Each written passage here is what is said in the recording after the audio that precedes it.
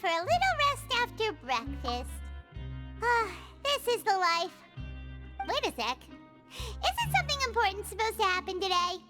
Oh, today's our big day! We're supposed to leave the Fortress of Mirapede! Come on, we've got to go complete the release procedures now!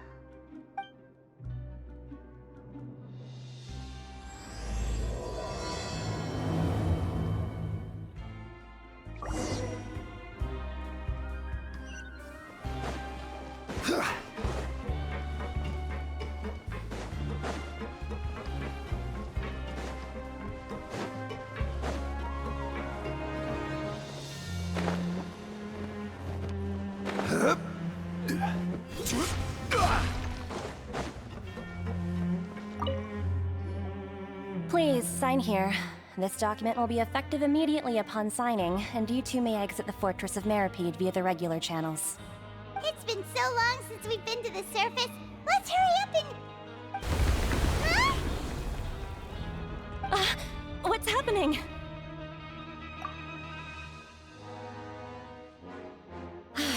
I'm fine, thanks. But I wonder what that tremor was just now. Let's go ask the Duke.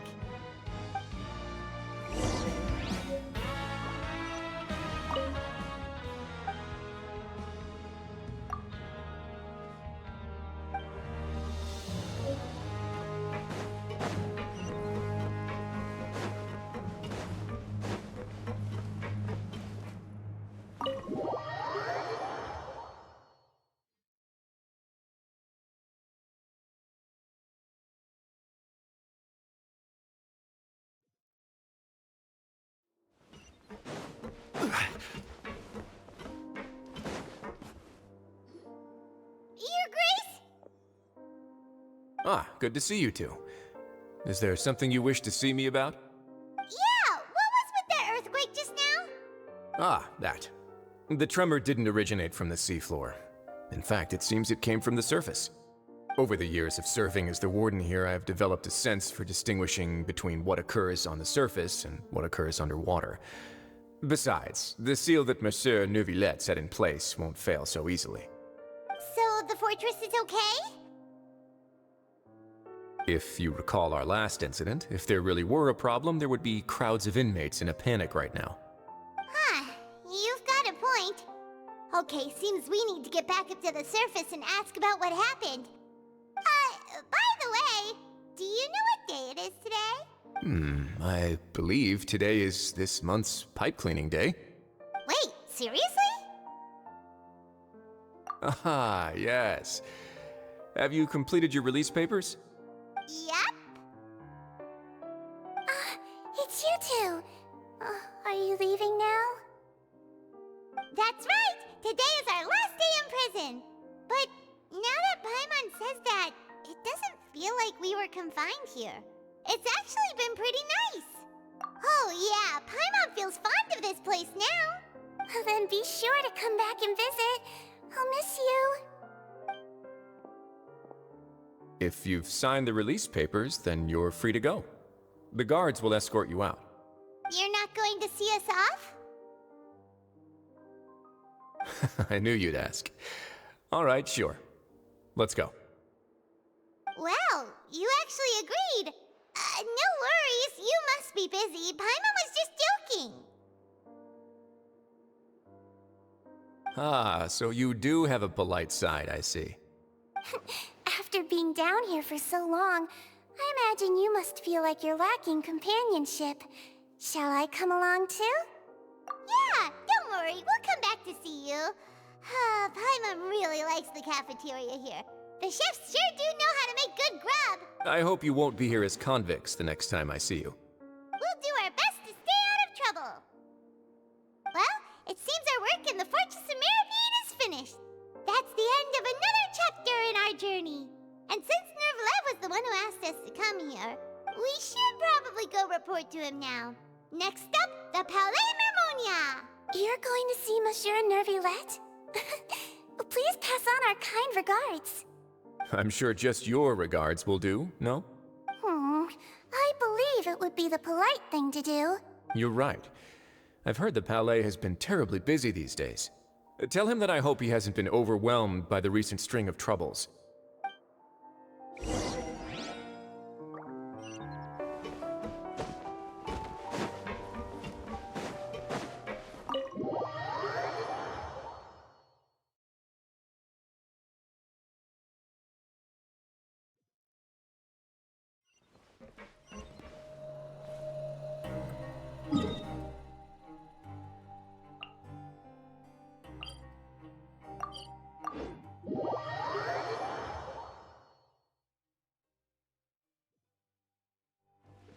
Violet grass is a plant that enjoys a moist environment.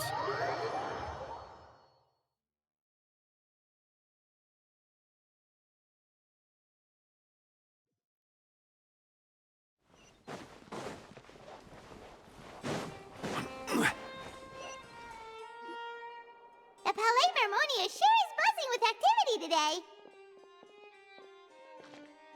Halt! Huh? Oh, it's you two. Apologies. Monsieur Nervalet did say you'd be welcome at any time. Excuse me, would you mind helping me take a look at this report? I'll be right there. Sorry, I've got my hands full here. You can see yourselves in. Everyone's so busy. Seems a lot has been happening.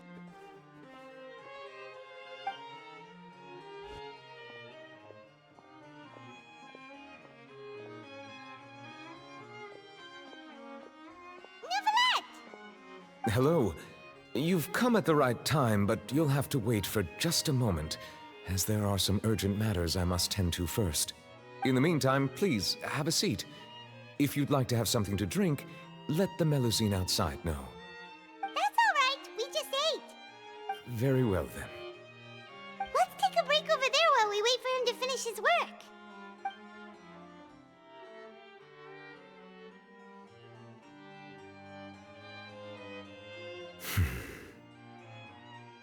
All right. That should wrap things up for now. Are you done with your work? Yes, sorry to keep you waiting. Today should be the day you were released from the Fortress of Meripede, and it appears that you've managed to complete all the release paperwork. That's right, and we came here to see you right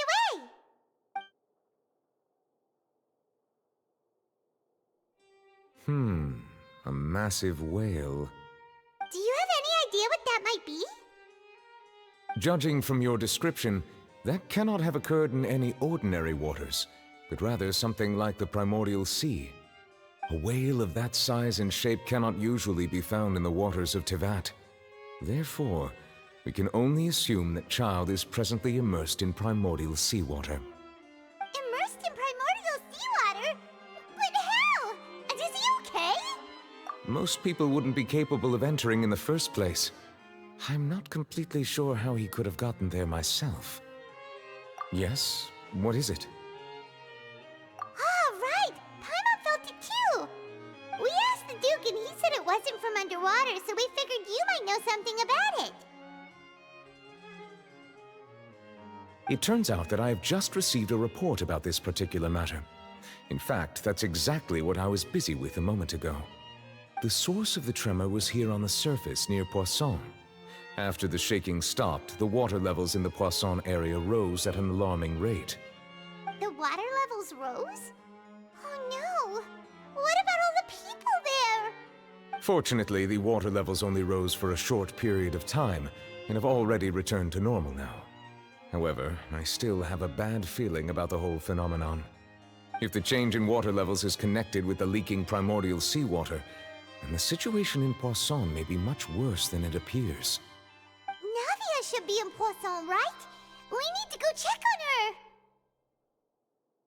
I would also like to go there as soon as possible, but I'm afraid I can't leave just yet. We must immediately formulate disaster prevention plans for the surrounding coastal areas to avoid potential catastrophes. I'll have to ask you two to go to Poisson first. I'll meet you there to check on the situation once I've finished things here. There's no time to lose! Let's get going! Please be careful.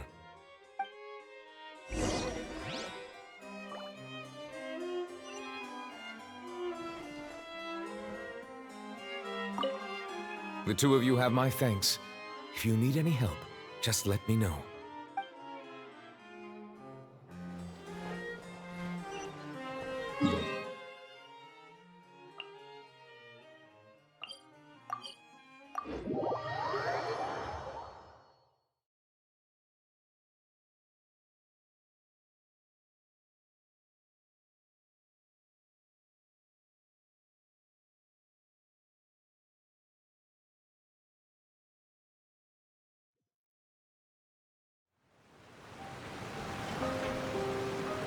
Oh no!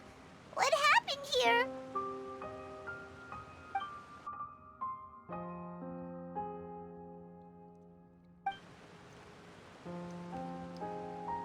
Navia should be around here, right?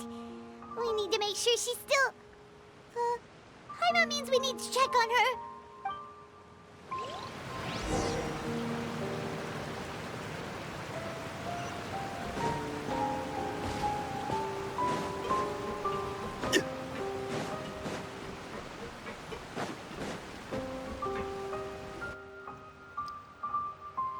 We haven't seen a single soul all the way here. Oh, this is getting scary. What will I ever do now? Look, there's someone on the roof over there. Just stay put! We're coming up! Watch your balance! All right, just hurry!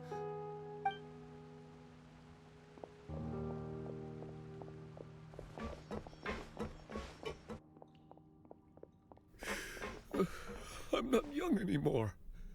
How will I survive on my own? My Desiree! Oh, he looks pretty sad. My leg! My leg! How could this have happened? It hurts! Just hang in there. Help is on the way.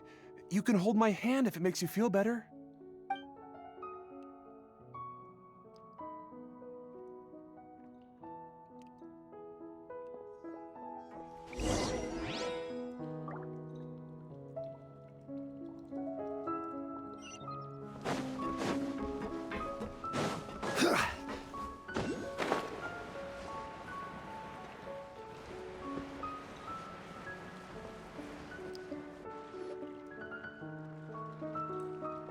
Oh, it's Navia. She's over there. Hey, Navia, are you okay?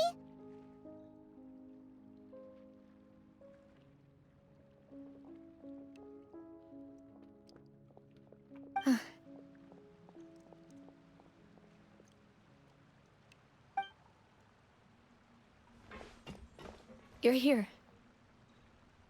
We heard there was a situation in Poisson, so we came as quickly as we could. Yes.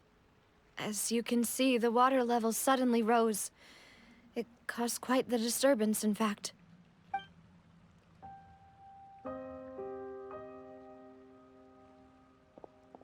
Demoiselle! There was a wounded resident next to a building southeast of here. We've already transported him to safety, but we've run out of medical supplies. He's wounded? How badly? He fell, so it's probably a broken leg. He's pretty shaken up. When the water level rose, he desperately climbed up to the roof. Once the water receded and he saw the ground, he became terrified and eventually... He jumped down then. Find the leader of Squad 1 and tell him to take the wounded resident to see a doctor. He should know where to go. Understood. I'll take over his search and rescue mission in the meantime. All right, you'll be in charge.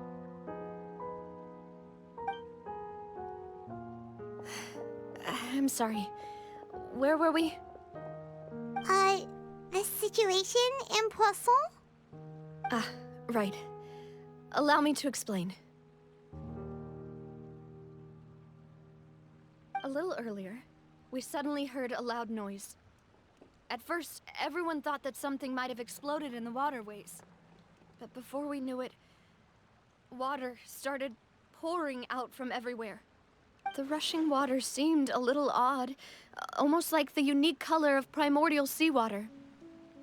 Some people didn't realize the danger and thought it was just ordinary water, leaking from somewhere.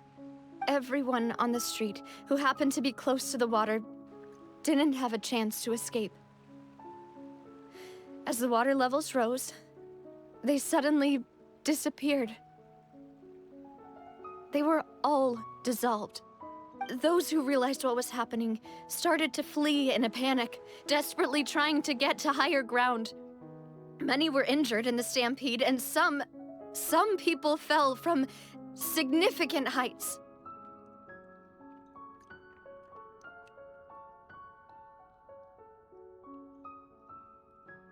The Spina di Rosula initiated rescue operations as quickly as possible, but there have been a lot of casualties. Fortunately, the water began to recede after some time, and the chaos came to an end. The water that flooded the area contained primordial seawater, so the lower levels of Poisson are still hazardous. To ensure everyone's safety, I've asked the people there to leave as soon as possible. No one knows if this could happen again. All we can do for now is try our best to help evacuate the residents. We still haven't completed the head count, but we'll have some numbers soon. How awful. And all of this just came out of nowhere. It was quite frightening indeed. I only wish that everything that just happened was a bad dream. Is there any way we can help, Navia? Thank you for being so willing to help in a moment of crisis like this. You don't know how much it means to me. I really can't express how grateful I am.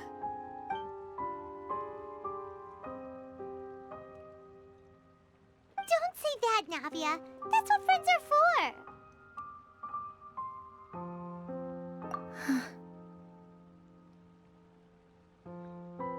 Demoiselle! We've got a situation here!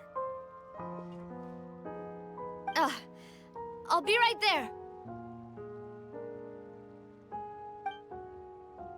Sorry, I need to go for now.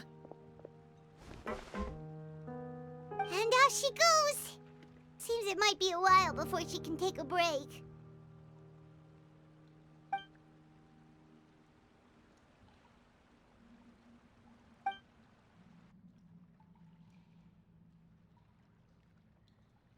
Okay, the wounded are being tended to, and we finished a preliminary head count. More support has just arrived, so I suppose I finally have a moment to focus on my own matters. Of course, we should remain ready for anything, and continue doing our best to rescue others. I'll be sure to have everyone at the Spina di Rosula ready to render assistance. Traveler, Paimon, would you two accompany me to my father's grave for a moment? Huh? Right now? Thank you.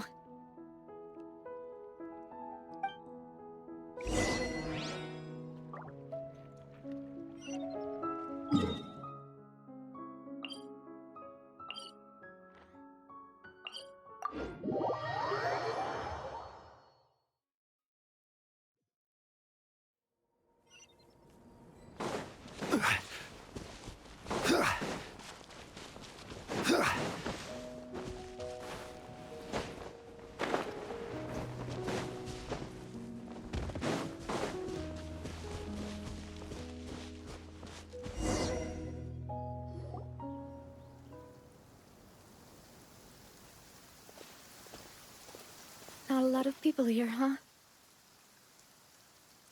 Well, given the time of day and the whole situation in Poisson, Paimon doesn't think there'd be a ton of people here visiting graves. Right. That's how things are now. The living are so exhausted that they've no strength to spare any words for the dead.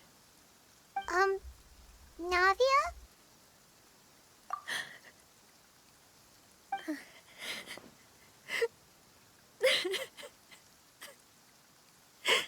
Navia, what's wrong? Sorry. I just... Malus and Silver. They won't ever come back here again. What should I do, Papa? Huh? What happened to them? Everyone agreed on the rescue plan, but still, I was the one who initiated it. They were helping evacuate the residents, but they couldn't leave in time. And they were caught in the seawater. What should we do? I've known them for so long. And I know they weren't afraid. But I could at least hold a funeral for my father. And I know where he rests. But as for Malus and Silver, they're just gone. I just can't.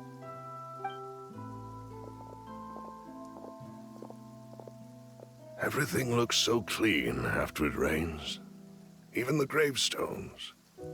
I didn't expect that you'd enjoy a glass of red wine in front of Master Callus's grave. I can understand.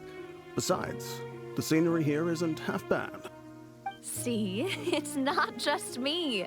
I always want to bring something when I visit Papa. Perhaps we might even have a picnic. He wouldn't be angry, would he? How could Master ever be upset with you, Demoiselle? Yet the cemetery is the home of those who have passed, is it not? Everyone ends up here sooner or later, no matter who you are. Buying yourself a plot in advance, are you? No need yet. But when I do, I hope you'll let me be buried beside Master Callus, Demoiselle. Hey, stop joking around. I'm quite serious. That way, it'll save us both the trip to see each other whenever you visit your father's grave. That makes sense. In that case, could I be buried on his other side? After all, besides you, Demoiselle, the two of us could certainly be considered Master's closest companions, no? Personally, I believe we fill those shoes just fine. Why are you bringing this up all of a sudden? Seriously. All right. I'll remember your requests. But I'd really prefer not to talk about this stuff. And what do you mean by saving me a trip? I'd make the journey even if I had to visit you two somewhere else. I'd promised to let them rest in peace here. But here I am breaking that promise. I'm sorry for letting you see me in a mess like this. I don't usually cry, really. Paimon doesn't know how to help you feel better. But, well, she understands how you feel. I had always thought I could make my wishes come true. But now that I think about it, that never solely relied on me. Many things can only be accomplished with someone else's help. Malus and Silver have helped me so much. But by contrast, I could do nothing for them. I'm so sorry. You can spend as much time as you need here, Navia. We'll stay with you.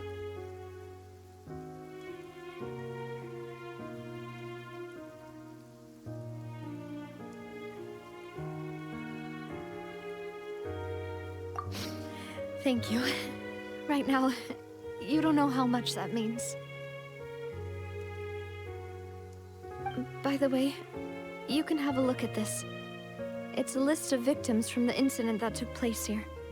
Obena, Khan, Burnett, Giverny, Francine, Karina, Daisy Ray, Joinville, Julianne, Esson, as well as Malus and Silver.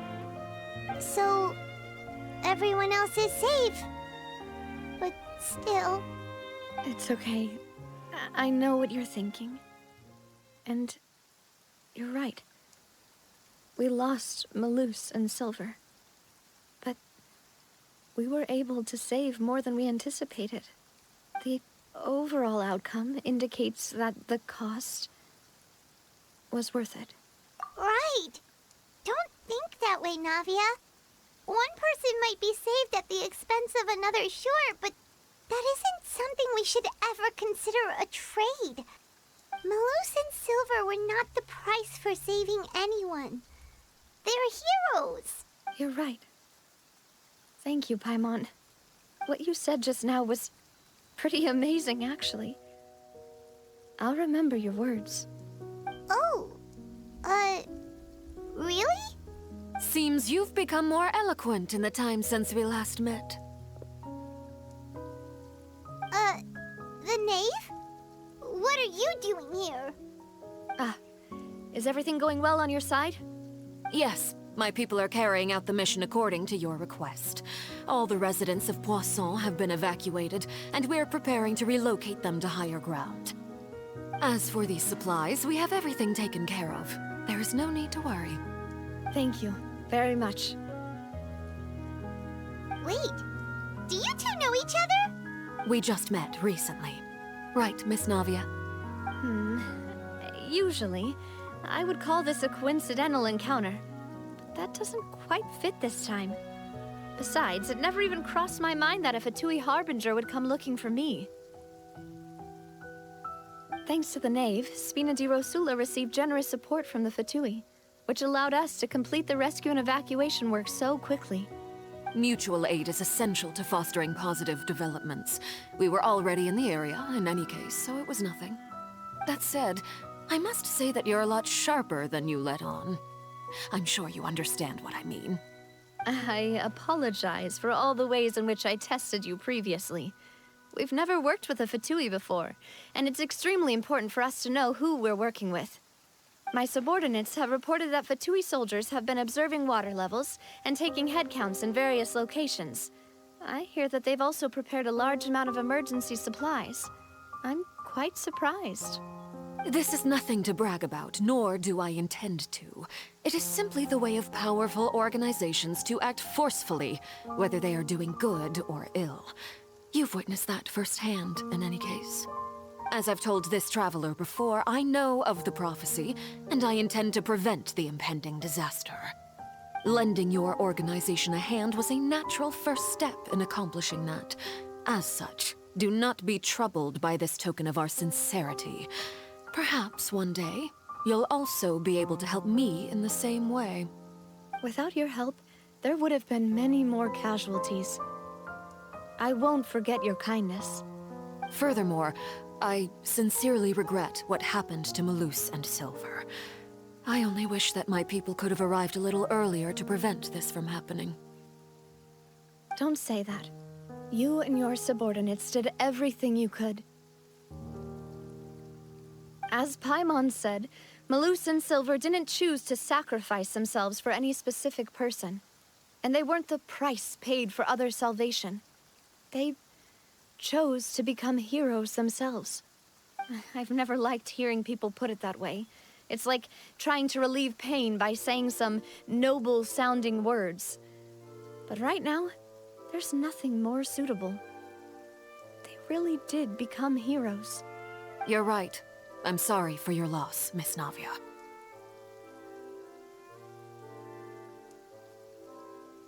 Water is life to Fontaine's people, and it also spells disaster. It's no wonder that people always say that prophecies represent fate. Fortunately, I've never been one for such opinions. So, you're one who will try to change fate, then? Of course. That is why I'm going to Hotel Bouffe de Thé. I still have some things to take care of, and the children need my attention. By the way, Traveler, Paimon, one more thing. Alright, then we'll just... Huh? This isn't right. Paimon thought you would ask us to walk with you for a moment so you could tell us something in private. That is a clever and useful conversation technique, which I do like to use when necessary. But there's no need today. It would not hurt to have Miss Navia listening in. Traveler, I'm sure you remember that I said we could work together when we had the chance. You and I both know that there may be issues with the Primordial Sea. Previously, it was the Fortress of Maripede's sluice gate, and this time it was the water levels in Poisson. These are both signals. Indeed. Allow me to share the latest intel I've received from the House of the Hearth's intelligence network with you.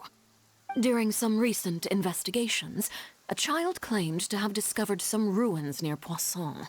The ruins date back to ancient times, and seem to be worth investigating in many ways. Judging by the dating of the ruins, they may be related to the prophecy and the coming crisis. The situation is becoming more urgent, so any pertinent information will prove extremely precious. My people initially came to prepare for ruin exploration. Unexpectedly, this disaster struck, and at present, we're all busy prioritizing the rescue effort. So that's why the Fatui were already in Poisson. I wanted to take the children along, but unfortunately, Linny, Lynette, and Fremine have all been dispatched to higher ground to assist affected residents. Linny told me that outside of the house, the person they trust most is you. Which is why I want to give you this task. The House of the Hearth's members see each other as family, but Linny, Lynette, and Fremine said that they also see you as such, even though you are not from the house. I'm sure you already understand how earnest they consider their friendship with you to be.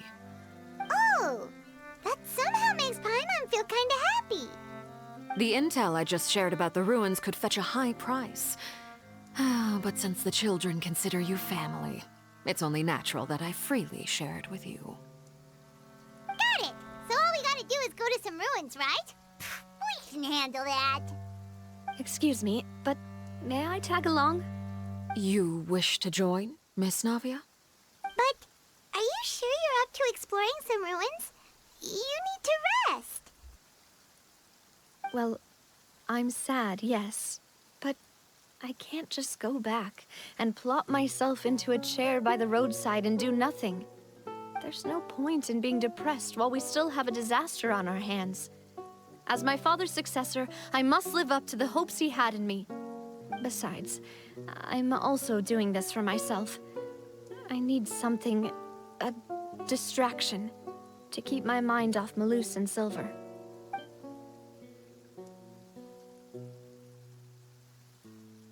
Since you put it that way, I have no objections. What do you say, Traveler?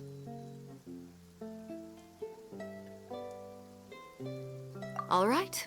The ruins are to the south of Poisson. Here's the map. Okay, the three of us will handle it. Come on, let's pack up and get going.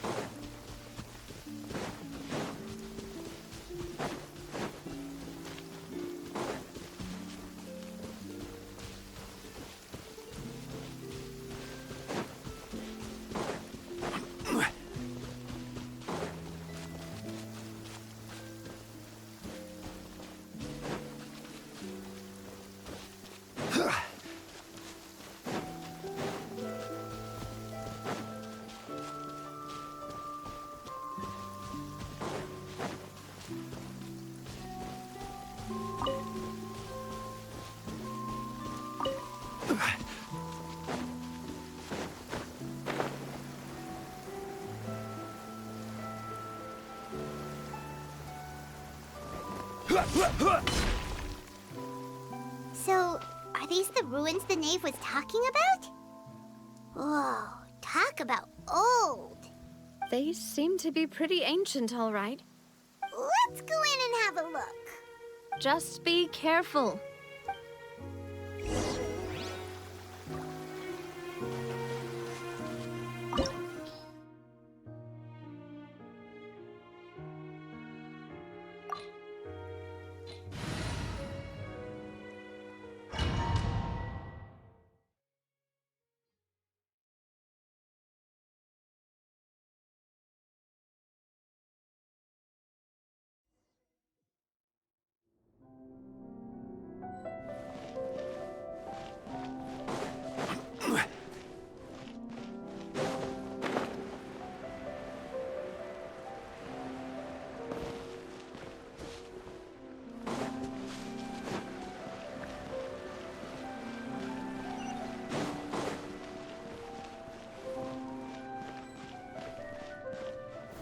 Solidify!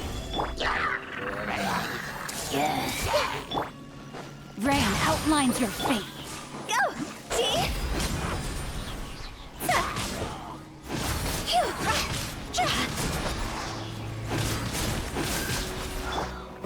Dada Kundala.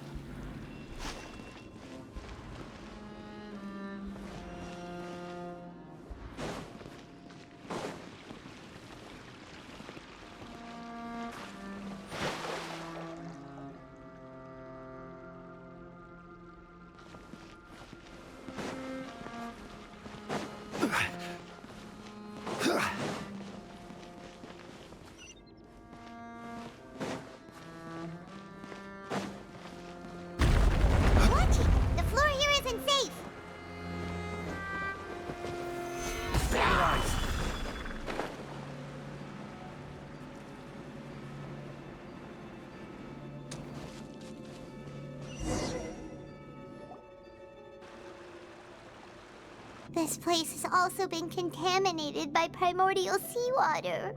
Yeah. And a lot of it, too.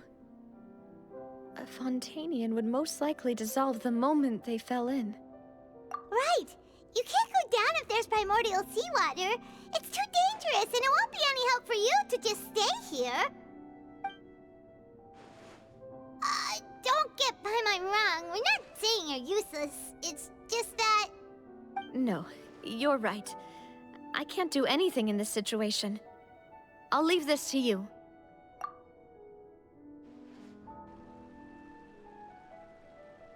That complicates things. Maybe the only way left is forward. In that case, do you want to wait for us here? The water levels here are unstable, and there's a chance the water will rise. So, staying here wouldn't be safe either. I'll go together with you. Perhaps we'll find the exit just up ahead. All right. Come with us for now then, but please be careful.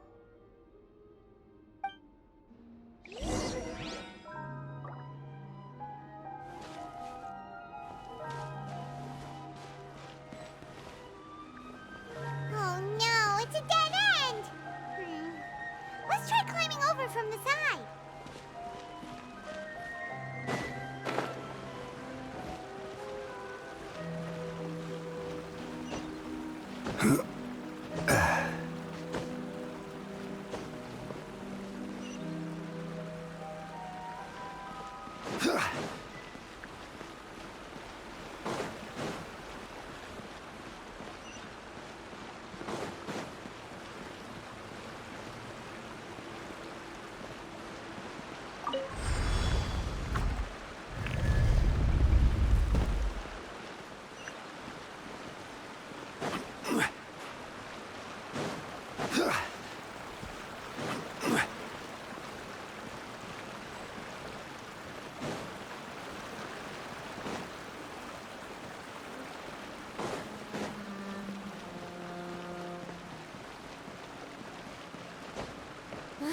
Wait! There's something wrong with this bridge!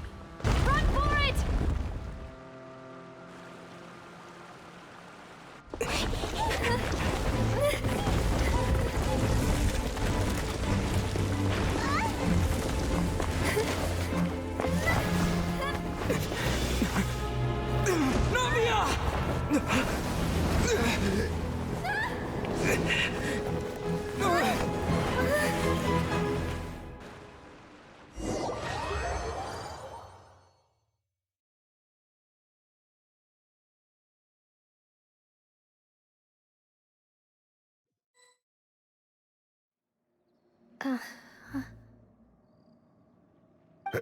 Demoiselle? Huh? Demoiselle, what are you doing here by yourself? Would you be standing here till dark if I hadn't come to get you? Maybe she just wants some time to herself, Malus. Hmm? Oh, was I sleeping? Yes, it would appear so. I must be tired. That's quite possible. However, you were the one that suggested we go out for a walk. Oh, right. I nearly forgot. It must have slipped my mind when I dozed off. I haven't had a nap today yet. Have I? This is a familiar feeling, yet something's a little strange. Is something the matter, Demoiselle? Oh, no. No, I'm fine. I was just trying to recall why we came out for a walk. Do you remember Mr. Giverny? He'd requested our help before with foreign merchants who had a debt dispute with him, and we'd resolved the matter not long ago. We were headed to see how things were going with him at the moment. Ah, right. Yes. I remember now. Oh, Miss Navia. Ah, Mr. Malus, and Mr. Silver, too. It's good to see all of you. How have you been? I've been great. Thanks to your help, those bothersome merchants finally realized that I wasn't the one they were looking for. Why, I wasn't even the guarantor for that person. They were knocking at my door day and night. Even my neighbor, Obina, was getting fed up with them. Sometimes force is required to calm someone down and get them to listen to what you have to say. That's right. Oh, by the way, Burnett, what was it that you wanted to give to Miss Navia again? Oh, yes. One moment, I have it right here. Miss Navia, these are some flower seeds that I prepared. Please take them. They're a very good variety, and they'll become very big and beautiful once they bloom. I don't know what we would have done without your help, so this is a little token of our appreciation. I hope you won't refuse. Ah, did you cultivate them yourself? Thank you so much. I'll certainly take them. Malus, we do still have some empty flower pots at home, right? Why, we can have as many pots as you'd like, Demoiselle. Perfect. In that case, we'll swap out some of the decorative plants for some of Mrs. Burnett's flowers. Very well. Wait. Something seems to be off here. Excuse me, madam. If I'm not mistaken, your name is Burnett, correct? That's right. Is something wrong? No, it's nothing.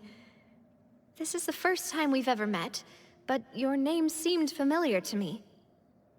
I must have heard it when I was discussing things with your husband previously. I've heard this name before. Sometime recently, I'm sure of it. And why are there so few people around here? Where did everyone go? We must mind the time, Demoiselle. We still have important things to attend to today. Huh? We do? Like what? Well, now, did you forget? Miss Navia, here you are! I've been looking for you. Please, come to the Opera House. Your trial is about to begin. My trial? Wait, why would I need to go to the Opera House? Yes, she's right, Demoiselle. It's just about time now, so we should get going. Oh? All right then.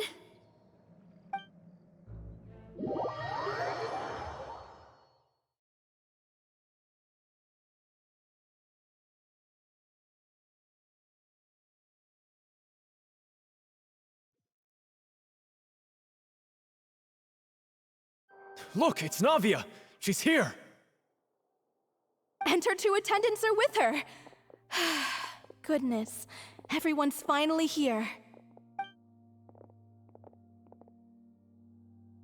There sure are a lot of people here to see the trial. And they all seem to be oddly excited about something. I even know some of these people. Karina, Desiree, Joyville, Jolien, Essen. Why are so many people here? And why do I have no recollection of this case? And as for the judge... huh? Where's Monsieur Neuvillette? Please sit in the defendant's seat. Don't worry, Silver and I shall accompany you. All right. But are you sure you can stand behind me? Typically, it wouldn't be allowed, but today is an exception.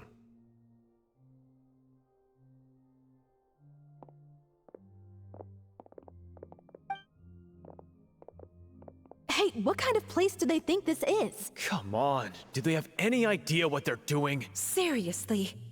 Enough with the whispering! Could someone please tell me where Monsieur Neuvillette is? And why I'm standing trial? My dear Miss Navia, have you not yet realized what you've done?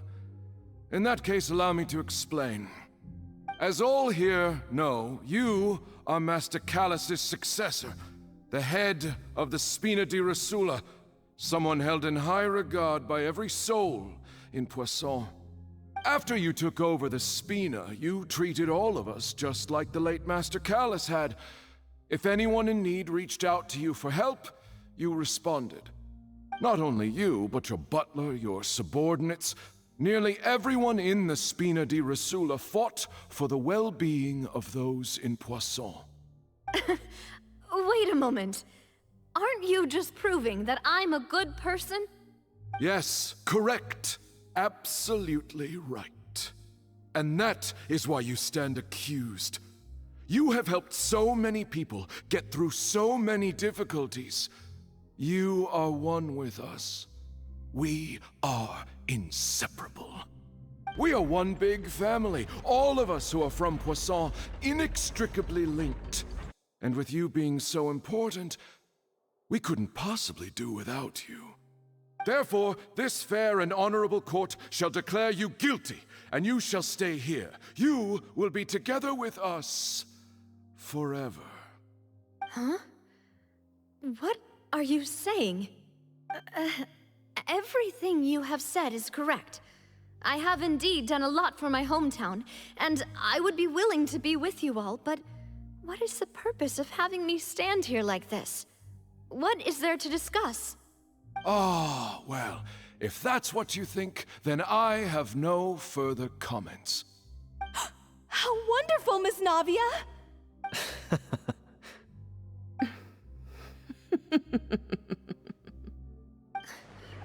I know all these people. Why are they laughing? I seem to remember now.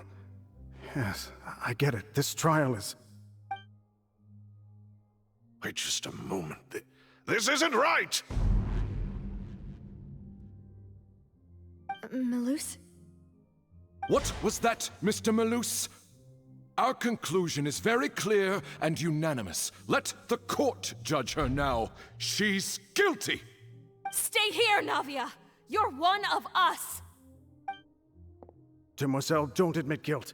This trial means to keep you here forever. I wish to exercise my right to defend Our Lady. Mr. Joinville, you only know of Navia's goodness, but nothing of her utterly independent mind. She was born a free and independent spirit. She has never been tied down by anything. Indeed, even the death of Master Callus couldn't stop her. Her actions cannot serve as proof that she identifies herself as part of any group. She merely acted as an individual, extending her hand to help others. Please do not mistake her actions as being otherwise. Really? As an individual, you say?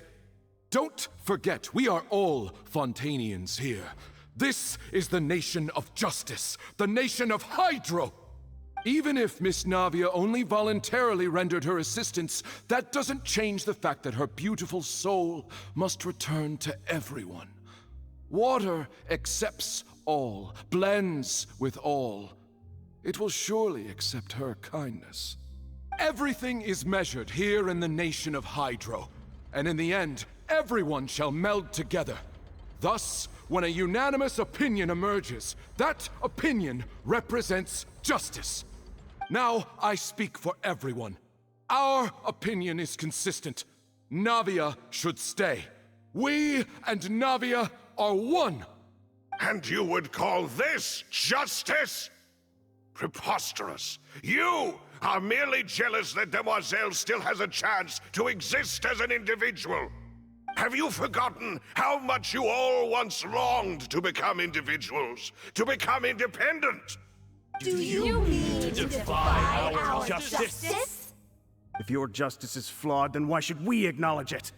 As you said, we can also have our own justice. Silver and I shall defend Demoiselle. And that is how we will enforce justice. Ugh, my head... it hurts. Demoiselle. Silver, it hurts. My head is spinning. All I can see is stars swirling in front of me. I remember now. Everything that seemed odd from the very beginning.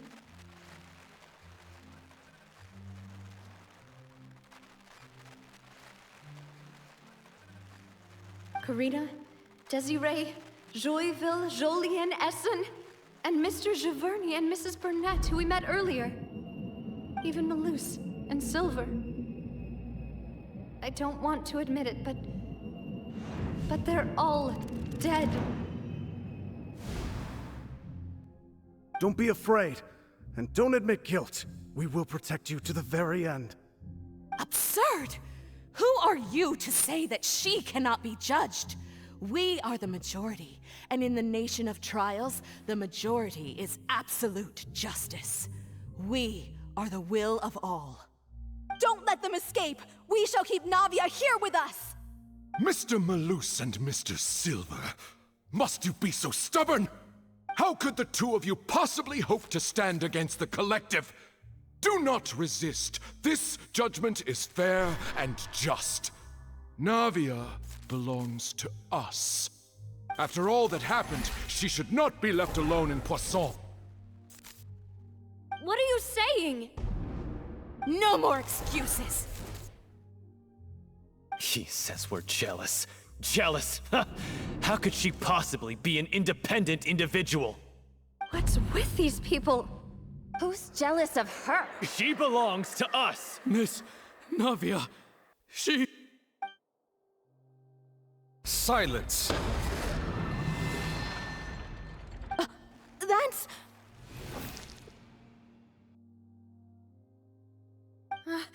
Monsieur Neuvillette! Such commotion is prohibited in the court. The accusations you just presented are nonsense and cannot constitute a proper trial. The court will adjourn for the rest of the day. In this, I shall hear no objections from any unauthorized party. Our thanks, Monsieur Neuvillette. Please leave with me, Miss Navia, while there is still time. But... Go on now, Demoiselle.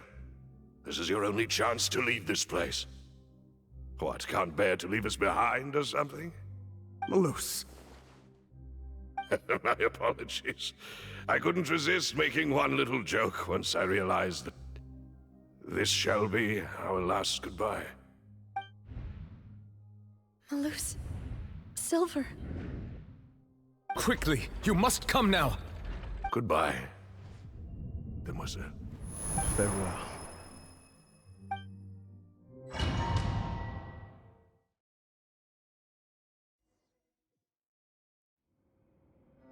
No, wait! Just a second! Navia? You're awake. Good. I must have been dreaming. Malus and Silver were still alive, and they were defending me at some insane trial. It looks like you're all right. Did all the sad feelings cause have a nightmare? Paimon could give you a hug. The ruins you were exploring suffered a cave-in. When I arrived, I found you falling toward the water. You were just about to be dissolved within, but What is it? I think I saw 2 Oceanids protecting you. It was only for a moment, perhaps even a fraction of a second, but they gave me the chance to retrieve you. Were it not for their intervention, I would not have been able to rescue you before your consciousness dissipated. Wait, did you say Oceanids? You mean like what happened with Vache? Perhaps those 2 Oceanids were the people you saw in your dream. I always told them that they didn't have to protect me. To think that they'd keep doing so even after death.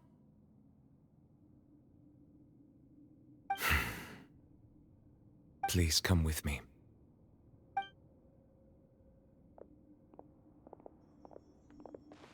Neuvillette, are you okay? Oh, I am quite all right.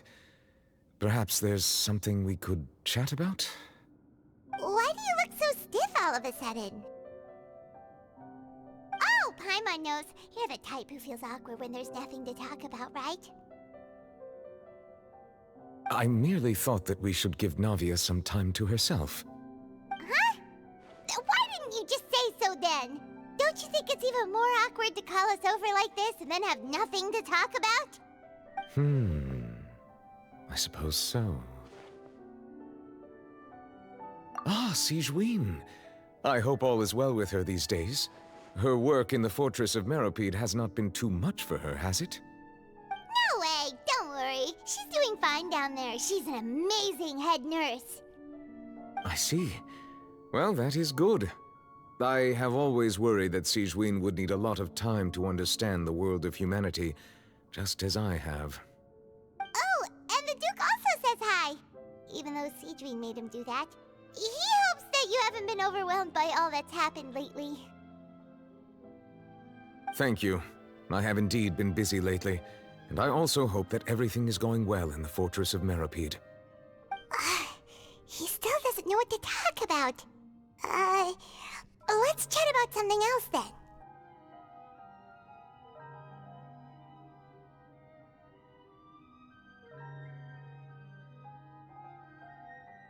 So, Neuvillette, you're probably quite the swimmer, huh? Yes, of course. This isn't going anywhere. Let's try something else. How did you find these ruins? Did the knave tell you? Yes, in fact. I had arranged to meet you in Poisson, but when I arrived, I discovered that the Fatui were helping the residents evacuate. They had even transported a large quantity of supplies to the area. Amid my astonishment, I ran into the knave, and we had a chat. She informed me that she had asked you to investigate the ancient ruins here. Yeah, we originally planned to meet up with you, but we thought you might still be busy with all those official documents. We didn't think exploring the ruins would take very long, and who would have thought you'd wrap things up so quickly?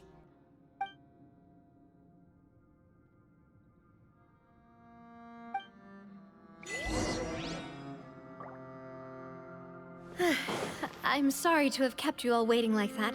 I'm feeling much better now. I guess we should get going again.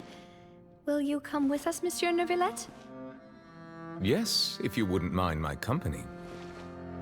All right! Another one joins the party! Let's get going then!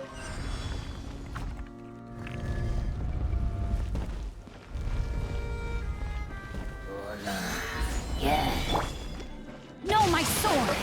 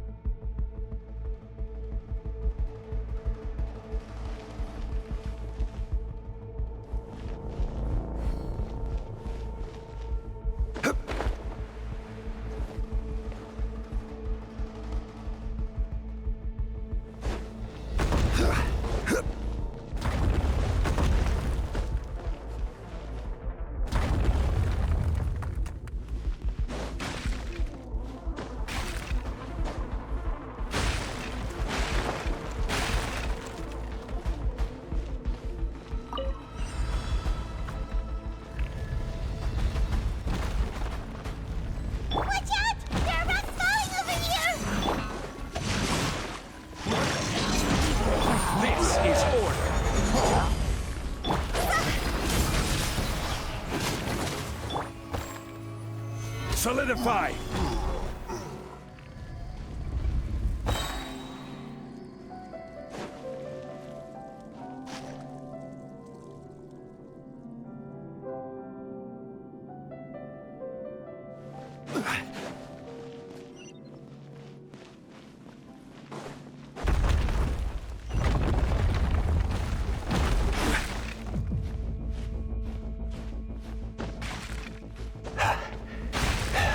Seems we're almost at the top. Keep it up!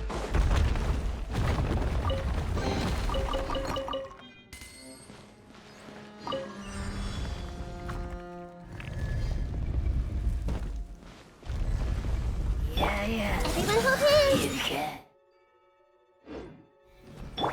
No, my sword! Order guide you.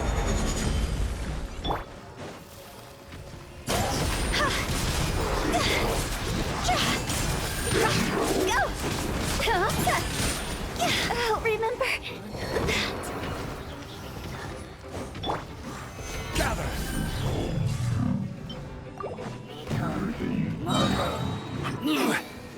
This is order.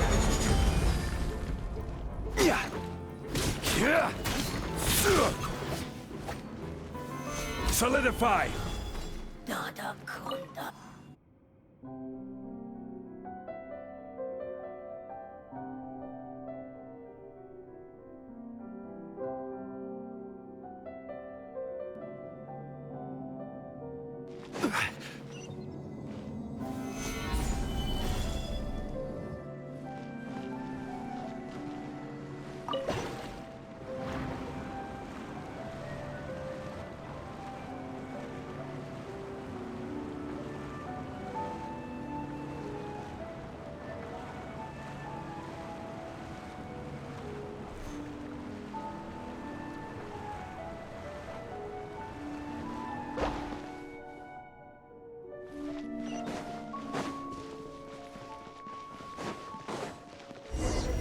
Gather!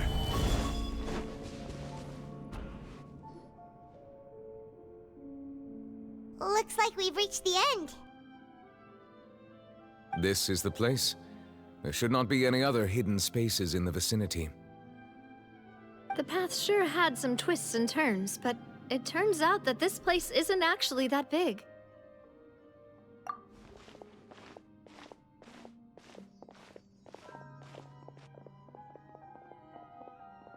Stone slates. It seems like they were put here as an offering.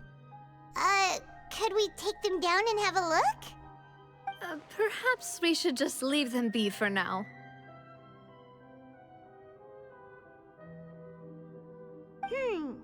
There are 4 locations in total, but only 3 stone slates. The slate that should be in the first empty spot is missing. The surrounding walls also show signs of damage. There's something written below. Let Paimon see. Reason dictates that this nation be destroyed. I shall record the history of its future here in its past. Say what? It feels like someone left these slates and these words here for a purpose. But does he mean that Fontaine should be destroyed? That would fit the circumstances dictated by the prophecy, yes. Indeed, the slate's contents correspond to it. Take the second slate, for example. There's a person kneeling here. She seems so dedicated. And there's a whole bunch of other people behind her doing the same. She's facing this... what is this? Some kind of island in the sky? And is that Lady Furina in the third image? Did the Hydro Archon fall into the water? And is that a ring of people around her? Paimon doesn't quite get it. Are they all in the water? The fourth image. I know this one. This exactly matches the content of the prophecy. The people will all be dissolved into the waters, and only the Hydro Archon will remain, weeping on her throne.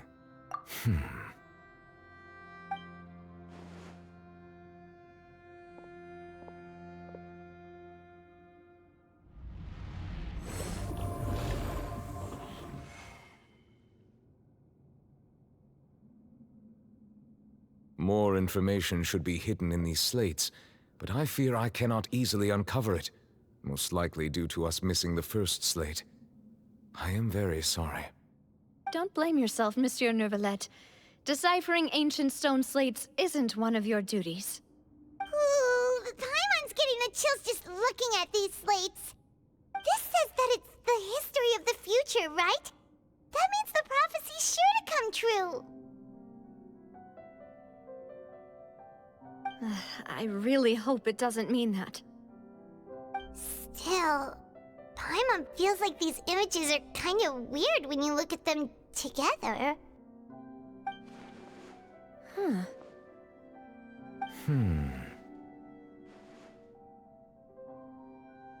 That's right!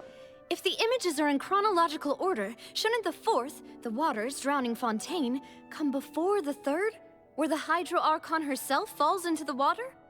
And yet the order is reversed here.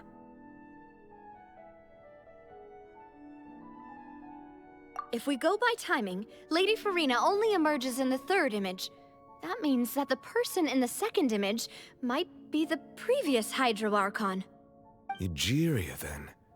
I had never met her, but her appearance here does match the records. The previous Archon kneeling before the floating island in the skies, as if confessing a sin. Did she herself commit that sin? And if not, why would she be in such a posture? Also, I'm still wondering why these ancient stone slates are here at all. Judging from their contents, could this place be the origin of the prophecy? Does that mean that someone, or some people, once saw these slates? But who would have created these slates and left these words here?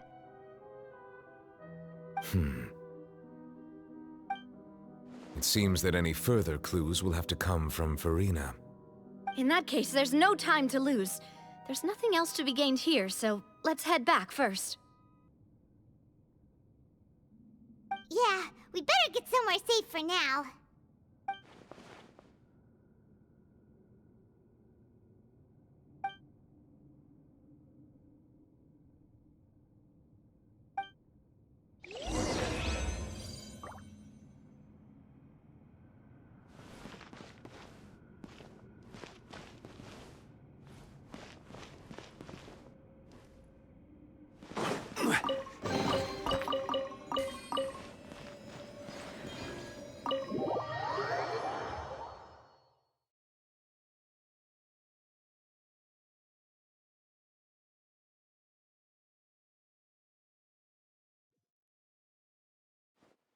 Let's split up here. I'm going to check on what's happening with the Spina. You know how it is. There's some things you just need to be there for yourself. You still have energy for that, Navia? Paimon's already beat. Just head back to the Fleuve Cendre and have a rest then. Thanks for keeping me company all this time. I'll depart as well. Thanks for your hard work today. Rest well, everyone. Traveler, I will go talk to Furina tomorrow morning to ask about the stone slates. I'm sure that you're concerned about this matter as well. If you have time, drop by my office. I will share the results of our discussion with you. Are you really gonna talk to her about this directly? Will that be a problem? Paimon's getting a little scared now that it's come to this. She has long been harboring secrets and will not give them up easily, which makes it all the more my duty to ensure that she understands the present situation. All right, we'll leave it in your hands then. You're probably the best person to talk to her anyway. I will be carefully considering my words tonight. Traveler, Paimon, our safe house at the Fleuve Cendre is always open to you as ever, so please don't think you're an imposition. All right. I'll be on my way then.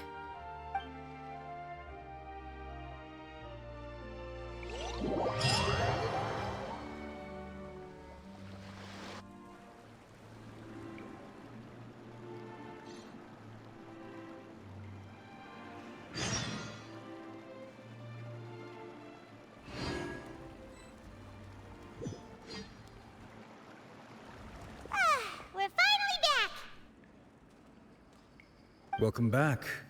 We've got a special menu prepared for you two tonight. Yay! And there's good food too! No, the boss is the best. Ooh, desserts! Nice! These are all Paimon's! Paimon's already starting to forget what happened today. Oh, that voice. Is that who I think it is? Huh? It's you two. What are you doing in Fontaine?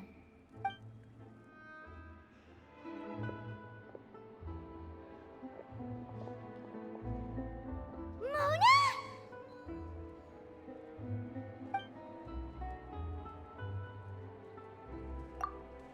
Seriously, nobody just uses a scry glass whenever they've got time to just see who they'll meet on the road.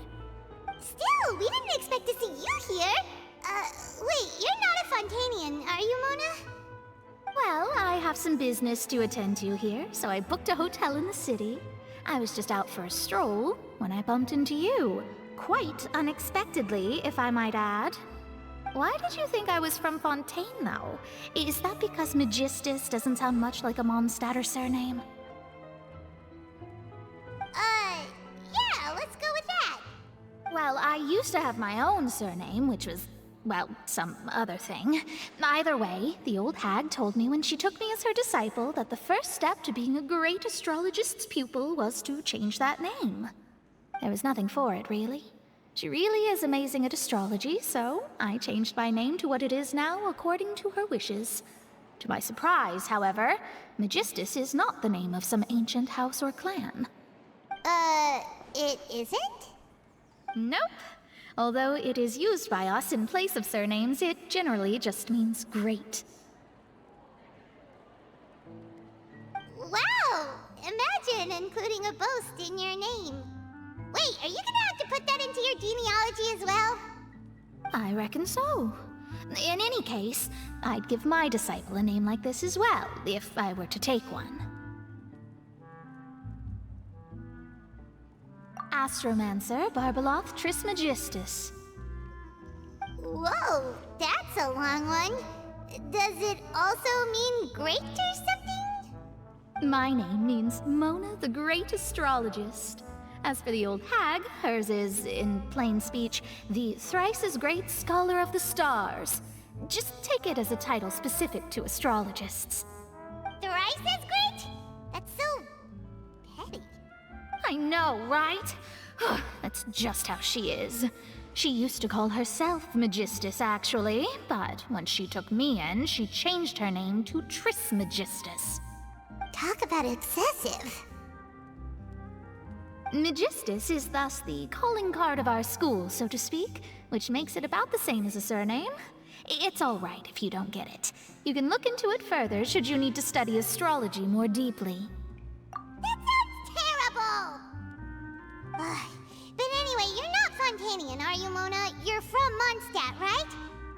Well, I was born in Mondstadt, yes.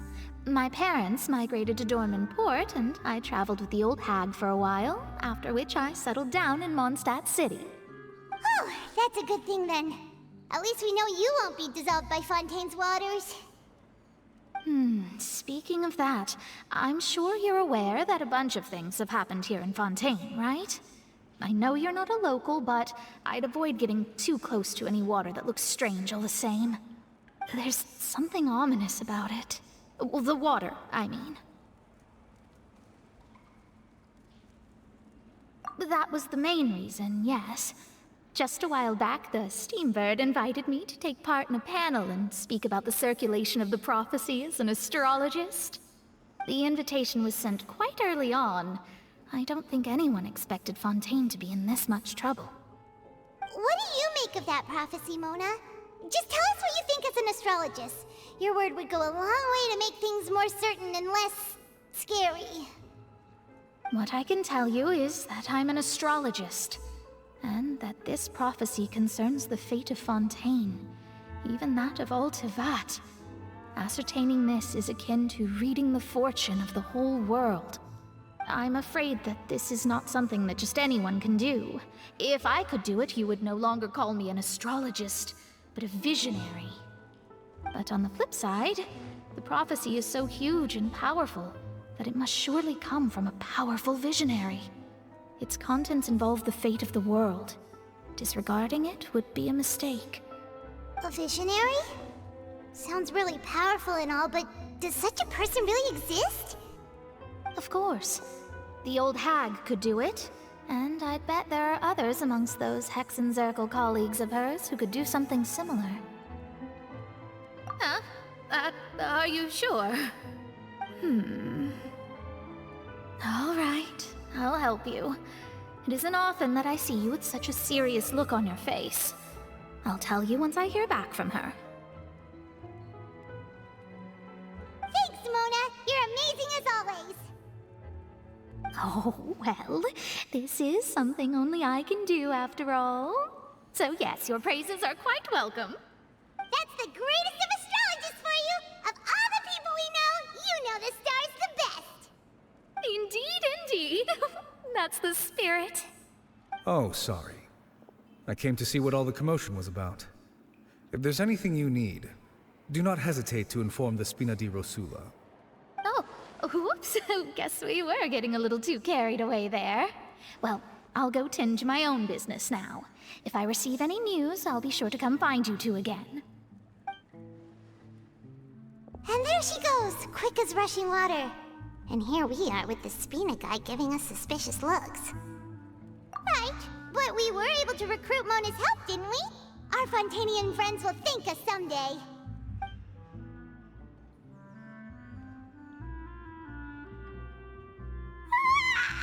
Good morning. To be honest, Paimon's still feeling kind of sleepy. But it's time to get up, Traveler. We agreed to go see Novelette, so let's pack it up and get going.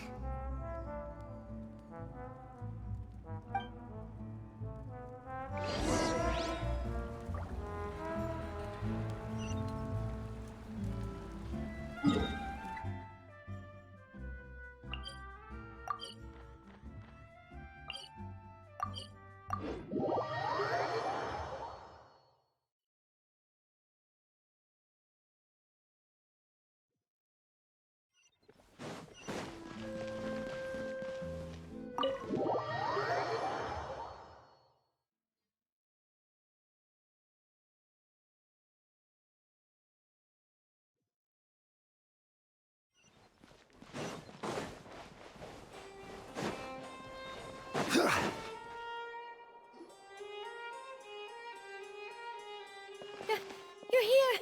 Finally! Is something wrong? Monsieur Noirceur and Lady Furina, they seem to have gotten into a dispute. Please go see for yourself.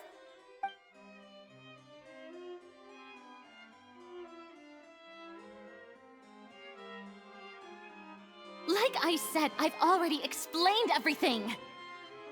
And yet the problem has not been properly solved. There is little space for excuses between us. It is not my intention to offend you, but please, tell me where you stand. You are the Hydro Archon Focalor, are you not? Look at this. This is a list of the victims from the recent Poisson incident.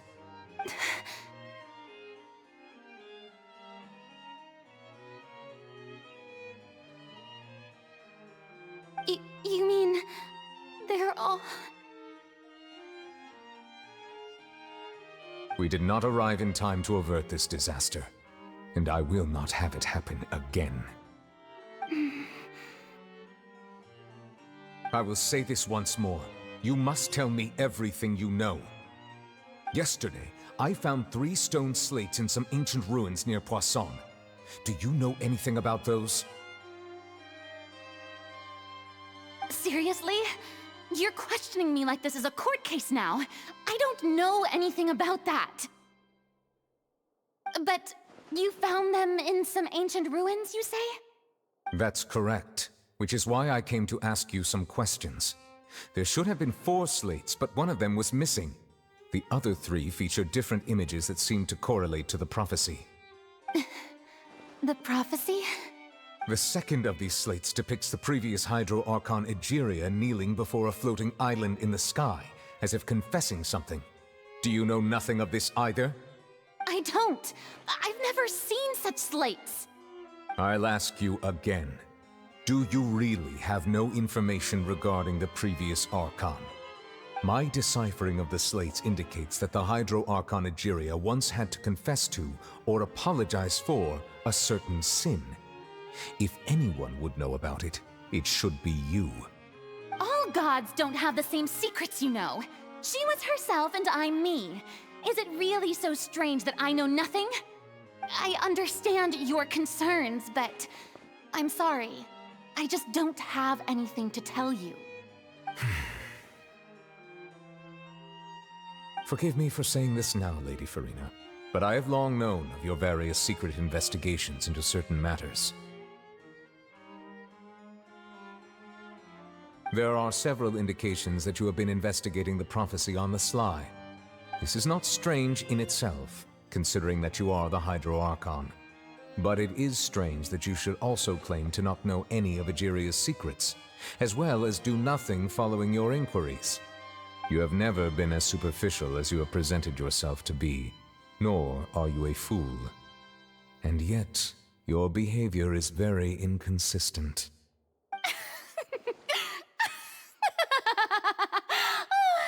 So you've been watching me all this time, have you? I didn't think you were that type. You... Well, since you know about my secret investigations, then you should know I'm actually working to take care of it. There's no point questioning or suspecting me. You're the Eudix, but you're still my subordinate. You should be following my lead. Just trust in me. You're Archon, and do as I say. Never mind whether you can truly convince yourself to or not. It'll all turn out fine. That's all I have to say. We do not discuss this matter again. Oh, the opera's about to start. Toodles!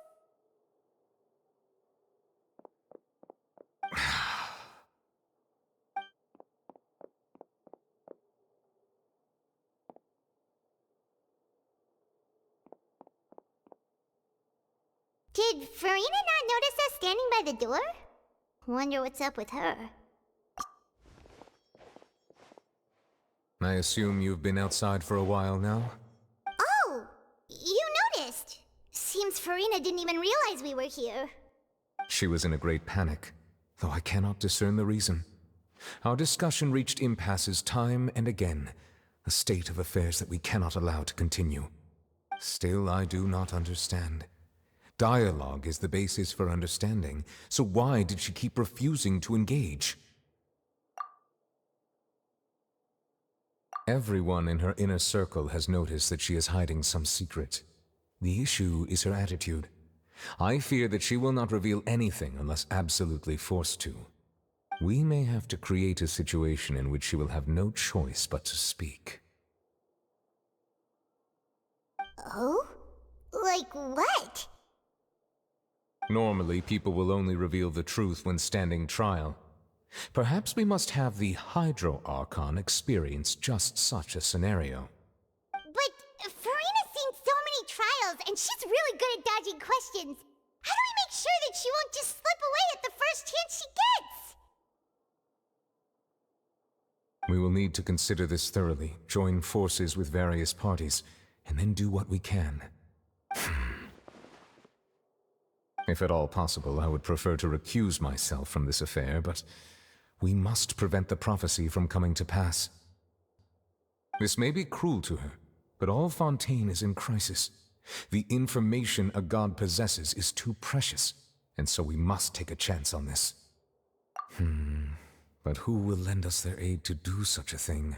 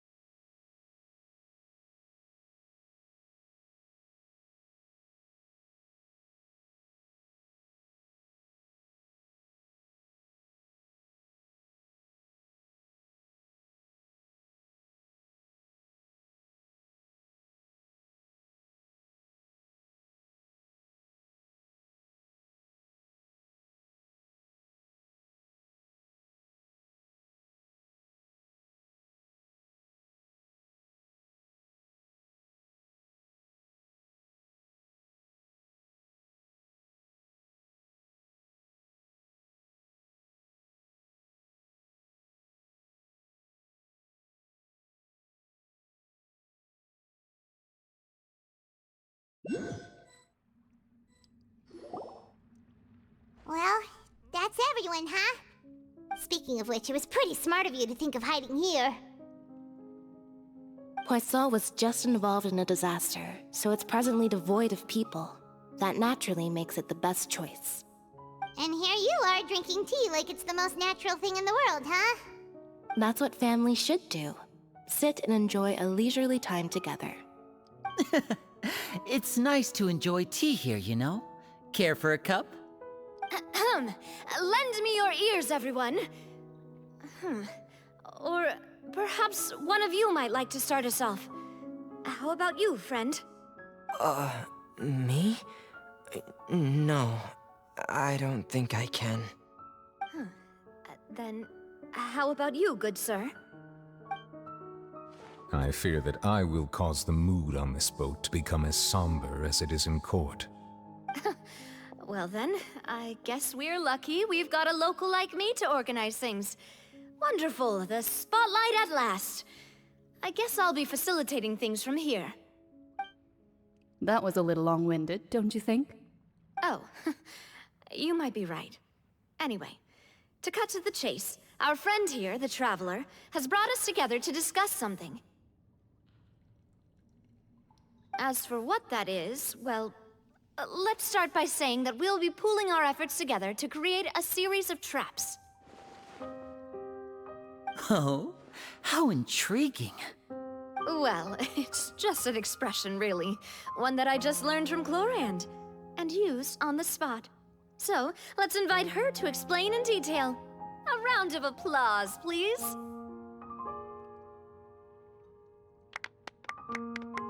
Huh? Didn't you say that you would be facilitating this? Oh, come now. Your work doesn't involve much public speaking, right? This is a good chance to practice. You might even pick up some fancy oratory tricks to impress your boss with in the future. I see. And what does my boss say? He is glad that you consider him your boss. Do go on.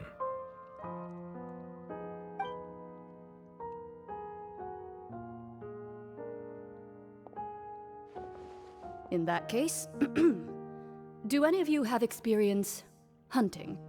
Not that I recall. Fremine and I once used a wooden stick in a basket to catch wild rabbits when we were younger. As for Lynette, oh, right. You were sick that day, weren't you? I've also gone diving to catch some fish before. Does that count?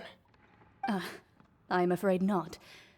You may or may not have heard, but Fontaine once played host to a group known as the Marechaussee Hunters.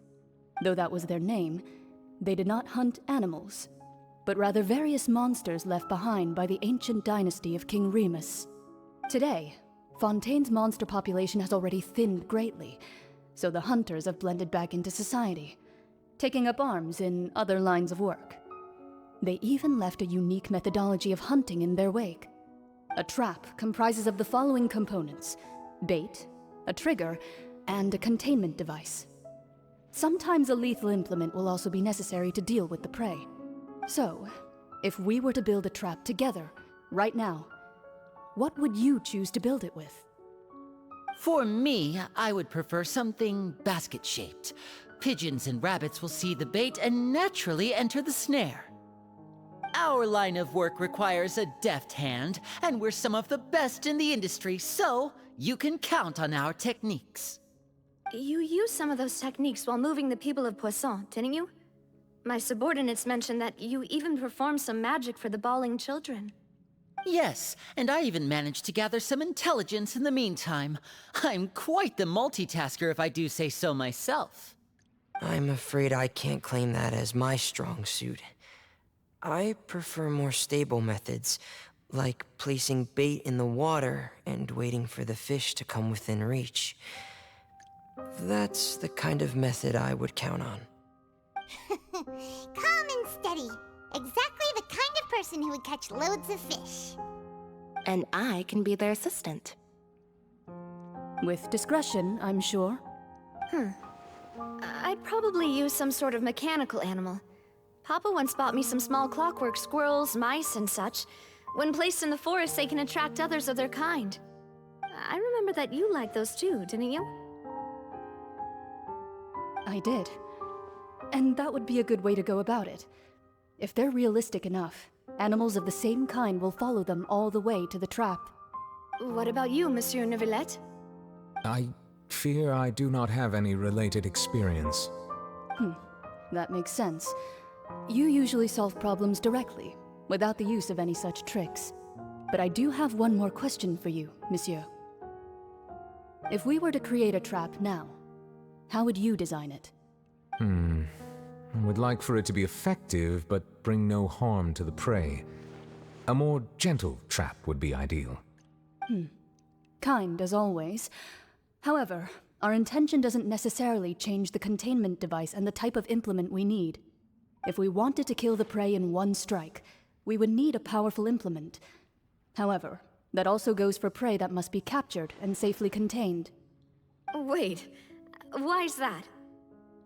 Only a hunter who's a true expert at subduing their prey can snare it without harming it. The line that divides life and death is often exceedingly thin.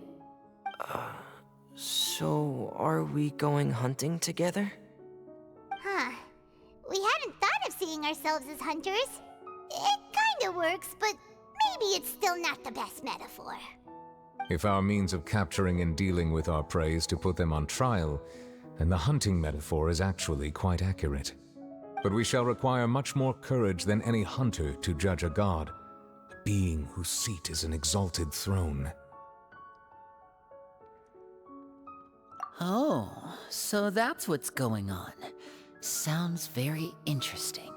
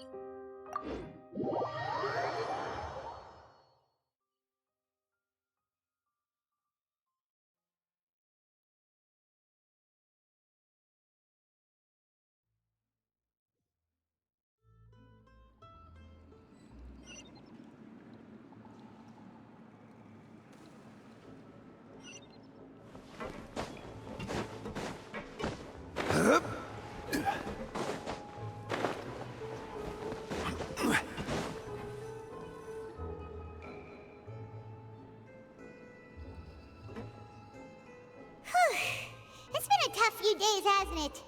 So much has been happening. Paimon didn't think the meetings would go on for so long, but everyone seemed pretty fired up, huh? Paimon thought they'd be at least a little frightened. Well, Fremine was, now that Paimon thinks about it, but everyone else just looked a little surprised. Well... It's hard to say. Paimon doesn't have any experience with this sort of thing. But with you around, Paimon sure will do great. After all, you're the most reliable person in the world, aren't you? Did you just pour some tea? Paimon didn't notice you doing that at all. Then what's that? Paimon's never seen that cup before. Don't be frightened. I'm just joining you two for tea. I merely refrained from saying anything till now. Who's that voice? But there's no one here. Aw, have you forgotten me already? Wait, you are familiar. You're the voice we heard from the sky in Sumeru. The voice from the sky, I fear that description is wrong. Though, not completely wrong. You're feeling lost now, just as you were feeling previously. I sensed that confusion and thus came to you. Guiding people is an irresistible hobby of mine, after all. Consider me a passerby, just accepting a commission from my friend's disciple on a whim. The prophecy. Yes, what has been prophesied will be fulfilled. You may view such things as the history of the future. What? Then is there any way we can stop it? I believe you have witnessed a failed attempt with your own eyes. Can everything in Tevat so easily be changed? Ah, so you've caught on. Just as prophecies are usually only the future as seen from the perspectives of the gods, could things be happening in hidden corners where the gods' gaze does not fall? Are the things that you shall see different from the fate that the gods perceive?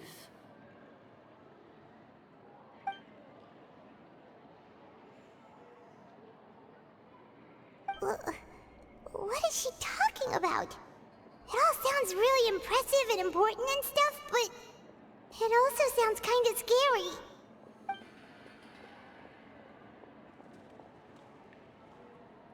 I believe that you understand, right?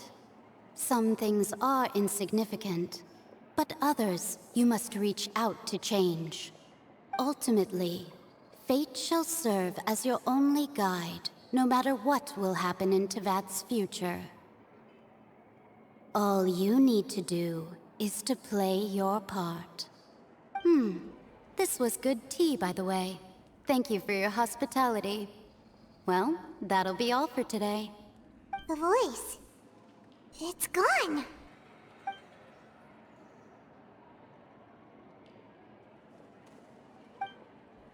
What?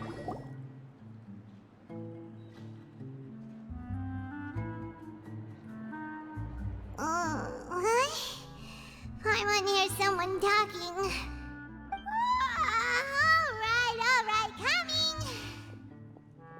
Hey, it's you who's getting lazy, okay? Well, I see I've walked in on some lively banter. Luna! Fine, just fine. I went to take part in that Steambird panel. It turned out to be more interesting than I expected. Not all Fontainians are pessimistic about this. One journalist mentioned that sitting around and waiting for the end to come would be wrong, and that they should make their own rescue preparations. I agreed, so we had a brief chat with her. Did she have pink hair by any chance? Why, yes! It was Charlotte. You remember her, right? That daredevil journalist? I'm in full support of her view. Prophecies are very important, but how can people allow their lives to be commandeered by just a few words? That's right! Paimon's glad to hear something sensible for once. Ah, yes. About what we had discussed before. I did try, but I'm afraid I couldn't reach the old hag. I'll try again tonight, but I wouldn't get your hopes up. Huh?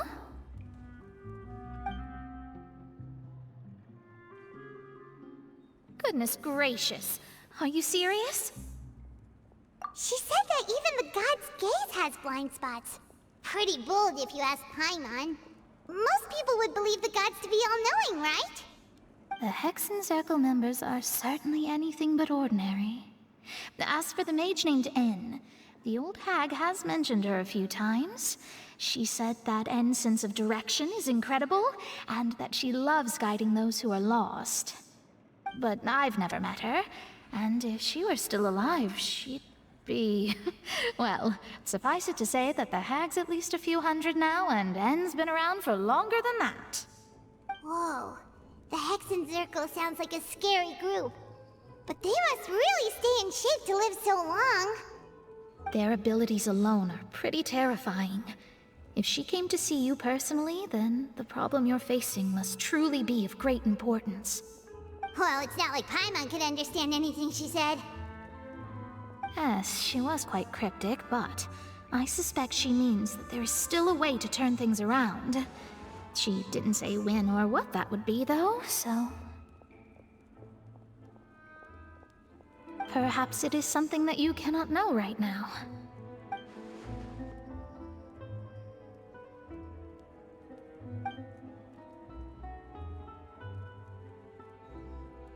Traveler, Paimon, are you two all right? Oh, we're fine. We're just a little down right now. It kind of feels like the end is coming, you know? I see. I feel that same sense of desperation, too. I guess you could consider me someone who has often witnessed fate. So far as I have seen, it cannot be swayed. But even so, I still hope for, and believe in, miracles. Astrology is eternal and rational, but fate may not be. It is cruel, but it can also be beautiful. Perhaps that's what En was trying to tell you. Not to lose heart, and to believe that what you are seeing playing out before you is not yet set in stone. I did originally think of steering clear of all this, but I couldn't. Even if this is all futile, I still wish to help everyone. If we don't struggle to the last, then how can we face the end when it comes? Huh. You do have a point. There I go, talking about astrological principles again. Sorry about that. The moment I start talking about work-related stuff. I need to get going. It was worth trying to comfort you, even if only a little. I believe that you'll help those who are struggling in the same way I did. I suppose that might be why we always seem to meet by coincidence. Paimon feels kind of moved by what Mona said, but also kind of sad too. Hey, Traveler, Paimon suddenly feels like going outside for a walk. Let's go. Let's walk around the city, shall we? There's a few spots we always like to walk by.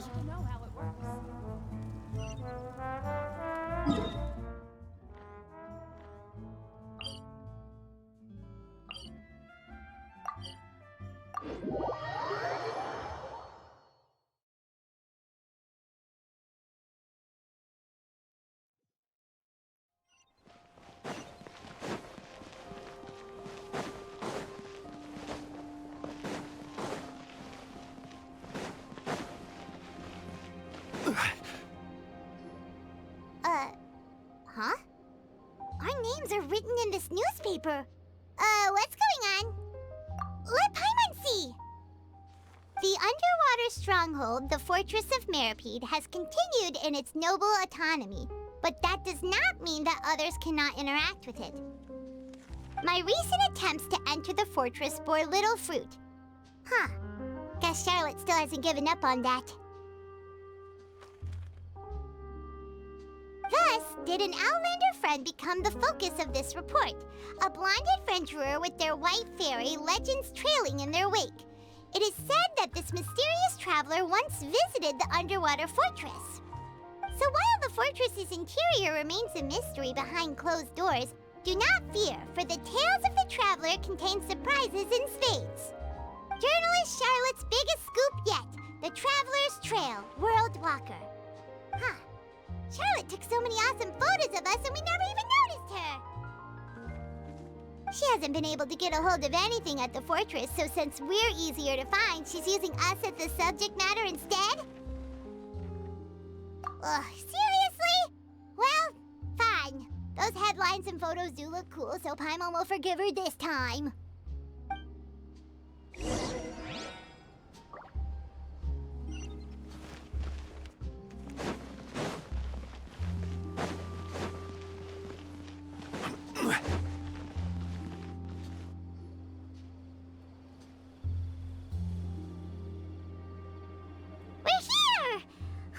Paimon's hungry. Should we go in and get something to eat?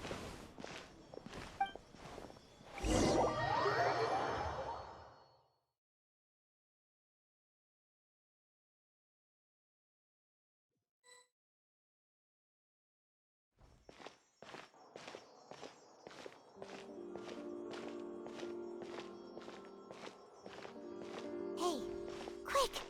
Look! That's the limited edition only 16 slices a day cake! It was so delicious the last time we tried it, despite the tense situation we were in. Let's give it another go. Paimon's sure it'll be great. 1 slice of cake, please. Someone showed up after all. Oh, wait, you're the one from the Palais Mermonia. Oh, Oh, are you here to buy cake too? It seems Monsieur Nervalette was right. You really can eat. Wait, did he really say something like that? That's right. Even he has his own preferences when it comes to food. As for me, I love the cake and coffee here. Do you come here often? Usually every day. Every day? It's part of my daily schedule, apart from work. I shall have my cake and coffee. Then what if someone told you one day that this place would be closing soon, and you wouldn't get to eat cake here anymore? What would you think? But why would it close? Well, Paimon doesn't know either, but maybe the waters will rise tomorrow. You know, like in the prophecy. Oh, the prophecy. To be honest, I haven't paid much attention to that. No, still, even if there'd be no more cake tomorrow, that wouldn't keep me from having some today. No, it's the same for eating in general. You might not be able to eat tomorrow, but if you can do so today, then you should carry on. That's what people call living, you know. Huh. Don't be sad. Excuse me, could I have 2 more slices of cake to go? These 2 slices are for you. Sijuin said that this kind of expression you're making is what humans call being sad. Oh, you know Sijuin? I sure do. She was born before me, and she sometimes comes to the surface to teach us things about humans. She said that humans are creatures that are saddened easily, yes, and you can only lift their spirits by feeding them delicious food. So please try the cakes here. I've got something else to do, so I'll be going now. You two try to stay in a good mood after eating, all right? Bye!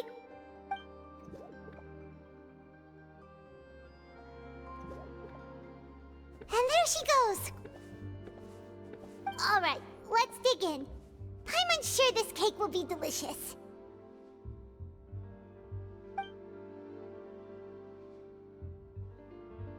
It's more delicious than last time!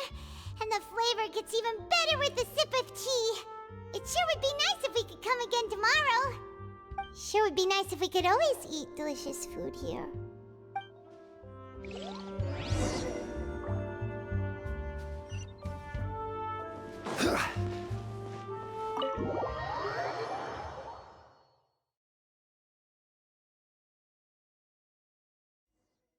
Oh, we're near the Steambird office. Let's go look for Charlotte and have a chat.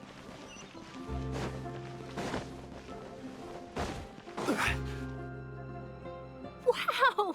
If it isn't the Traveler and Paimon! Oh, have you seen the article I wrote about you? Ha! You've got some nerve! You just used us to make some quick mora! Oh, you needn't worry about that. I heard that you were in Poisson some time back, so I sent you a letter to discuss just that. It appears you didn't receive it, though. It's all right, though. I've set aside the amount intended for you. I've even set the table with some food. Really? Oh, you're the best! You're almost a little too easy to win over, Paimon. If I were a journalist with ulterior motives, you'd be in trouble now, you know. Oh, Paimon knows you're not like that. Still, what brings you here all of a sudden? Were you looking for me? When Mona mentioned you, we thought of coming to see you at work. I see. It seems you've already bumped into Mona here in Fontaine. So she mentioned me? What did she say? She said that you're a real daredevil of a journalist. Nice. In which case, can this daredevil journalist dare to request an exclusive interview with the legendary Traveler and Paimon? Huh?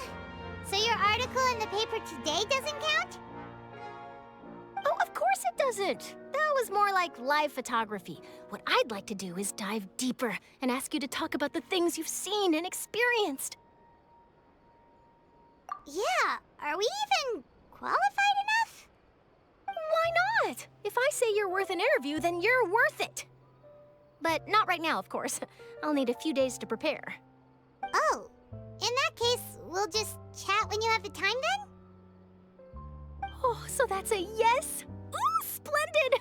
I'll tell the editor-in-chief immediately. I'll have to apply for lighting, a venue, some props, and... Whew, so much to get done now. Talk to you later. Wait, Charlotte, Paimon's still got a question for you. And what's that? If, just for example, Fontaine were to be flooded tomorrow, what would you do today? Huh, that's the prophecy you're talking about, isn't it? I mean, I do hear about it often, but I've never once thought that the day could be tomorrow. If you're seriously asking, then I might try and think of a way to leave Fontaine. Oh, but I'm still a journalist first and foremost. That means I have a duty to be reporting from the scene. And secondly, I wouldn't forsake my homeland that easily. From what I've seen, most people don't know what they'd do should the worst come to pass. In truth, it might be better just to behave like normal rather than worry over such an end. So in all likelihood, I'd probably still be prepping at the office for that interview of ours. I know what you're thinking. That sounds a bit sad, but I've always believed that it's best to do what you enjoy. Just think about it. If this nation really were to be suddenly destroyed tomorrow, but I still successfully finish an exclusive interview with a truly unique person, then the story I would wind up writing would truly be timeless. And then do you know what I'd do? Well, I'd write that story, send it for printing, and use messenger pigeons to get copies out to the various nations as soon as possible. I'm not a dreamer, nor am I a workaholic, but I do love my job, and I'd be proud of leaving such an article behind. I guess you could say that I was born to be a journalist. But anyway, that's my answer. And on that note, I'll get back to my preparations. That's so nice. All of a sudden, Paimon actually kinda envies her. Anyway, let's go and take a look at the sea, shall we?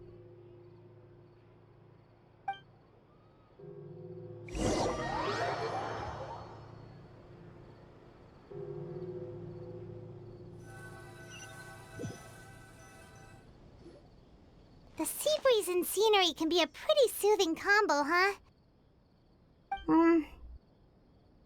Paimon's been thinking.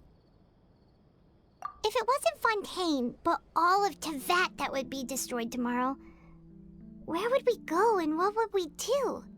No, Paimon should ask, if you could choose, what would you like to do?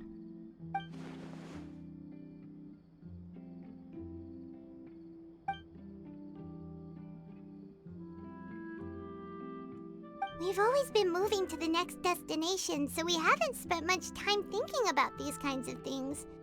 We didn't have to either, with us always being on the road and whatnot. You mean, still traveling? Huh. Wait, isn't that what we've always been doing?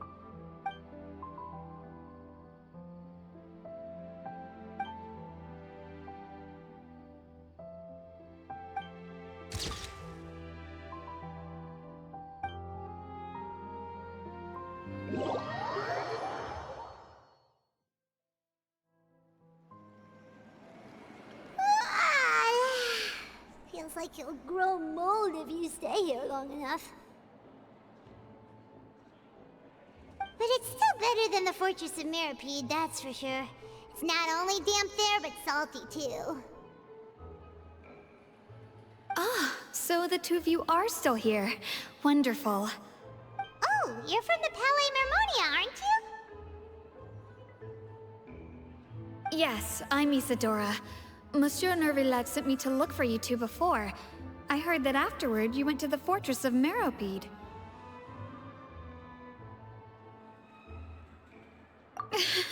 Not at all. I'm well aware that you're friends of his. Actually, I'm here to pass along a message from him. Yes, inside the Opera House. The Maréchaussée Phantom has declared the incident a small-scale riot. A riot? Well, that said, I don't personally think it was that serious. Lady Furina was watching a performance at the Opera House, and while she was resting during an intermission, some other audience members suddenly started harassing her, loudly accusing her of doing nothing about the prophecy crisis. And before she could respond, others started to join in. The crowd continued to grow, and protests against the Hydro Archon started to break out. So people have started to put the blame on Furina. Guess they finally found an outlet for the pressure they've been under due to the prophecy. I agree. People will naturally rely on gods, as is customary. But the moment people feel threatened, gods are also the first to be blamed. So what happened after that? Is Furina okay? Seeing that the situation was spiraling out of control and that further argument was pointless, she claimed that she'd gotten tired of this and left in a hurry. The Marechaussee Phantom had their hands full maintaining order and did not catch where Lady Furina had gone. Only when things had stabilized did we realize that she had gone missing. So, you mean she's still missing? That's right. The Marechaussee has dispatched many people to search for her, but we don't have any leads yet. That said, I don't think there's much to worry about. She is a god after all. Even if she were to fall into the hands of rioters, what could ordinary people do to her? Good. Monsieur Nervillet sent me to tell you about the situation, but he didn't say anything else. Don't worry, this is more than enough to go on. Thanks for keeping us informed. Ah, is that so? Well, all right then. In that case, you two take care. I'll be heading back to the Palais now.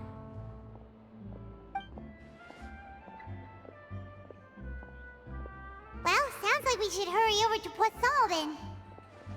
If we know Furina, she won't try to fix things in this situation. Instead, she'll look for a place to wait out the heat. And, as we also know, she may be loud and dramatic, but she doesn't have a heart of stone. When Nervillet was talking to her in the Palais Mermonia, and she heard about Poisson, she couldn't hide her sadness and remorse. It would be hard for her to ignore being accused by the public today. Paimon thinks Furina's probably taken the opportunity to slip away to Poisson and try to relieve the sense of guilt that she's feeling. Huh. Well, what do you think? Paimon knows the answer, of course, but Paimon can do the analysis to back it up, too. Cool, huh? In that case, there's not a moment to lose. Poisson, here we come!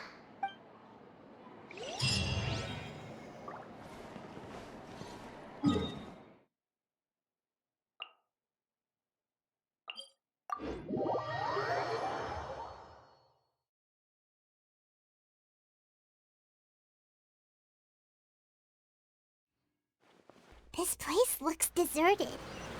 Guess all the survivors must have evacuated already. All that's left here are signs of devastation. Could Furina really be here? Let's try to find her as soon as possible.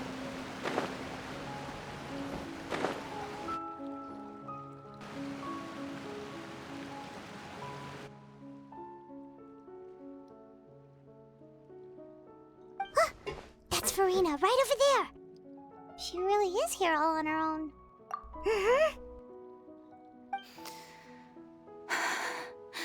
Should I just give up?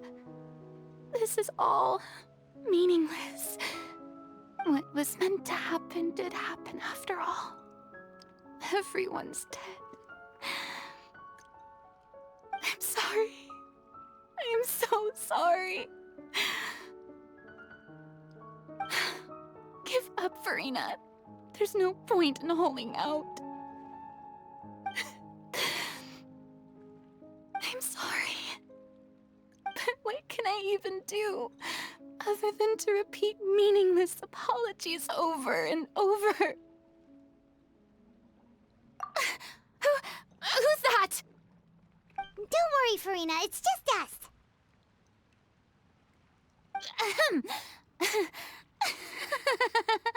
So it is you, blonde traveler from another land.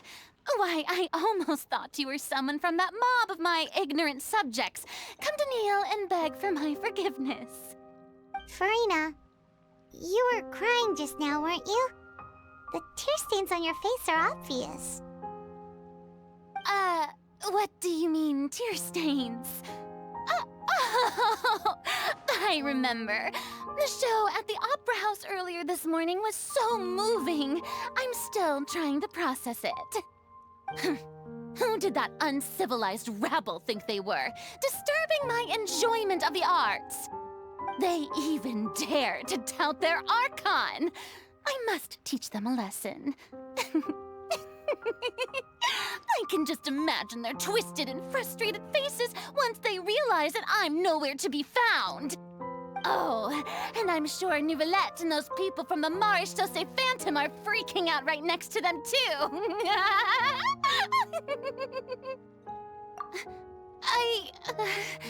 Of course not.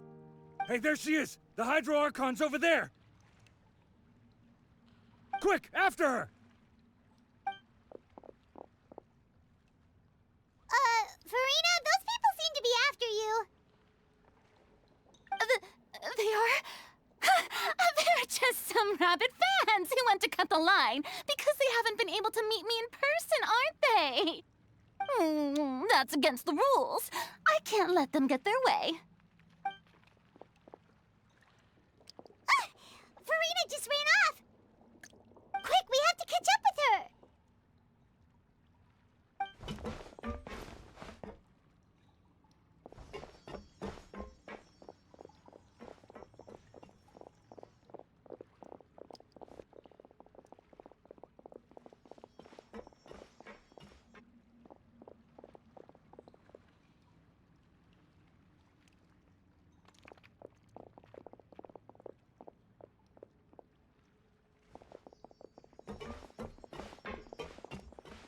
This should be the place, right? Hey, Furina! There's a good hiding spot over here. Quick, come to Paimon before the rest of them catch up to you. What is this place? Hurry, they're almost here! Fine. I suppose haste is warranted. Lead the way.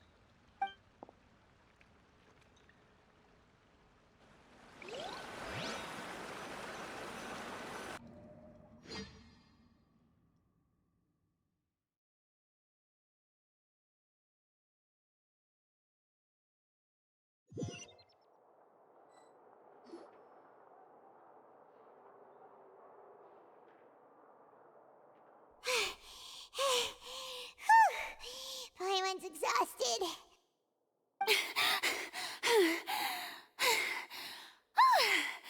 I'm so tired. I totally thought they had caught me. No,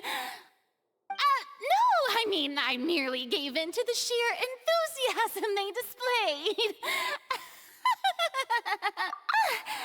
You're right. Yep, that's a good girl.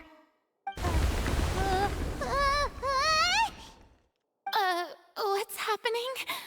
The ground's shaking. Is it an earthquake? Yeah, a quake of this kind preceded the flooding in Poisson, didn't it? It can't be. It's happening again. Well, there's no need to worry too much about that. Nouvellette's made some emergency plans, so the evacuation should go a lot smoother this time. Yeah, I hope you're right. But the people of Poisson, they've already...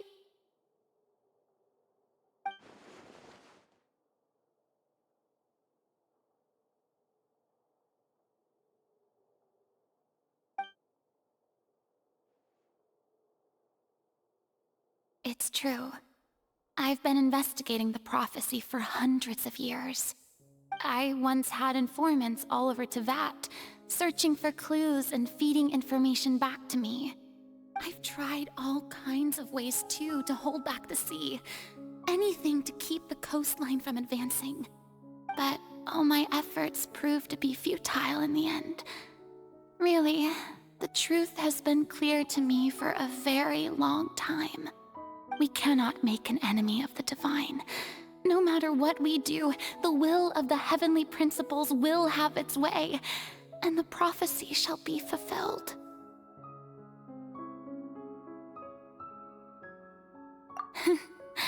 Give up. I do love the sound of that phrase. It would mean finally coming to terms with fate, but also for me to finally be free.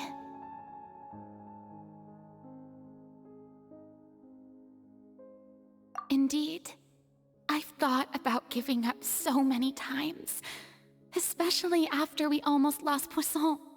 Fate is really unreasonable, isn't it? It has no heart and obeys no rules. The prophecy has only just started to come true, and so many people have already lost their lives.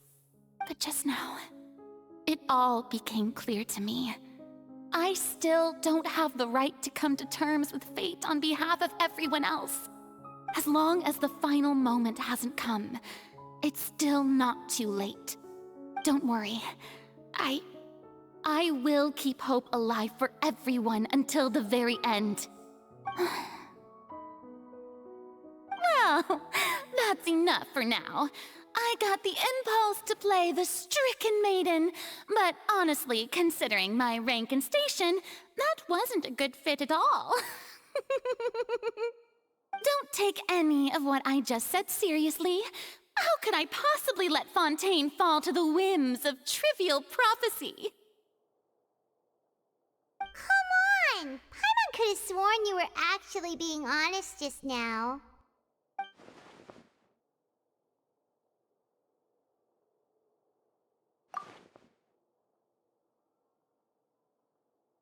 Share my burden. That's impossible. It was fated right from the start that this would be my duty alone.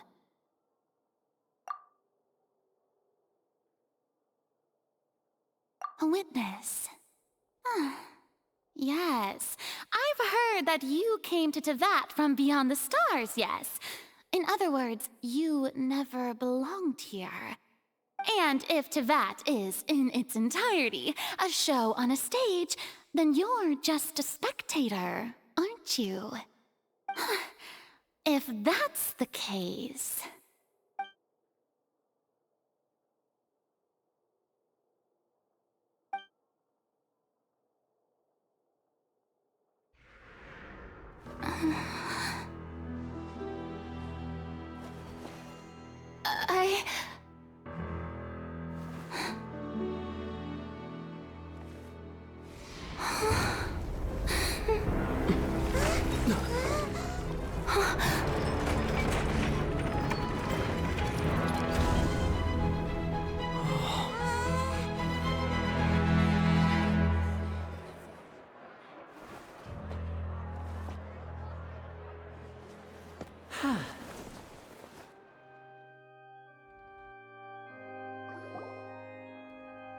Ladies and gentlemen, this concludes my opening performance. Now, without further ado, we may proceed to the trial of our god. So this is what it is. Yes, you deserve praise for the effort you took to raise the dramatic stakes. Do not forget, however, that I am Focalors, the god of justice, the embodiment of justice itself. Does it not strike you as even the least bit absurd to bring the very concept of justice to trial? May I interpret these words as your refusal to stand trial? In that case, you will have the opportunity to defend your honor through a duel. You would draw your blade against a god?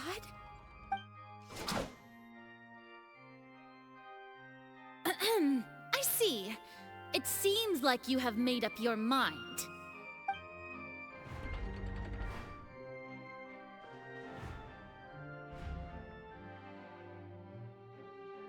Paimon can't believe it. She just surrendered. What the heck is going on? Did I just see an Archon surrender to a human? Wow, how utterly humiliating. Lady Furina, what is the meaning of this? It would seem that there has been a misunderstanding. To be clear, the raising of both hands is not always an indication of surrender. Looking for excuses again, huh? I raised my hands just now to indicate my acceptance of the trial. duel shall be necessary. I will admit that I've been running away for a long time. I'm sorry, everyone. I was unable to protect the people of Poisson. It is my duty to stand trial for my crimes. You are not the only ones to be disappointed in me. I, too, am exceedingly disappointed in myself. But now, it is time for the Hydro Archon to show you her courage and resolve. I, Furina, will use this trial to show the world the true meaning of justice! This time, I will protect you. Applaud and rejoice!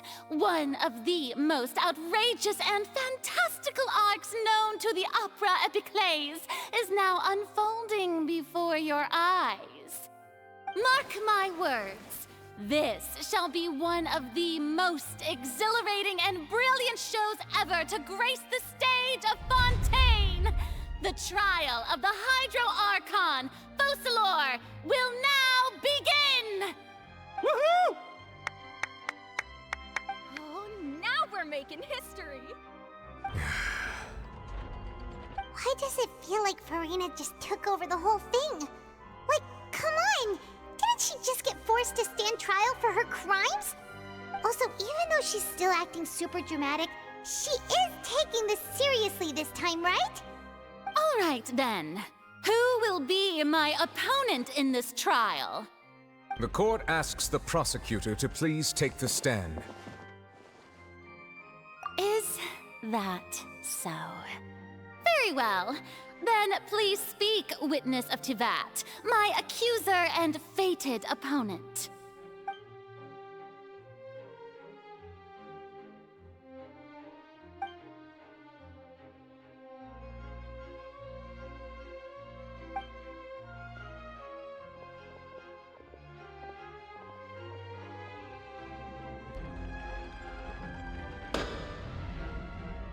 Also, please allow me to ask, as a final question before the trial begins.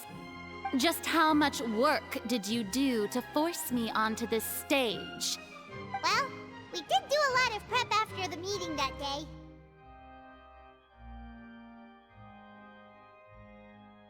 I can go over the tasks assigned to the Spina di Rosula, since they were rather straightforward and easy.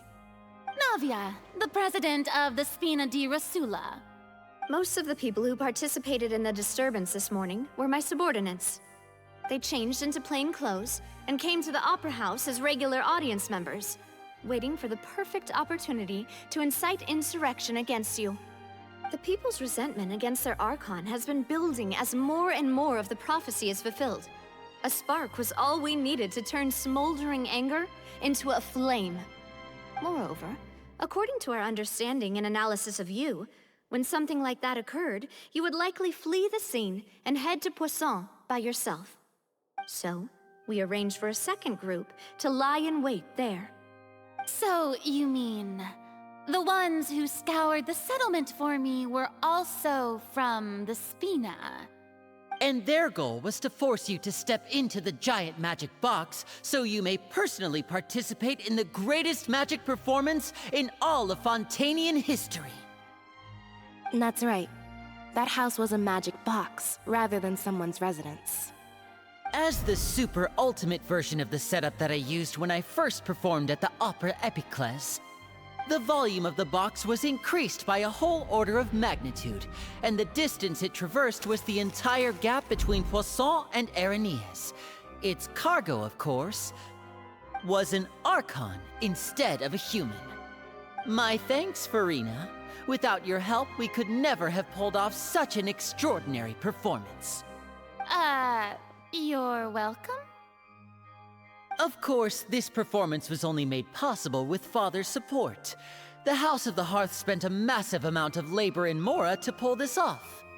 We had to select a location, construct the giant magic box, dig a tunnel, and open up a path through the water. It was a lot of work for all of us. So, in other words, The earthquake that we felt within the giant magic box was just a normal tremor from the transportation of the whole house? That's right. It wasn't a sign of another disaster to come. Then, I can guess Nervilette and Cloran's parts. You gathered a crowd, prepared a stage, and made sure that the champion duelist would be immediately ready for a fight. Also that as soon as I appeared on the stage, the trial may commence without a hitch. Am I right? Yes, that is correct. Well, Clorand, I must commend you for your courage. Only the most outstanding champion duelist in all of Fontaine would accept a duel with an Archon without flinching. Thank you. As for you, Traveler, I suppose your role was to keep me distracted with conversation once you found me in Poisson. You'd make sure that I didn't notice anything amiss before revealing yourself as my prosecutor once we'd arrived onto the stage. Oh?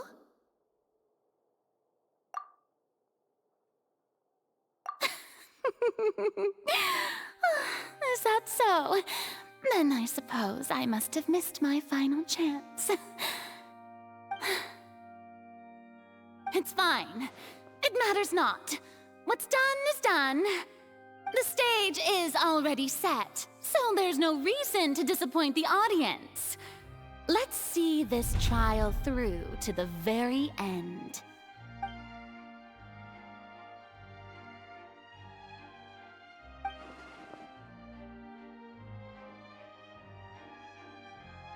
Sir Prosecutor, please allow me to pass this along.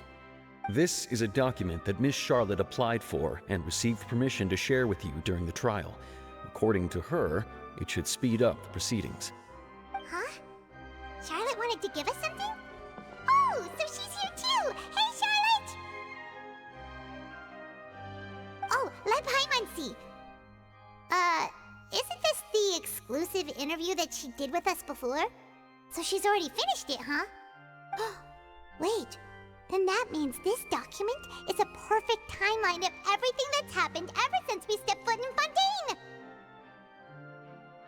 So in other words, we can refer to this anthology of evidence every time we want to use something from our journey as evidence for an argument! Let's quickly confirm the information in it. Just think of it as a refresher, alright? You defeated the Hydro Archon in the very first duel you took part in at the Opera House. That's one for the history books, all right.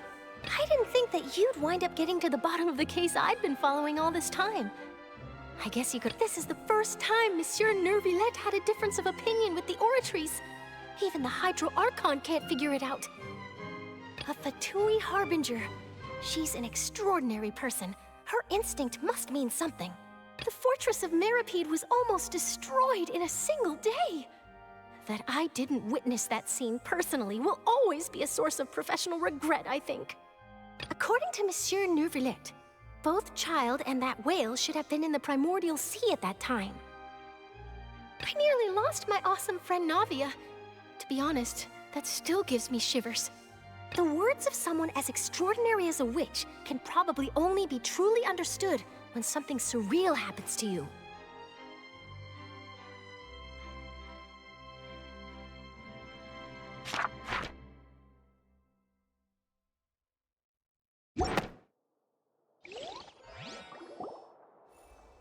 The prosecution and the defense are both in position. The trial shall now begin. Oh, come on, Nervilette. There's no need to repeat all the unimportant legalese. Just fast forward to the part where the prosecution lays out my offenses. As the defendant and the lead actress of this performance, I still haven't even been informed of my supposed guilt in all of this. Of course, it is only natural for humans to struggle to understand the actions of a god. However, you will need more than that to convict me of a crime.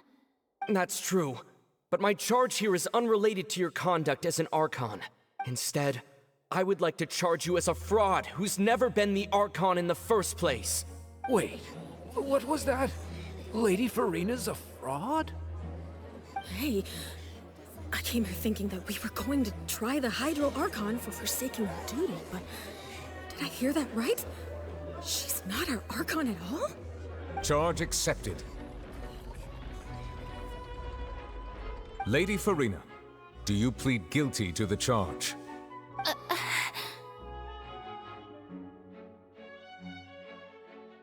Lady Furina. I plead not guilty. How can I be guilty? There is no way that I, Focalors, otherwise known as Furina de Fontaine, a member of the Seven and the Regina of all waters, kindreds, peoples, and laws of Fontaine, could be anything other than your true Archon. Yeah, even though Lady Furina can be rather eccentric, isn't it going too far to doubt her very identity? Yeah, I've never questioned her identity either. Sure, Lady Furina can be super irresponsible, but what grounds does that prosecutor have to make such a huge claim? I have cause to believe that common sense will prevail in this case. Many of the members of the audience have known me as the Hydro Archon ever since they were born. There would be no fooling their memory. See? Even the Oratrice has decided to show me its favor. Are you sure you want to commit to a charge that will never be upheld?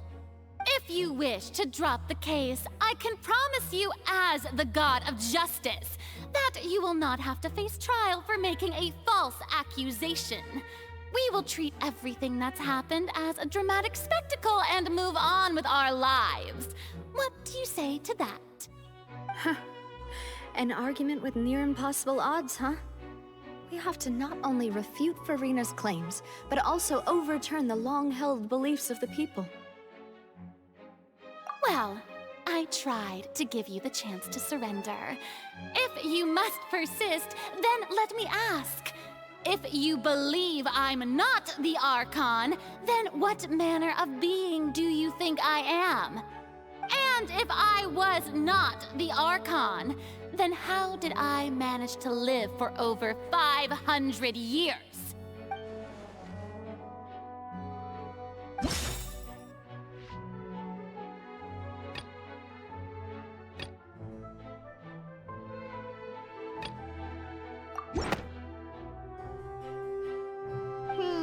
That doesn't sound right. Paimon doesn't think this clue can be used as compelling evidence to...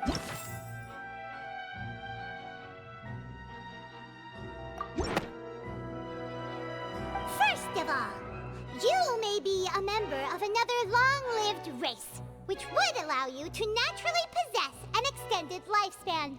And second of all, even if that wasn't the case, there could be other ways to extend your life. Who gave you that idea? Was it the knave? You'd sink so low as to use a harbinger's words against me. A curse?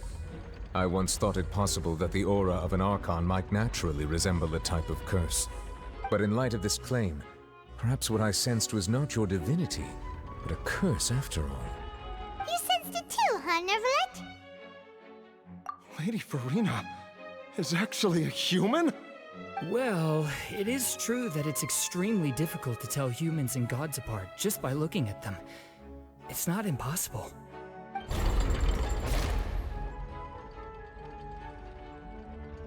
Well, don't start celebrating too early now. Even if I have been carrying a curse like you said, how does that prove that I am merely a human being? Besides, everyone knows that the main difference between a human and a god is the possession of authority. Gods can do what humans cannot. That's why they're worshipped as gods. For centuries, manifestations of my authority have served the nation of Fontaine. One need only to turn their eyes towards the Oratrice Mécanique d'Analyse Cardinal in this very opera house, or consider the endemnitium that is used in every aspect of life.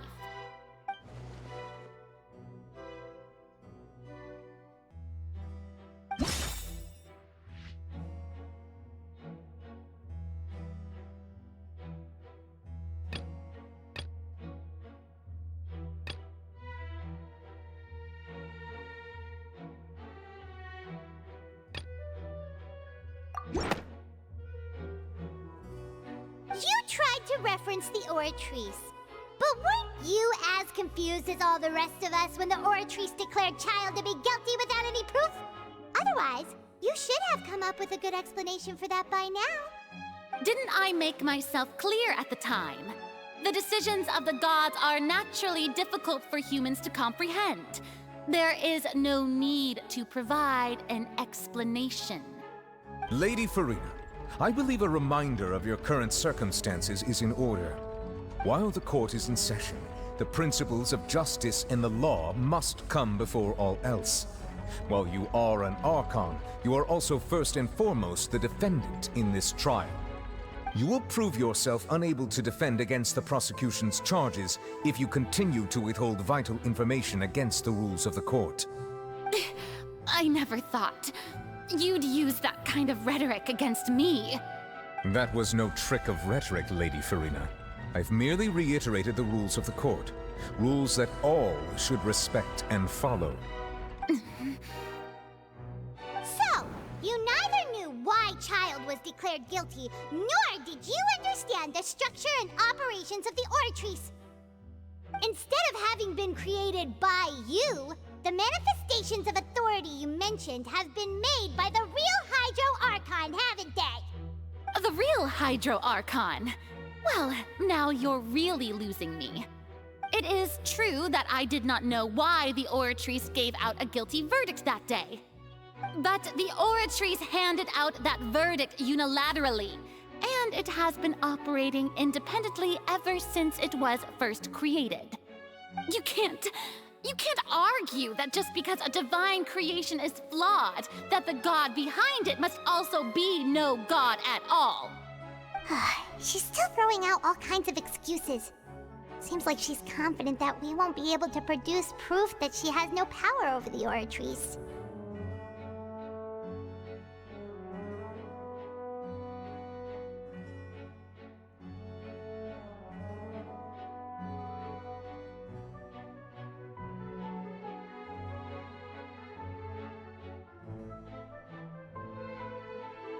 My power as an Archon. There are many ordinary citizens in the audience. How can I just carelessly demonstrate the formidable power of an Archon? If that poses a concern, I'm prepared to extend my protection to the audience. You don't need to go that far.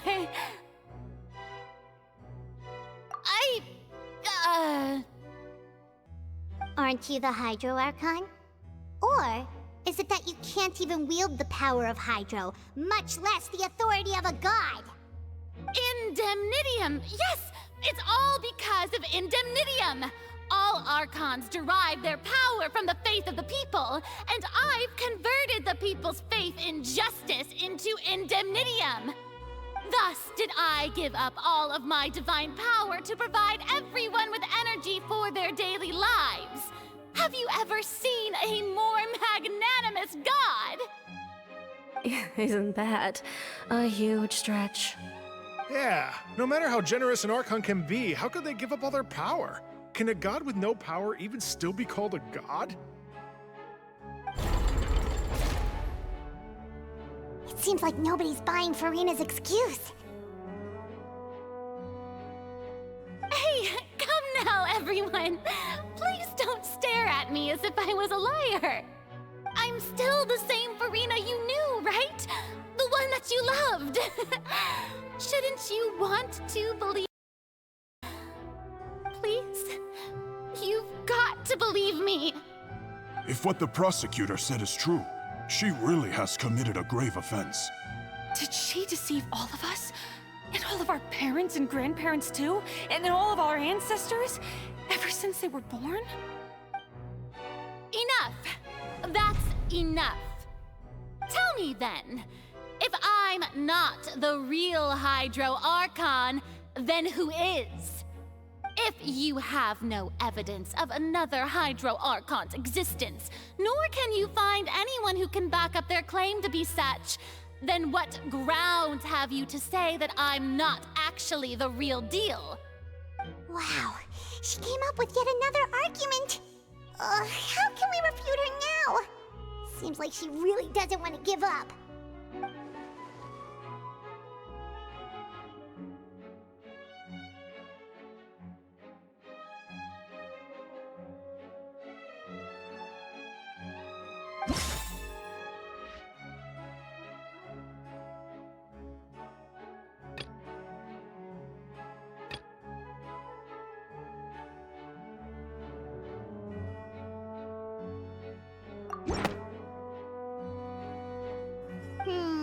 That doesn't sound right.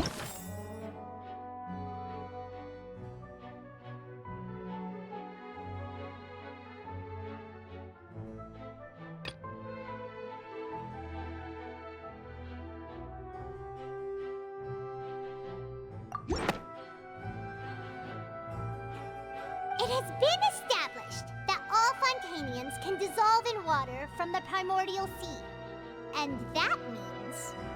Since you insist on claiming to be a god and not a human, then there's a method that you can use right here and now to eliminate all suspicions of you being the latter. Miss Navia, please apply to serve as a temporary attorney for the prosecution before addressing the court. Though you act in partnership with the prosecutor, you must still adhere to proper procedure. Super sorry, Monsieur Chief Justice. I swear this really will be the last time that I'll speak out of turn. Now, I've brought some seawater from Poisson. As everyone knows, a massive flood struck the area not long ago, taking many lives, including those of some of my closest friends. So, Miss Furina, would you dare to touch some of this seawater? If we are to believe that you are indeed the real Hydro Archon, touching this seawater would have no effect on you. All it should do is strengthen your case.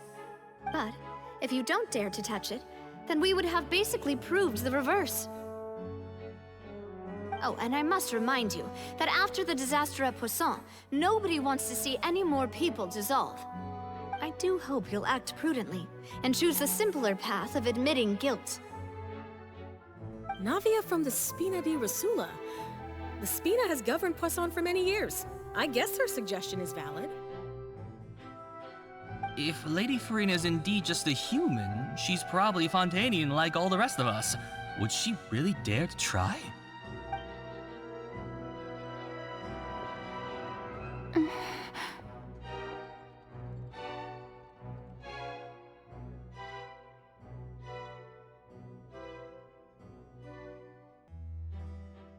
Lady Furina, this test has been unilaterally proposed by the prosecution. As it falls outside the realm of standard court proceedings, you possess the right to decline participation. Well, of course he had to tell her that. But refusing to participate is basically the same as a confession of guilt. She's just staring at the water without saying a single word. It really does seem like she's quite terrified of it. That could only mean... What's going on? Is she really planning to... That's not what we thought she would... Due to the inherent risk of the test, Lady Furina, you may...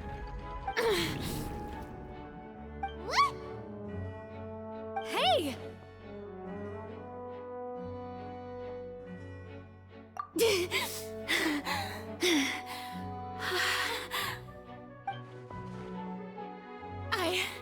I'm fine!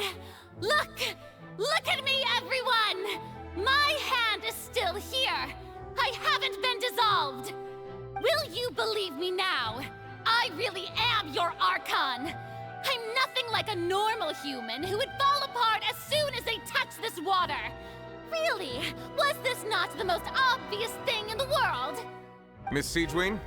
If you are present, Miss Siegewien, please come forward and attend to the defendant. Siegewien? Don't be nervous. It'll just take a few seconds. Let me see.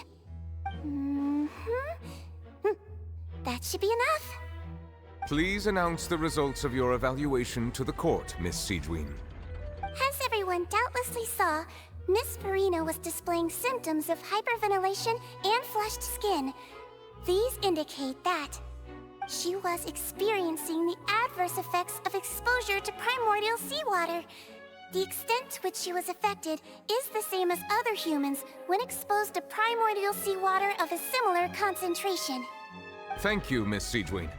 Lady Furina, you may return to the defendant's stand. Oh, wait. What did she just say? I didn't get dissolved. Shouldn't that be enough to prove my innocence? Well, considering your tendency to run from your problems, we did originally prepare a direct sample of the seawater around Poisson. However, after extensive discussion, we exchanged it for a sample that is not concentrated enough to dissolve an actual human. After all, on the off chance that something entirely unexpected might occur, we don't want anyone else to lose their life to the sea. Yeah, so out of regard for Furina's life, you secured a low-concentration sample and asked the head nurse to serve as an expert witness. It's a great thing that the direct sample wasn't actually used. Furina could have... I can't believe... You...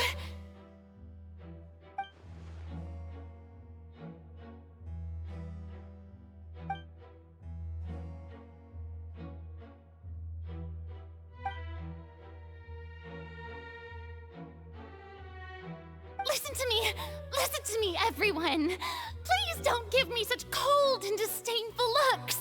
What happened just now didn't prove a single thing. Think about it. How can you conclusively prove that an Archon can't also be affected by the primordial seawater? Also, if I was really just a human, why would I dare to just put my hand in that kind of water?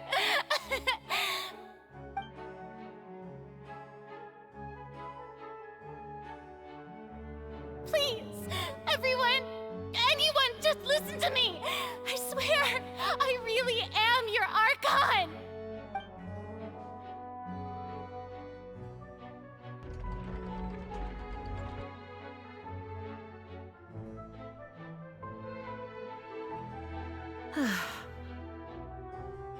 I don't think anything she says at this point will sway anyone. The odds are just too stacked against her now. With all the things that have been said, Paimon doesn't think there's any way left for Furina to win. I believe the time for arguments and presentation of evidence has come to an end. If there are no objections, we will move on to the final judgment.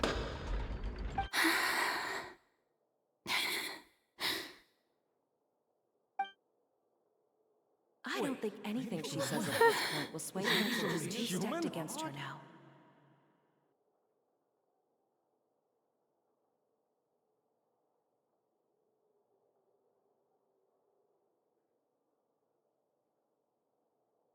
In my capacity as Chief Justice, I shall now render judgment on Furina's misrepresentation of herself as the Archon of Fontaine. As a human who knowingly deceived her fellow citizens, Furina is... guilty.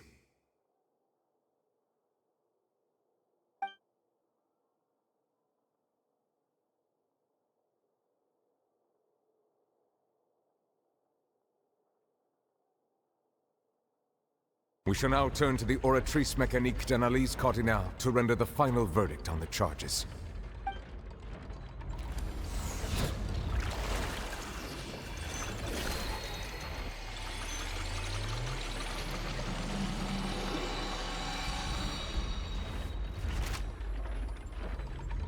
According to the judgment of the Oratrice Mécanique d'Analyse Cardinale, Furina is...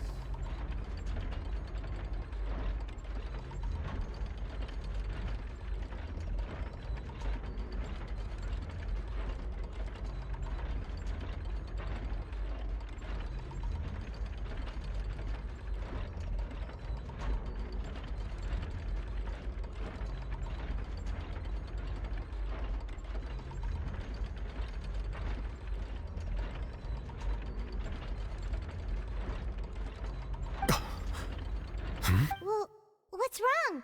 What's the Oratrice's verdict? No. The Oratrice also displays a guilty verdict.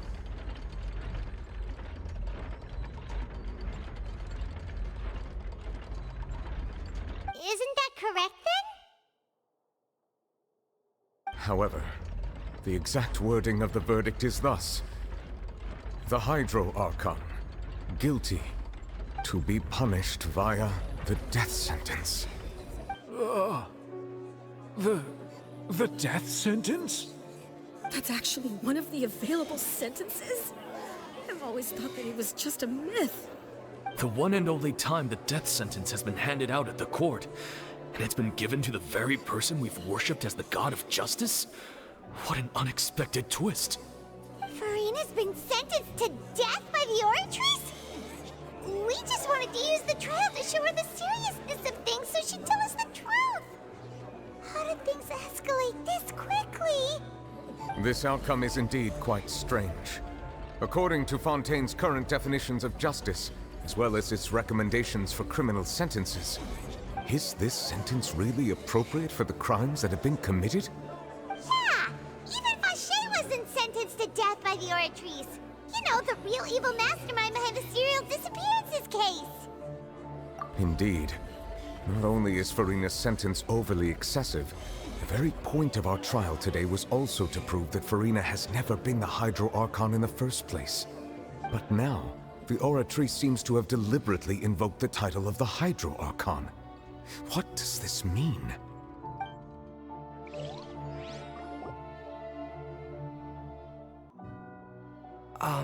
Excuse me, if I may interrupt.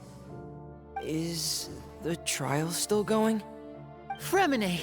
Oh, you finally made it. I assume this means you've completed your mission? Mm-hmm. Any mission Father assigns to me will always be top priority.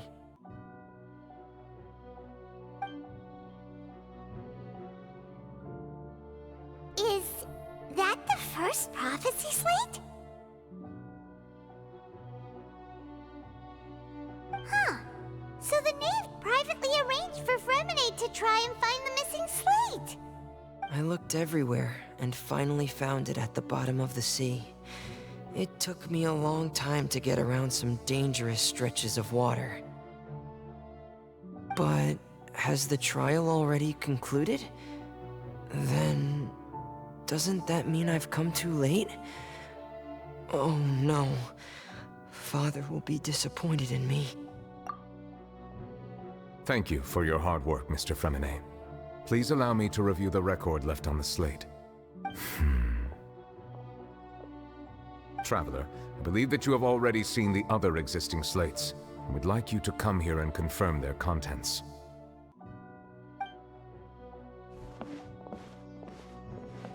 Huh? So what do you see? What is it?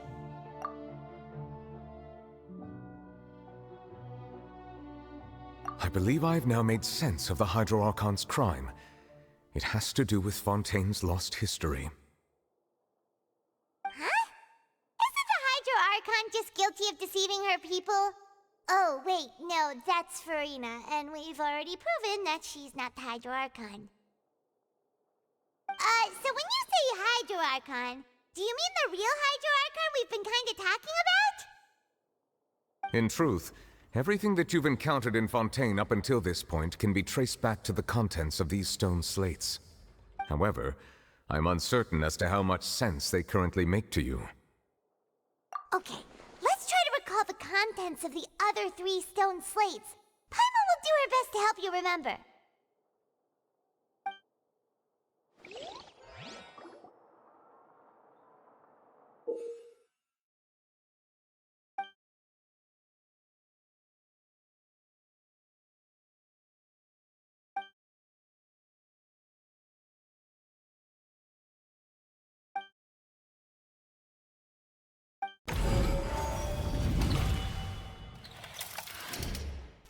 Stone slate describes what you just said.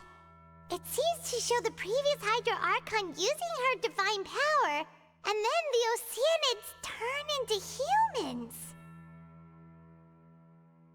Does that mean that Fontainians are transformed Oceanids? Oh, Paimon wasn't expecting that.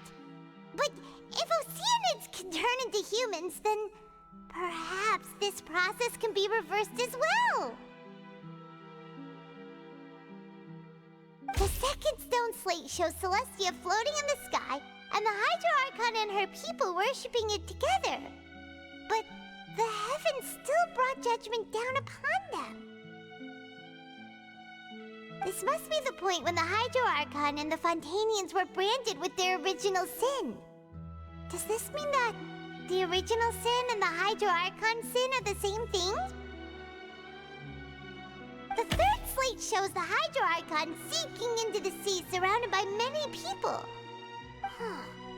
That reminds Paimon, didn't we also watch that happen to someone else? Well, the fourth slate is the prophecy the Fontainians have been talking about. People dissolving into the sea, the Hydro Archon crying on her throne, and so on. We didn't believe that such a crazy disaster could happen at first, did we? But after that incident, it was just a question of when and not if.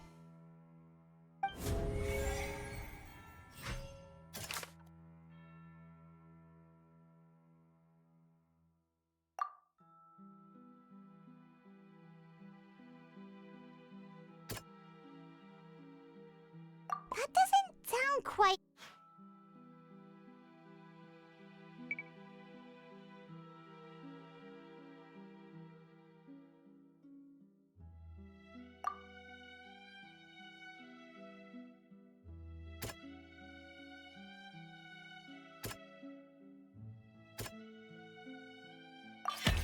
We know from the case of the serial disappearances of young women that Fontainians can be dissolved in primordial seawater, and the first stone slate tells us that long ago, the Hydro Archon used her power to turn Oceanids into humans. This might be the reason that Fontainians can dissolve.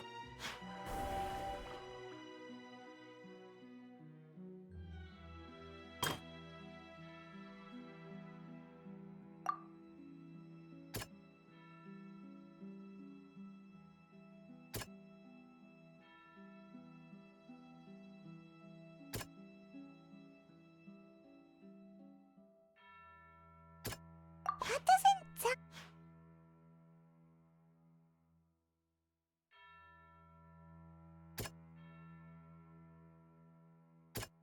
That doesn't...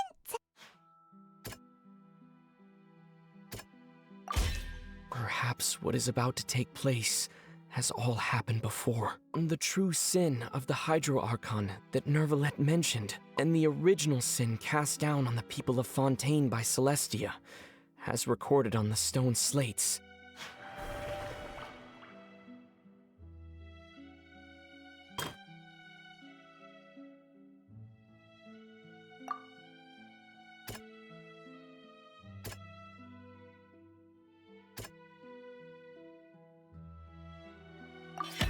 It's not as simple as falling into the sea. When Navia fell into the sea, her consciousness was subjected to judgment. The stone slates show the people gathered around the Hydro Archon in the sea. Could that be alluding to the same thing?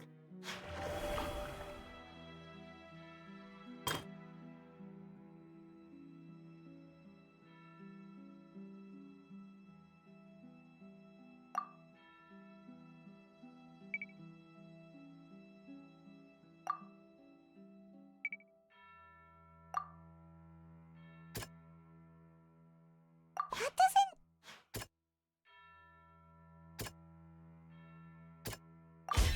The prophecy from the stone slates found its way into society, but not many people believed it at first. The fortress of Meropide was nearly flooded with primordial seawater, which we know can cause Fontainians to dissolve.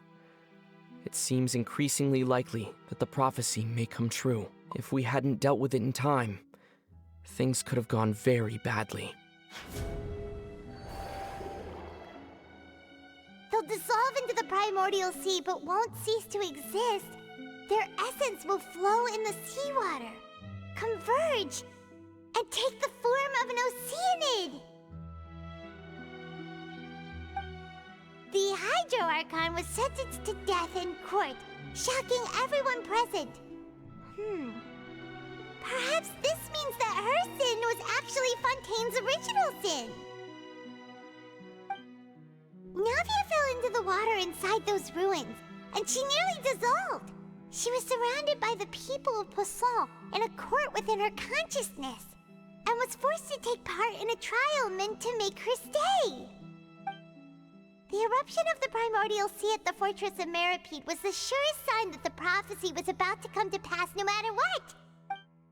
The prophecy's contents can all be verified by recent events. If we combine what we know together, loads of truths should come to light.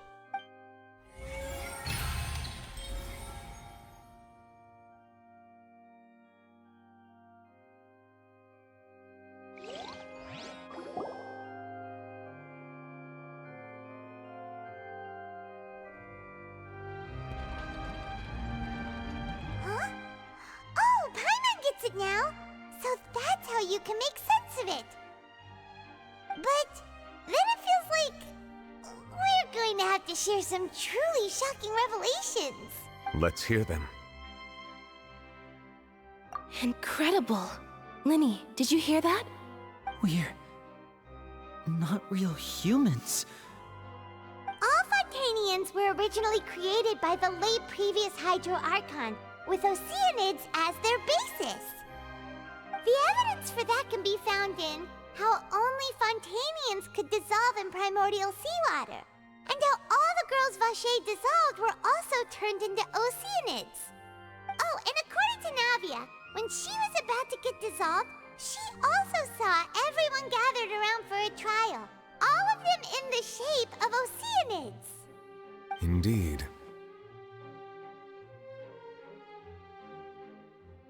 Yeah, and it follows from the content of the first slate that she probably angered Celestia by creating humans without prior permission. That could also explain why the Oratrice judged the Hydro Archon to be guilty. It's to account for that ancient sin. The Hydro Archon's true sin was creating us? And yet, after many hundreds of years, the Hydro Archon's creations have turned around to try to judge the Archon within the Opera Epiclese. The twists of history are often the most unexpected of all. Yeah, isn't the image here just like when Navia fell into the sea? So wouldn't it be trying to show the image of the Hydro Archon also falling into the sea once the prophecy has been fulfilled in the fourth slate? In the end, the people will all be dissolved into the waters, and only the Hydro Archon will remain weeping on her throne. Only then will the sins of the people of Fontaine be washed away. Did Paimon get all that right? You've made some keen deductions. I must say, given how much you still don't know, it is impressive that you've already managed to connect so many pieces of the truth. However, while you were able to decode all the information on the slates, they've also been etched with an additional layer of hidden information using a different power source. When we were at the ruins, I tried to decipher the hidden information recorded in the slates. But since we only had 3 slates at the time, I was unable to come to a full conclusion. Now that the slate collection is complete, I shall make another attempt to decipher the narrative recorded within.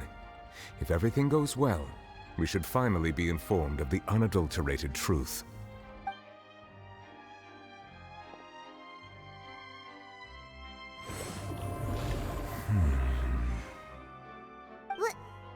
Well? Did you get it? I believe I should share this truth not only with you, but with all the people of Fontaine as well. I will try to briefly summarize it for you. Your hypotheses regarding the origin of Fontainians and the sin of the Hydro Archon were both correct. In the Fontaine of old, the previous Hydro Archon sensed the yearning of her Oceanid familiars for life on land. The Oceanids were enamored with the beauty and romanticism of human beings, and wishing to have those experiences for themselves, expressed to the Hydro Archon their desire to become of a similar kind. However, even though water as an element is intricately linked with the power of life, the Hydro Archon, as one of the 7, did not possess the authority to create a new form of human life. Not one to give in, she eventually found a way to create permanent humanoid bodies for her familiars by appropriating the power of this planet's primordial sea. she poured primordial seawater into the Oceanid's blood vessels, creating humanoid mimics in the process. But if Fontainians were to ever come into direct contact with water from the primordial sea, the power within their bodies would escape these artificial restraints and return to the sea. As a result, their forms would collapse, and they would be reverted to their original forms as Oceanids. Of course, the Hydro Archon never received permission from the heavenly principles to create a new human race. And thus, the Hydro Archon and all of her creations came to shoulder the original sin of appropriating the power of the primordial sea. That is the true history of how the people of Fontaine first came into being. So we were all Oceanids before we turned into human beings? That's way too much information for me. I think I'm just going to pretend that I never heard a single thing. Wait, but if that's the truth, we can't let the Hydro Archon be sentenced to death. After all, her only sin was creating us. This really might be too much information for your regular Fontainian, but it does answer a lot of our questions. Alas, your hypothesis regarding the third and fourth stone slates was inaccurate. The slates' respective positions are, in fact, correct.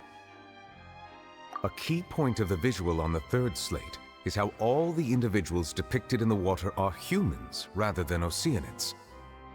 They have not been dissolved, which implies that the water depicted in this slate is not water from the primordial sea. The nation of Fontaine is the nation of Hydro, as well as the nation of trials and justice. Instead of being the literal element, the water in the scene symbolizes judgment and justice. You may also recall Navia's experience. When she fell into the sea, her consciousness was surrounded by that of many others who intended to hold a trial to determine her fate. Therefore, the meaning of the third slate is that the people of Fontaine shall try the Hydro Archon at the court of justice. Yes, it refers to our present situation. I think I'm following now. So, what you're saying is, even though we decided to put on this trial to avoid fulfilling the prophecy, in truth, everything we've done has happened exactly as the prophecy foretold. So now, it seems, we're the ones making sure it comes true. What should we do? Huh. No matter what, the prophecy will be fulfilled. Is this what it feels like to be a prisoner of fate? If that's the case, does that mean the scene in the fourth slate will also be fulfilled soon? Traveler, I would like to point out another small fallacy in your deductions. About the fourth slate, you probably thought that the eruption of primordial seawater beneath the fortress of Meripede served as the surest sign that the prophecy was about to come to pass, yes? However, I believe that rather than being a sure sign, that eruption could in fact only be a small warning of something far worse to come. As for the root cause of the catastrophe, I believe you've already encountered it once before.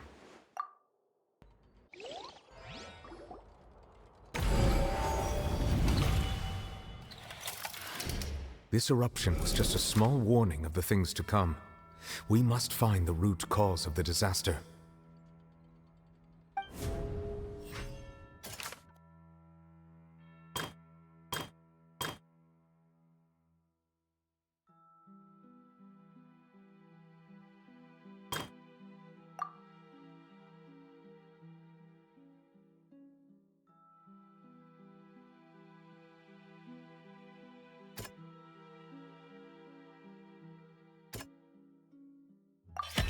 It was both dream and reality.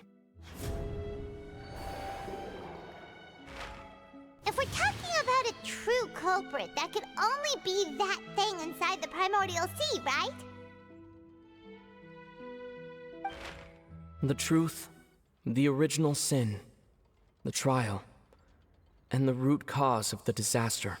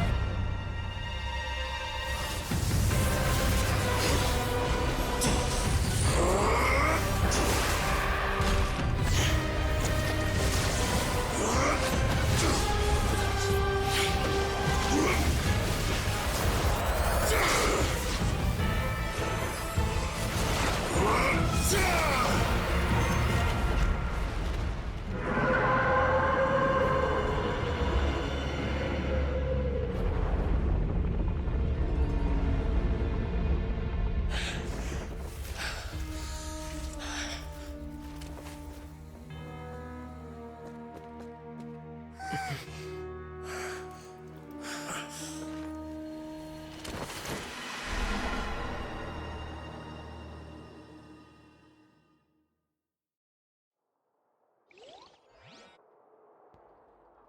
was way too close! How did that thing just burst into the Opera House? Wait, was that the huge whale you saw in your dream?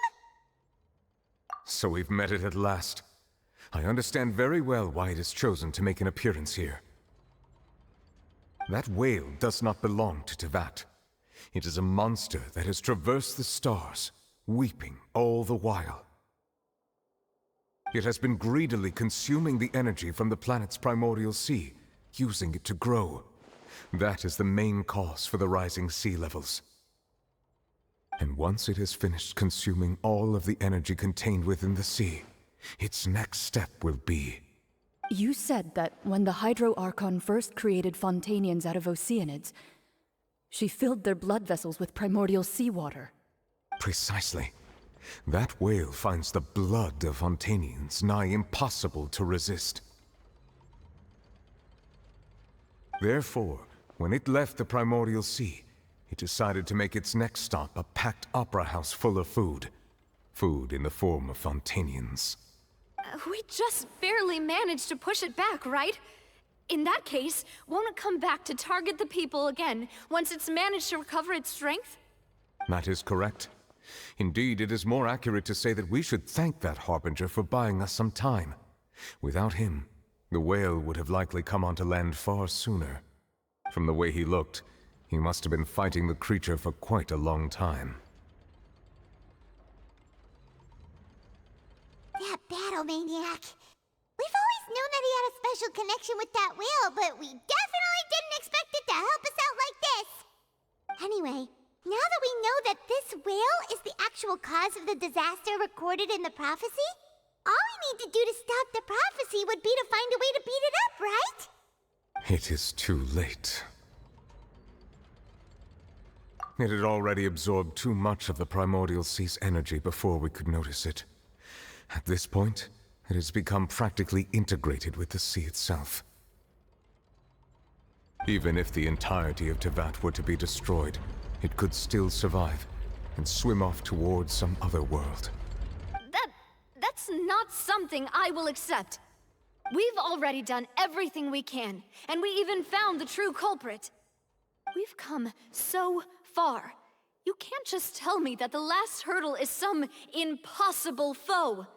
That's just not fair. Indeed, that's not how a grand performance should end. I'll fight it to the end, no matter what. So the prophecy will be fulfilled no matter what, huh?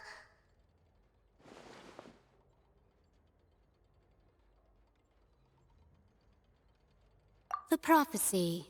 Yes, what has been prophesied will be fulfilled. You may view such things as the history of the future.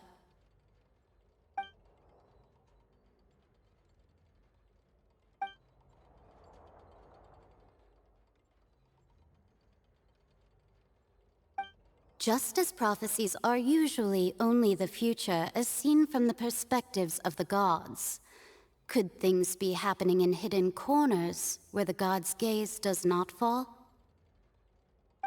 Ultimately, fate shall serve as your only guide, no matter what will happen in Tevat's future. All you need to do is to play your part.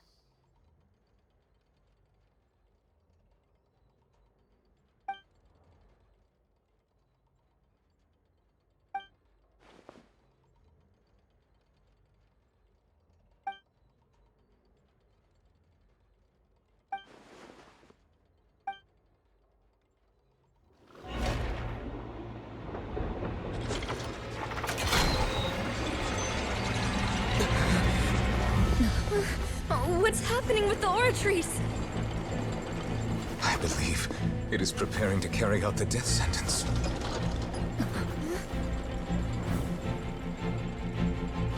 Furina!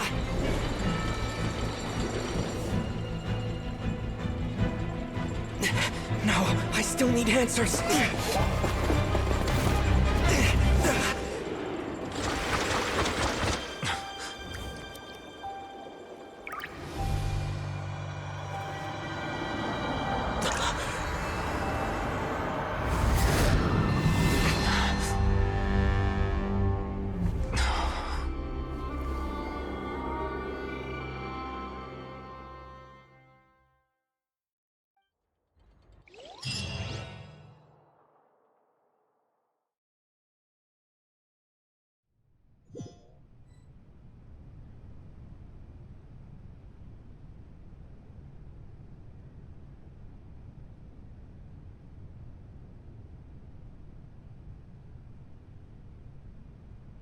You...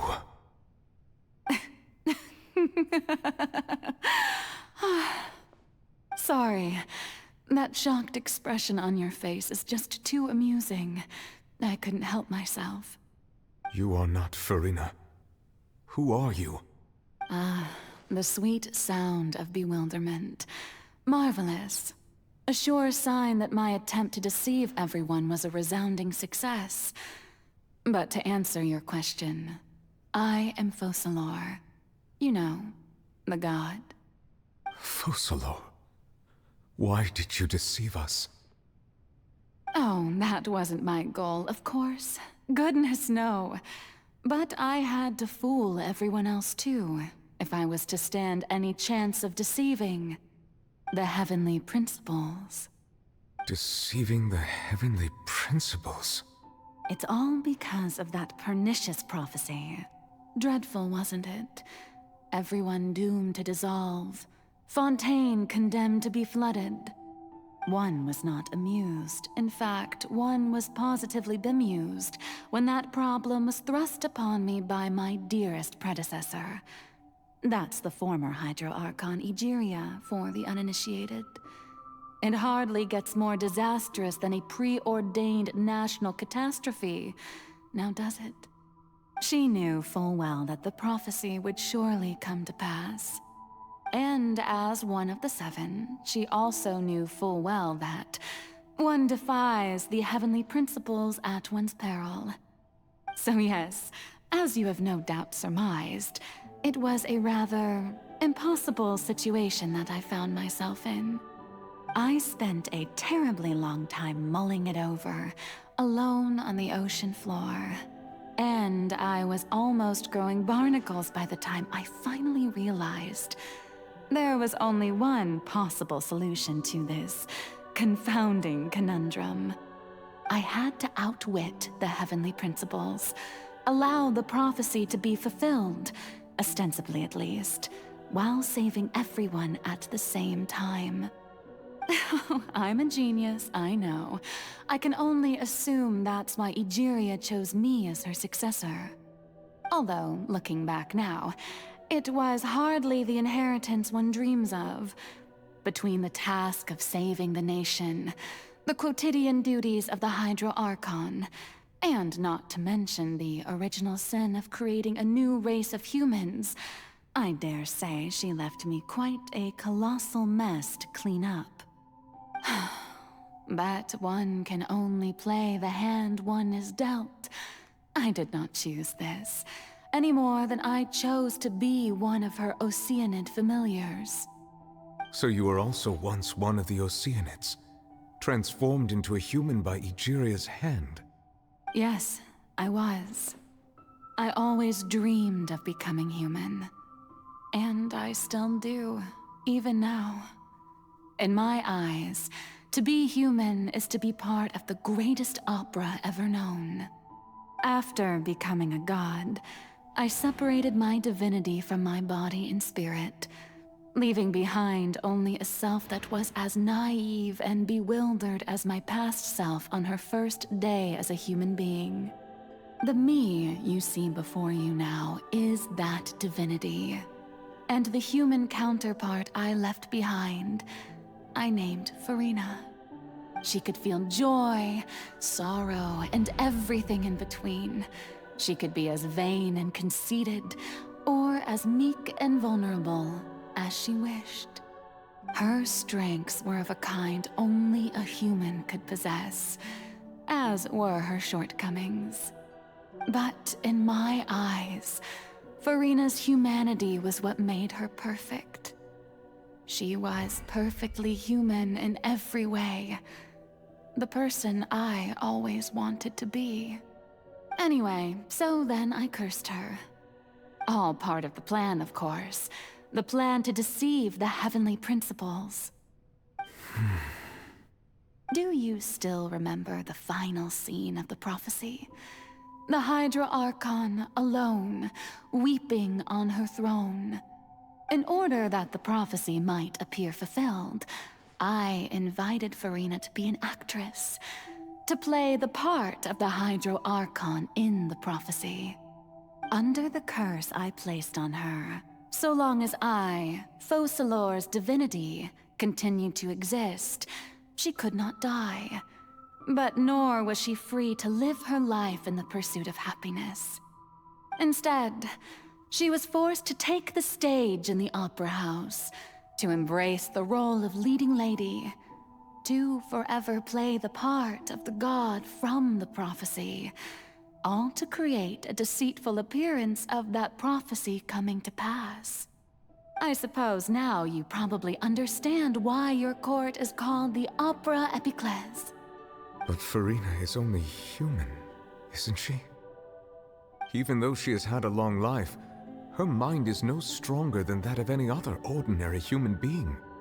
I cannot begin to fathom what she has had to endure. It must have been torture for her. It has indeed. And although she is, in a sense, me in human form, I most definitely owe her an apology for it. It's been 500 years, and all along, she's been playing her part in the most unimaginably long, unbearably lonely, and agonizingly painful opera of all time.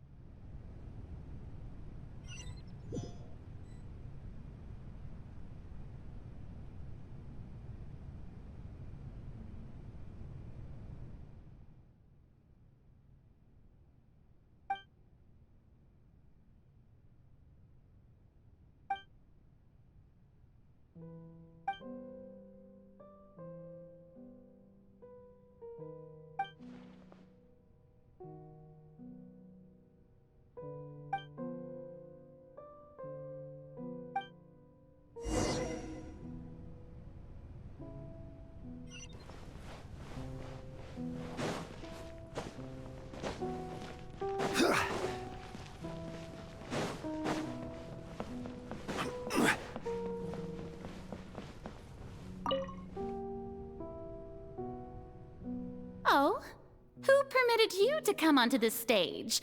Now, I understand your admiration for my august self, but I must ask you to keep to the rules. All right. It is not my intent to reprimand you. There is no need to state your name. Just be off with you. Do not distract me from my performance. Oh, do not jest. Can you not feel it? I am Focalor. The eyes of countless Fontainians are upon me. I must, at all times, display the utmost elegance and nobility.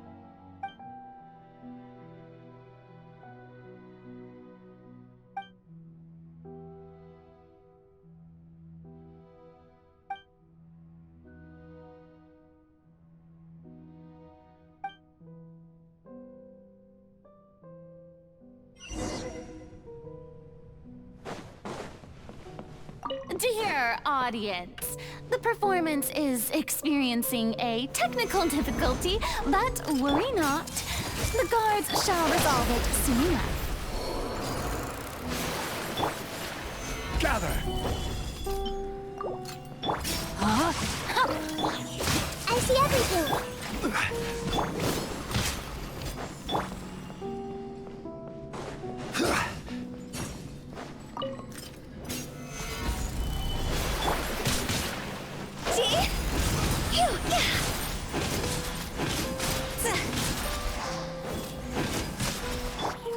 Hey, what gives? The audience is still watching me, you know. Guards? Wait, where are the guards? Guards!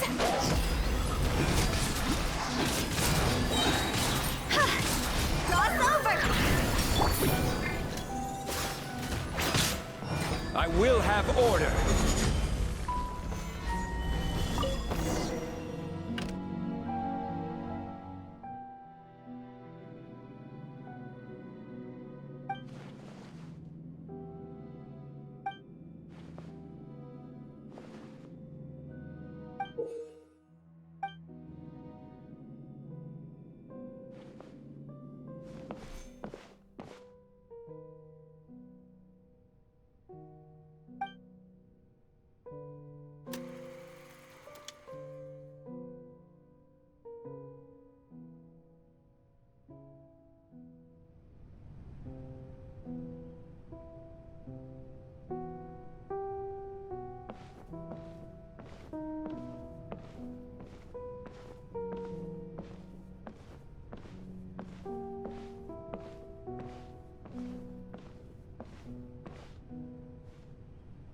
Furina.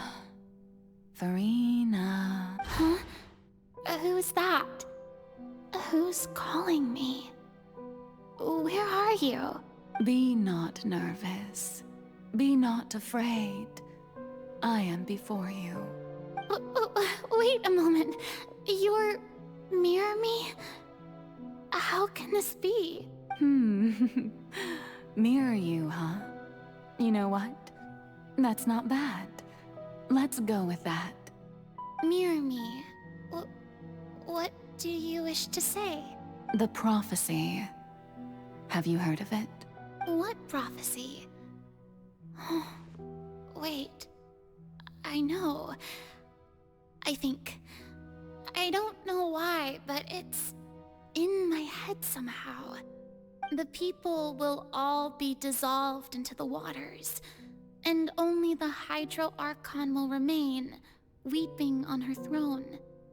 Only then will the sins of the people of Fontaine be washed away. Oh, very good. You know it well. What's going on?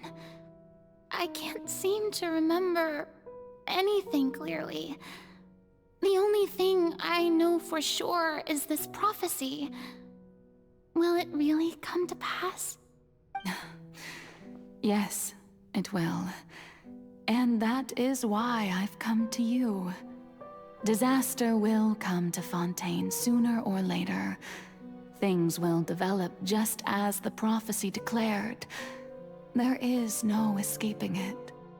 But doesn't that mean everyone will die? I'm a Fontainian just like them. Will I dissolve too? Oh, don't worry. Magical meetings exist in this world precisely to give people a chance to turn things around. It is the reason why you met me today. I will tell you how to save everyone, but you may have to suffer somewhat. Oh, so there's still hope after all. Goodness, you frightened me. You spoke so much and with so much certainty.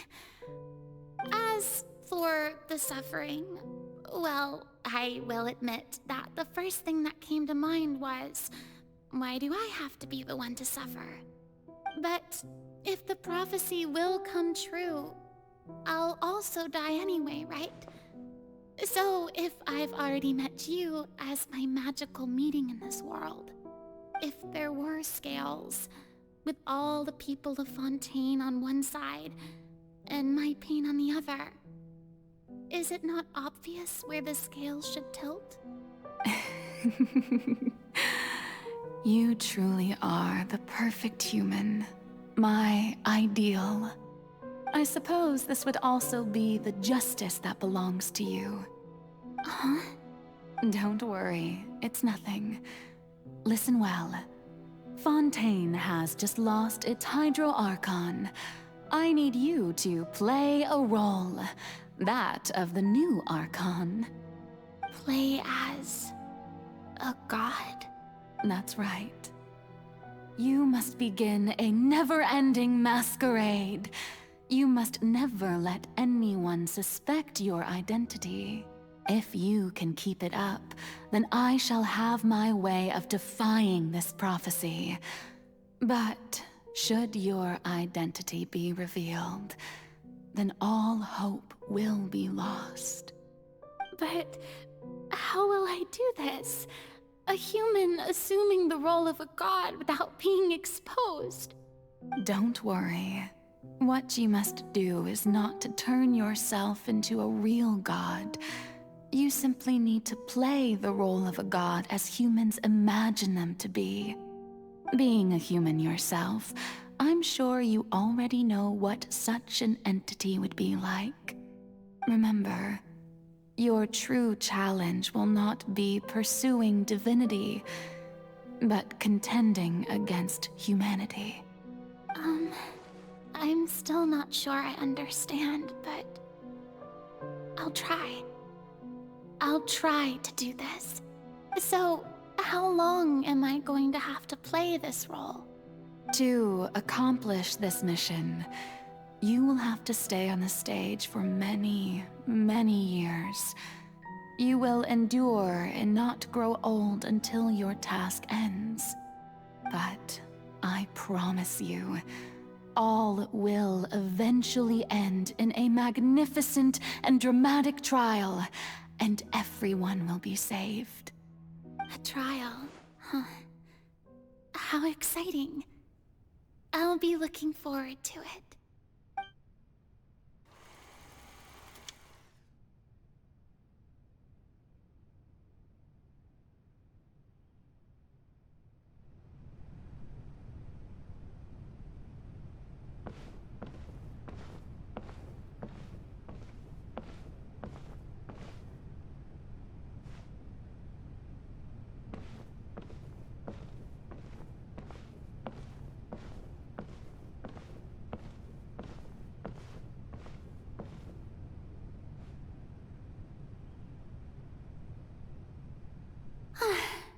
The Maison Cardinalise has announced my accession, but this is my first time facing the people. What should I say to most appear like a god? To be honest, I still don't know. Perhaps I should first try to act natural. Ladies and gentlemen, good evening, and welcome to the Opera Epiclese. I'm sure you've all heard about how I have taken on the role of Hydro Archon. Indeed, I am Furina de Fontaine, your new Archon. In truth, I know little about becoming a nation's new god, but it will be my honor to guide you all. As the god Focalors, the god of justice, I shall do all within my power to lead you into an age of fairness and justice. Once again, thank you all for coming. If you should have any questions or suggestions, please send them to the Maison Cardinalise. The future of Fontaine will require us to work together, after all. This should do it. I thought I might stammer, but thankfully, I was able to convey my thoughts just fine. Okay, and next. That's the new Hydro Archon.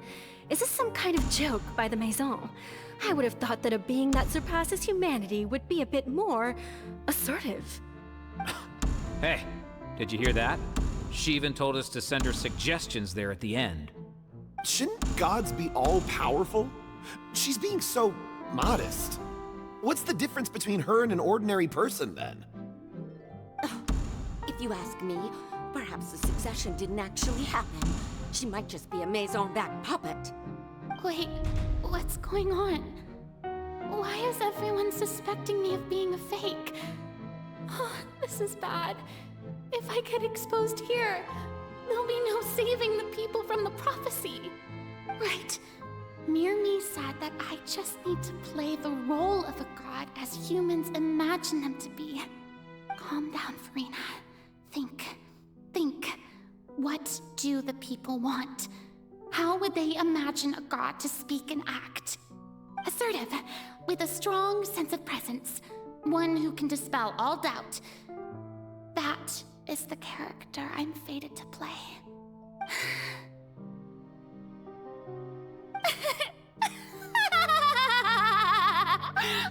Oh, very good, my people. Only ones such as you are deserving of my rule.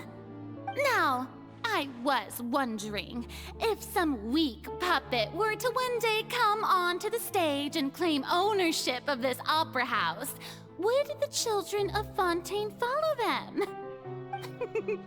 Well, it seems that you would all see right through them. Having passed my test, you are qualified to witness wondrous trials alongside my august self, here in this opera house. You may consider my previous act a door gift of sorts. I thought it was a debut that suited the atmosphere.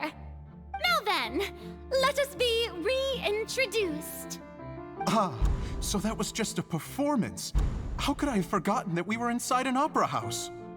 Personality? quite shocking, to be honest, but I suppose it's a better look than before. Such a fascinating and bold deity. How wonderful! Our future may yet be bright after all. It seems I've turned them around. Best follow this flow and restart my accession speech.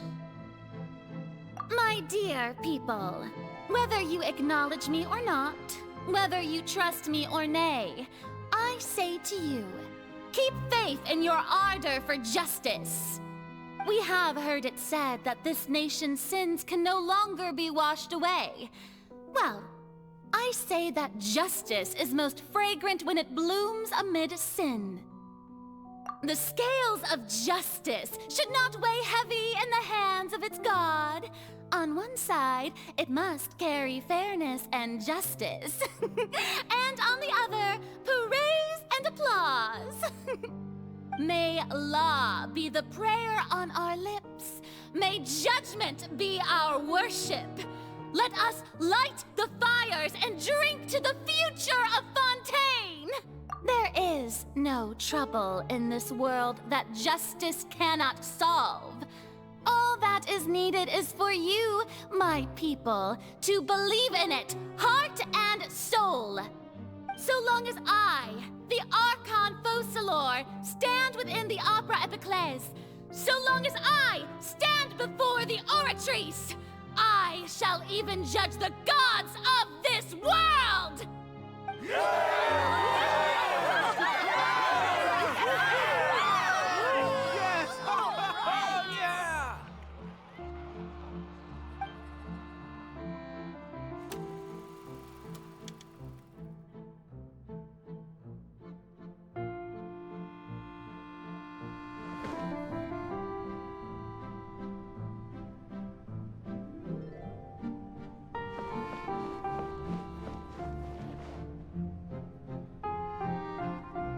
Lady Furina, here are today's case reports, as well as a summary of the follow-up for your perusal. Come now, was I not just at the Opera House in person? Leave these kinds of things to Neuvillette. Besides, none of these trials were the one that I'm looking forward to the most. If I may be so impertinent, what kind of trial are you truly looking forward to? A magnificent, dramatic, and wondrous trial. A trial to end all things. How could you hope to understand? That's true. I fear I lack the ability to grasp your divine thought, Lady Archon. No need for fright, and do not take what I said before too seriously. Go now, do your duties. The trial I await. It will come one day.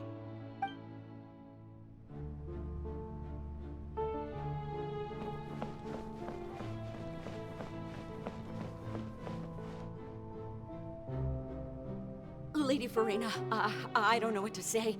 Thank you for agreeing to see me. No need to thank me. Or rather, thank your own sense of perseverance instead. Long have you stood in line to meet me, have you not? Oh, I'm afraid that's just an inevitable consequence of my divine charm. All right, Deoteria, is it? How is your son's illness? You remembered me, and you knew of my family, too. He is doing much better now. In fact, he is far more of an ardent believer than I. He was the one who forced me to seek an audience with you, and to bring your words back to him. Oh, good. Very good. If this should happen again in the future, please do not hesitate to come and tell me. Going down to citizens' homes every so often, while not usual practice, should serve as a fine change of pace. You're such a gentle and wise god. Thank you once again, on behalf of my son.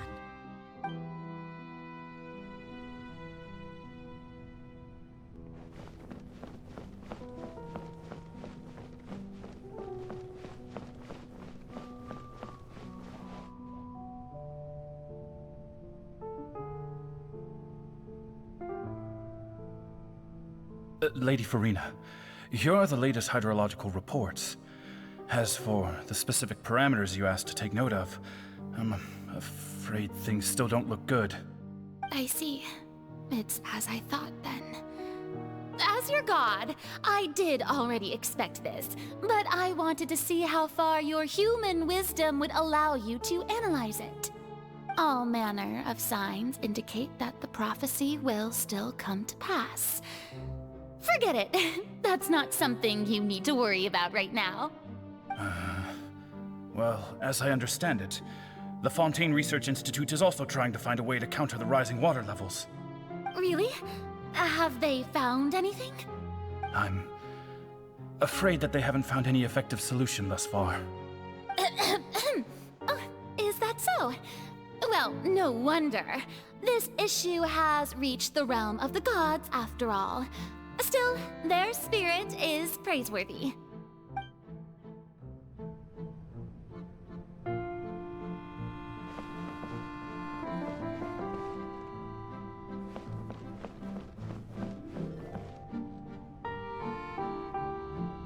The day is finally over. I haven't had a moment to breathe this whole time. But it's good to see that everything's getting on track. There are no longer any voices of suspicion. Maybe this is fine. I just need to keep going, and everyone will be saved. All right, Furina, don't think too hard about this. You need rest. Tomorrow's a new day.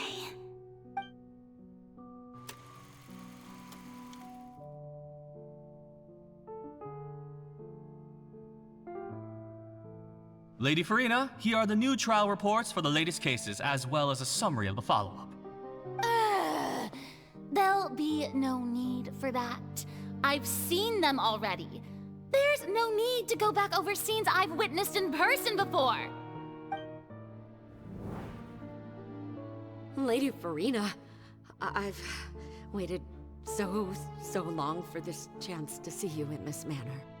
Indeed, my dear, loyal citizen.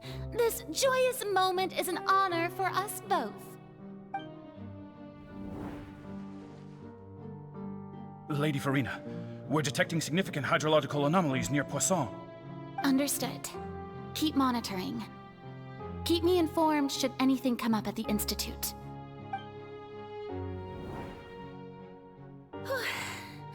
I don't think I let anything slip today. I must show the people that there is nothing to worry about. I just don't know when these days will end. I feel utterly exhausted. Best to rest early today, too.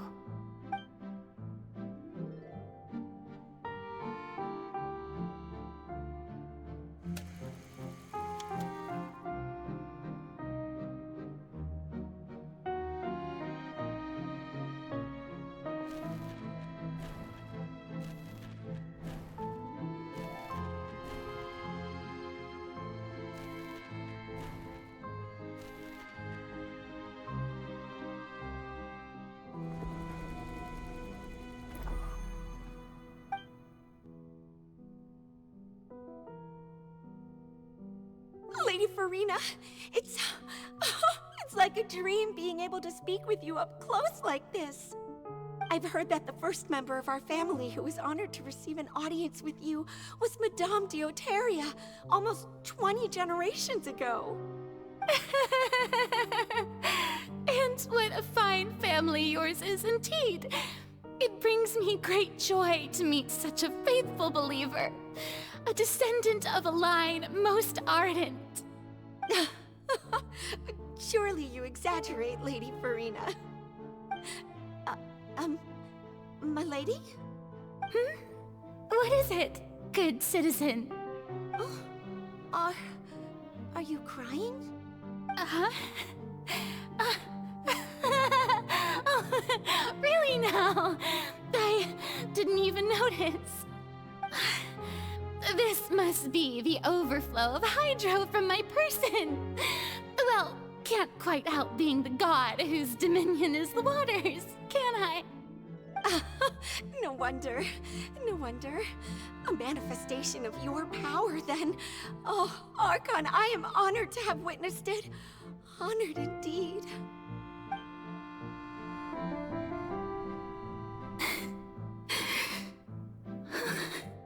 So interminable.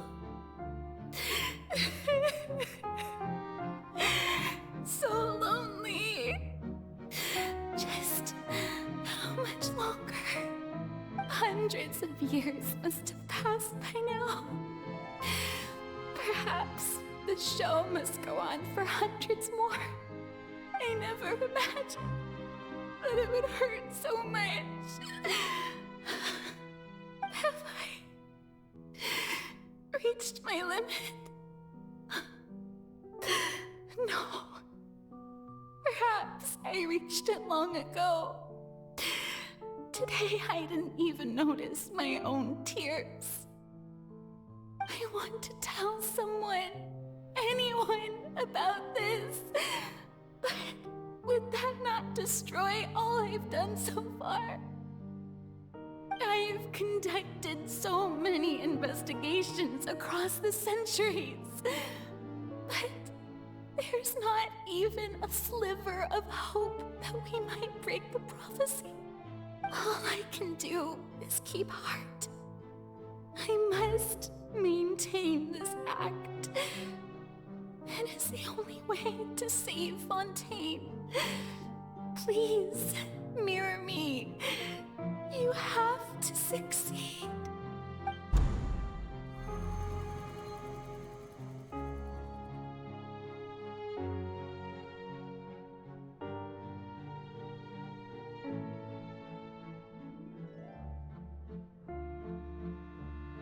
Furina, you don't have to shoulder this burden alone.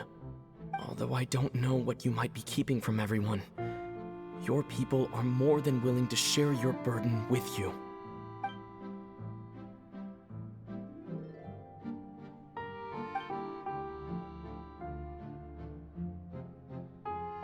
Share my burden.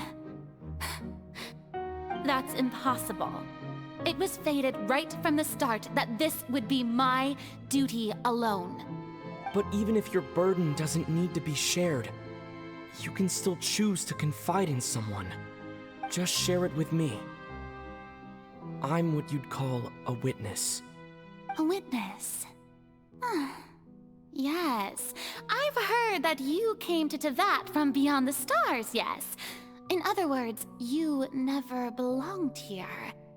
And if Tevat is, in its entirety, a show on a stage, then you're just a spectator, aren't you?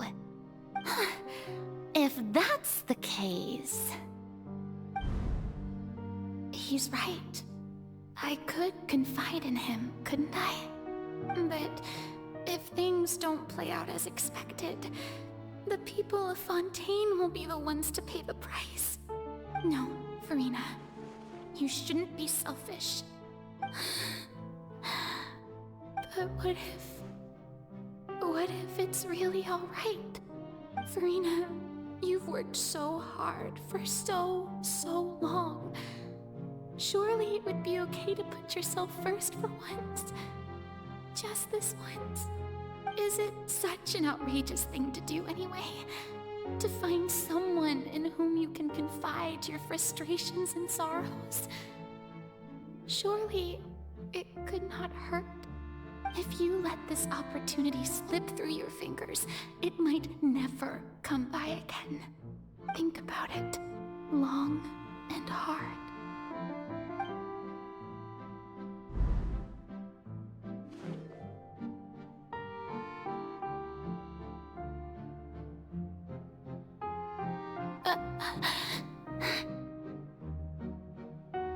No, I have nothing to say. I am Furina, the Archon of Fontaine. Everything will surely get better. All you need to do, dear spectator, is to witness my performance until the curtains fall.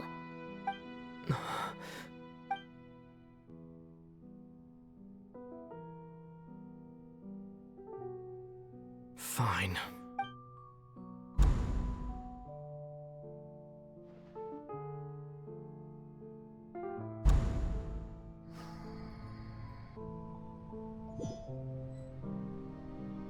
So even Furina doesn't know the truth? You've never once let her in on the full plan?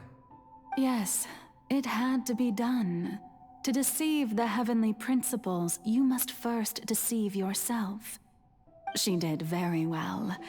If she had let her resolve falter even once in these 5 centuries, Fontaine would have been doomed to the most tragic fate. It seems that trusting humanity was the right decision after all. I believe that I understand how your deception works, but that is only half the truth, is it not? How would you build on this foundation to save the people of Fontaine? That is the most important thing. Ah, good, good. Of course, the Iudex of Fontaine has pinpointed the crux of the issue. I'm sure you've long sensed that the Oratrice is no simple machine, yes? I've always suspected that it had its own consciousness. And Lenny did mention that he heard a human voice within the core chamber. It now seems that that person was you, hidden within the machine all along. Am I right? And then I became one with the Oratrice, taking Fontaine's gnosis with me. Yes, it would seem so, wouldn't it? Alas, your understanding of this device still lacks sufficient depth. In truth, it is no enactor of justice. It is, in fact, a device created to kill the god of justice. I beg your pardon? Oh, you have it. And to be more precise, not only will the Oratrice take down the god of justice, it will also take down the divine throne upon which she has been placed. I mean, did you think I would be the sort to enjoy peaceful repose while Furina suffered? My work over these last 500 years has been to constantly accumulate indemnitium within the Oratrice. But really, some have already discovered that only a small fraction of the energy generated by the device was ever used to provide power to Fontaine. The vast majority had to be, accumulated to enact this death sentence. It was all a part of your plan then? Both the trial and the sentence? Indeed. This power, accrued over 5 centuries, could have sustained Fontainians for millennia had it only been used for that purpose. Almost all of it has now been stored within the Oratrice. But only power of this magnitude could hope to destroy the Hydro Archon's divine throne, shaking the rules established by Celestia, and breaking through the institution that is the Seven. So the Oratrice's call for death was for neither Furina nor Focalors, but for the Hydro Archon. The destruction of that divine throne. If I do not misunderstand your intent, you must be... returning what's rightfully yours to you, of course. In other words, this was all done to return the authority of the Hydro Archon to the Hydro Dragon of this planet. But...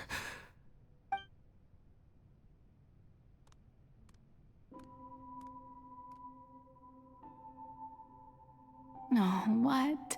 Getting sad again, are we? The authority of the ancient dragons shall soon be yours once more, O Hydro Dragon Sovereign. And this is the face you make. all you've done throughout the years is just so you can sacrifice yourself at the very end.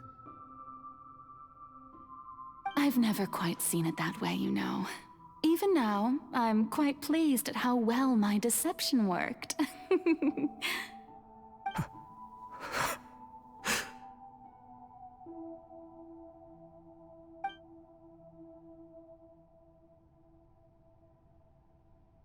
Hydro Dragon, don't cry. I must say, had it been within my rights, I would have loved to judge the heavenly principles themselves. Were they not guilty of essentially the same crime? Egeria stole the power of the primordial sea, and the heavenly principle stole the power you ancient dragons possessed. I, for my part, am the god of justice. And is it not just that your original powers should be returned to you? Speaking of justice, I have always believed that justice lies in the process of pursuing human existence itself. So, if the theft of the primordial sea's might was Fontaine's original sin, then, leaving matters of procedural right and wrong aside, the descent of the Fontainians as humans and their right to exist in this world would be Fontaine's original justice. In other words, existence was Egeria's justice, and to me, justice is the continuation of that existence. Defying the prophecy and ensuring that Fontaine's people shall live on, that should be the justice enthroned over all others. At this point, we, whether it be myself or all other Fontainians, have shouldered the burden of this sin for far too long. Iudex Nervillet, the highest judge in our land, when you regain your full power as an elemental sovereign, what verdict shall you pass upon us? So when I was invited to the court of Fontaine to serve as Iudex, I see now that that was your idea too. At last, I now understand the true purpose behind this position. In the beginning, I was uninterested in human existence. But these 5 centuries of living alongside them have gradually brought about mutual understanding between us. And I have even attempted to feel as they feel. You are a devious one, Focalors. Things being as they are, surely you know that I could never declare them to be guilty.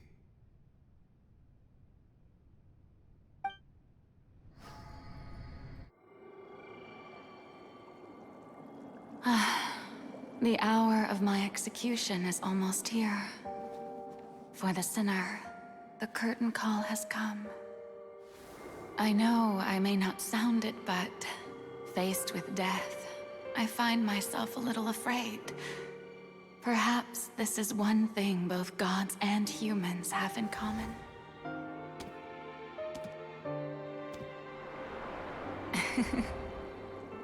Farewell, Nervillet. I hope you've enjoyed the part you played these 500 years.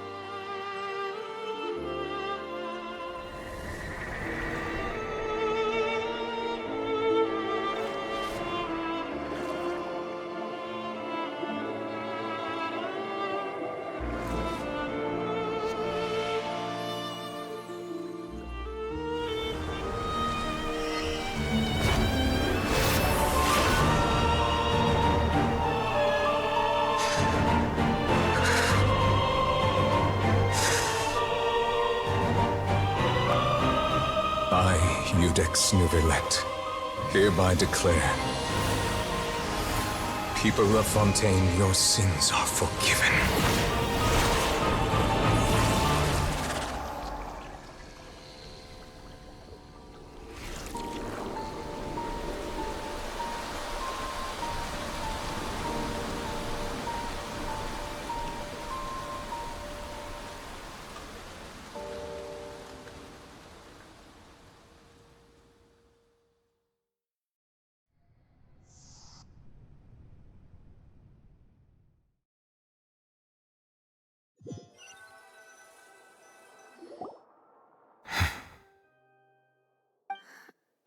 What just happened?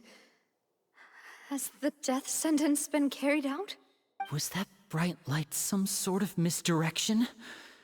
I have a feeling that something huge just happened. But since we're all still alive and haven't been dissolved, I assume whatever happened was good for us. It's time to end this. We must mete out punishment to that beast. Didn't you say just a moment ago that it can't be defeated? I have gained the strength sufficient to deal with it. Through certain means, I now have the ability to separate the power of the Primordial Sea from that creature. We should seize the opportunity to pursue our quarry. Traveler, now that the oratories can no longer function, I require an executor to help me mete out justice. The root of the calamities befalling Fontaine, the beast that enacts the prophecy. Its name is the all-devouring Narwhal. Come with me, traveler. The hour of execution has come.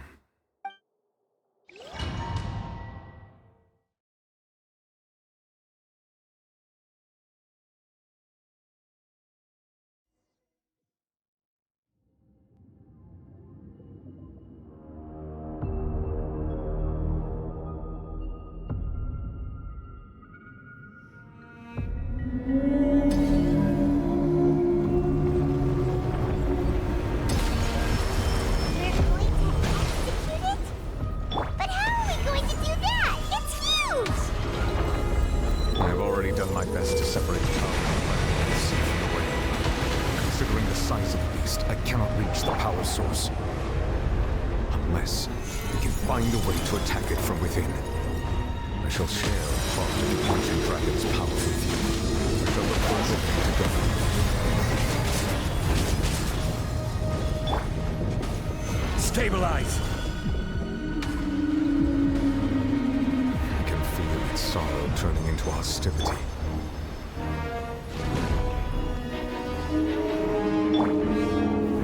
Solidify! Everyone hold hands!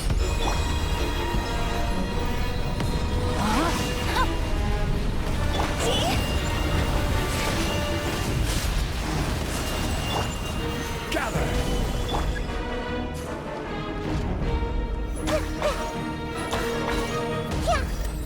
The all-devouring narwhal cannot resist its instinct to devour. Continue to trigger its hostility. Chance will present itself.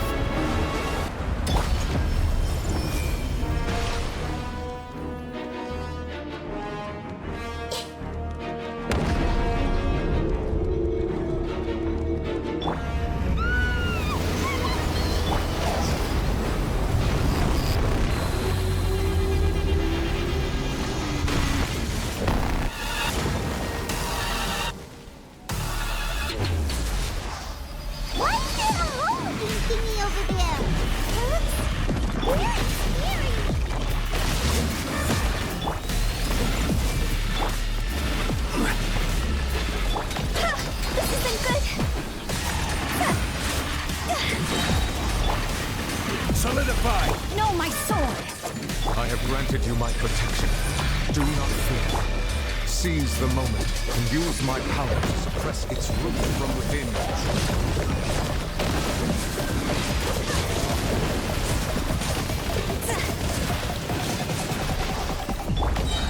Gather! Order guide you!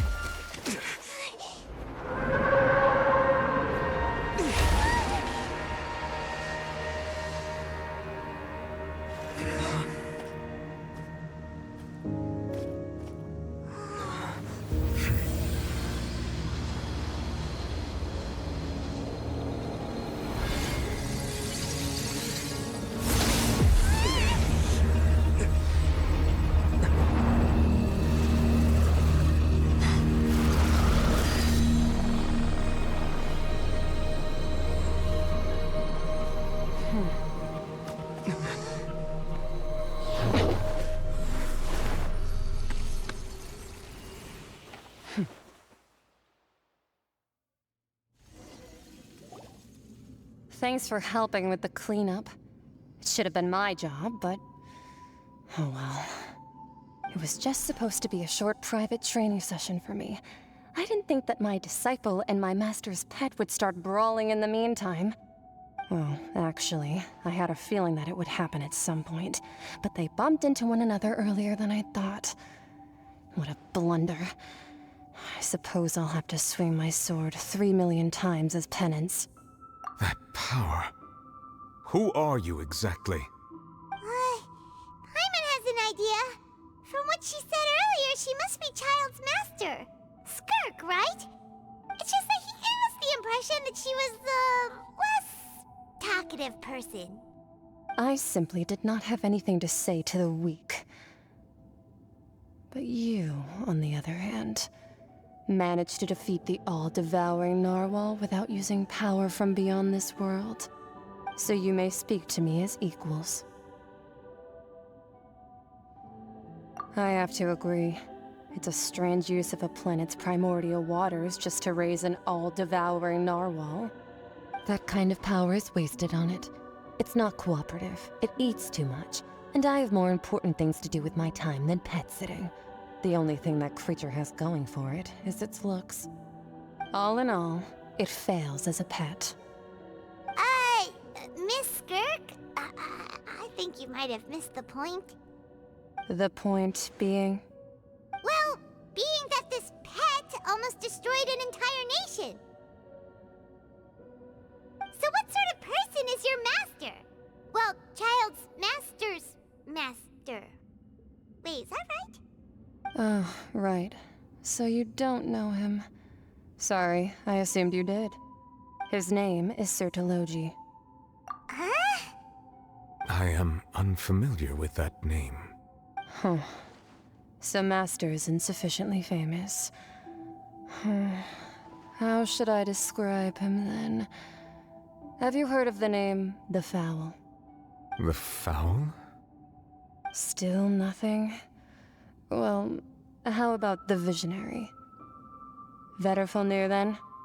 Or Gold Rhine-Daughter? Ooh, that one we've heard! Rhine-Daughter's part of the Hexen Circle. She's Albedo's mom, right? Oh, so you do know that name. To be honest, I also heard all of those names and titles from my master. I don't actually know them either. But I suppose you understand now, yes? My master is likely a similar sort to Rhine-Daughter. They are both pursuing some form of perfection. Wait, didn't you also mention a visionary person? Paimon didn't quite catch their name. Actually, never mind that. I believe it expedient to inform you that the all-devouring narwhal used up nearly all its strength fighting you. Such roiling hydro energies will prove difficult for the planet's deep seas to digest. As such, the Fontaine back on the surface has most likely been thrown into chaos. In other words, the prophecy that you've been fretting over should now be in full swing. What?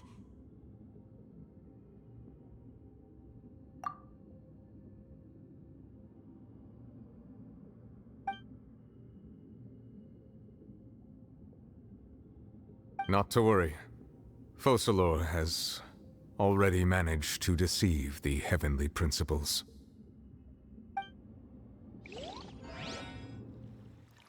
In the end, the people will all be dissolved into the waters, and only Furina will remain, weeping on her throne.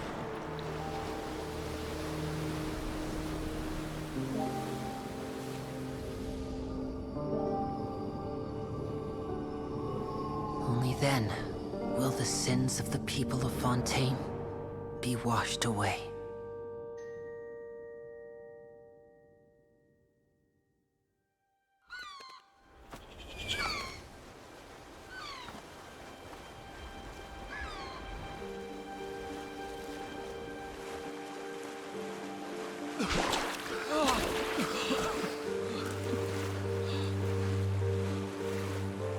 Hey!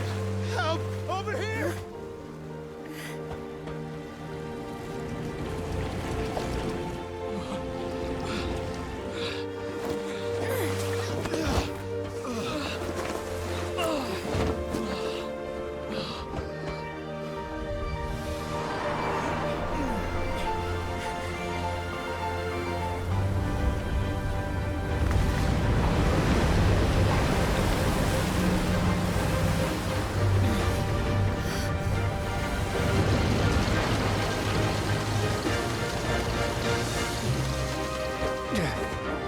All hands, initiate emergency rescue!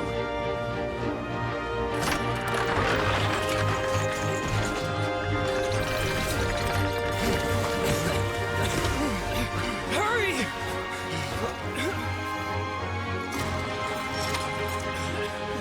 Hey, lend a hand!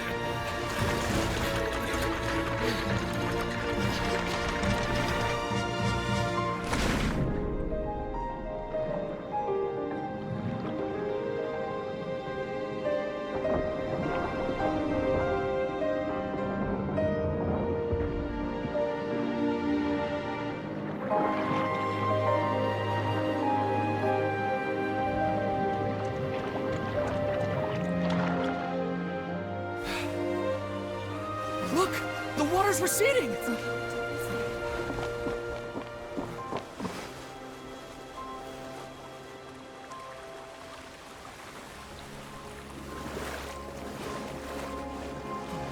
It's a miracle! Water's receding. We didn't dissolve. The prophecy was wrong. The prophecy was wrong. The prophecy was wrong.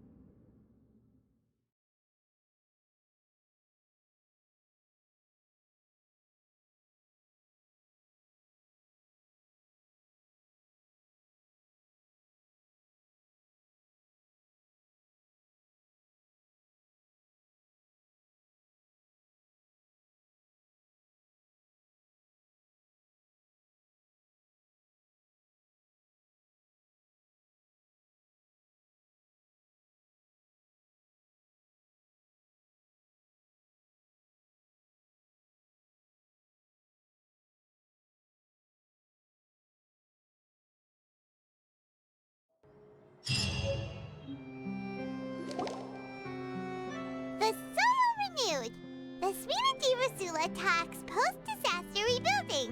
I recently visited Poisson to meet with Miss Navia, spokesperson of the Sphina, and we spoke about Poisson's present and future. Old soil can still give birth to new bloom, Miss Navia stated. Hope is like seeing a small cookie when you're starving late at night. You just need a little of it. Skyship Winglet, lunar brain of the Fontaine Research Institute. The various disputes that have arisen on account of Mr. Edwin have suddenly become a shield over the Institute, with Jurier turning out to be a once overlooked hidden gem. People always call the first researcher mad, but few know what to call the second. And should that latter person achieve a miracle, they would find it all the harder to find a word with which to classify him and his team. Wow! Paimon barely recognizes the people in the reports. Are those really Jurier and Navia? They sound like real big shots. What do you think? Pretty enthralling, huh? The Steambird's idea was pretty simple. With the disaster just having passed, we would print a free edition packed to the margins with good news to calm people down. The value for these big scoops lies in their inevitable follow-ups. We'll publish further reports and go into the stories behind those people. Edwin's assistant, Jurier, created a true flying ship, while Navia is leading people in the reconstruction of their home. I'm sure that these stories could draw even your well-traveled eye. Paimon's curious too! Wait a minute. Didn't we watch everything happen from start to finish? What's there to be curious about? And that's exactly why I'd like you to come conduct interviews with me. You're the best incubators of news, if you haven't noticed. And also, with you around, I'm sure I'll get to see that Duke. Are you sure? Hasn't he turned you down several times already? Oh, this time will be different. Come on, let's head to Poisson first, and then make a trip to the fortress. There are some things you'll only know when you get there.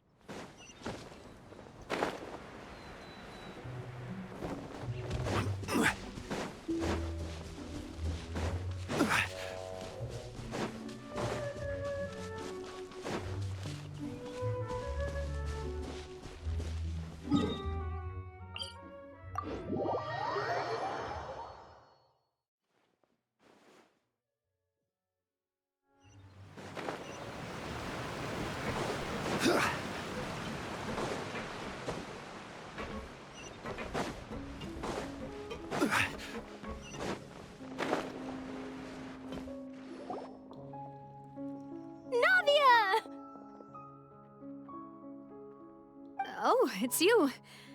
What brings you all here? Hey, we're just having a look around. I'm here to update myself on how things are going here. Oh, the Fatui are here too. Let me introduce you. This is Mr. Garunt Snezhevich. He represented the Knave in sending us a large amount of supplies, and is helping with our work. Our residents are hard at work as well. Thanks to everyone, work is progressing nicely. We've lost a lot of people, but we're moving forward. That will have to be enough. Hello, Miss Charlotte. I'm a big fan of yours. I especially like that article you wrote last year about Fontaine's stray cats. But if you don't mind, could you not emphasize our role too much in your report? It's not charity we're doing here. We just happen to share the same interests as the Spina. I get where you're coming from. I'll keep it as simple as possible. Or would you be willing to feature as friendly neighbors? That would be fine. Thanks. Oh, you're back too. How are things? We finished laying down the construction materials. It'll be another hour before the workers are able to go over there. Huh? You're here too, Clorian? Well, her reputation's greatly risen after that whole duel business with Miss Furina. So she's here in Poisson to wait out the heat. All right. She really came here to help me out. There's too much to consider in the reconstruction of Poisson. The Spina has need of more decision-makers. And, well, I do already happen to be connected to Mr. Callis. Oh, wait just a moment. Do you mind me asking a few questions? You know, about how you felt before the duel, about what it was like facing down a god. There's lots of exciting material there, I bet. Forget it. I'm sure you can find a better theme than that, Miss Charlotte. I see you're the same as always. Couldn't you do me a favor, for Navia's sake?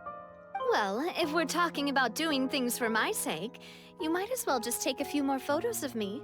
Or of the Traveler. It's better than wasting time persuading Chlorand, at any rate. Of course I will. I'm not gonna let him off that easy. All right, then everyone who wants to be in the photo, gather up. And smile.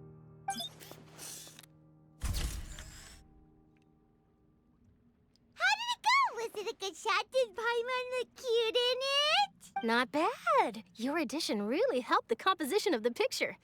All right, hang on a moment. Let me snap a few more shots.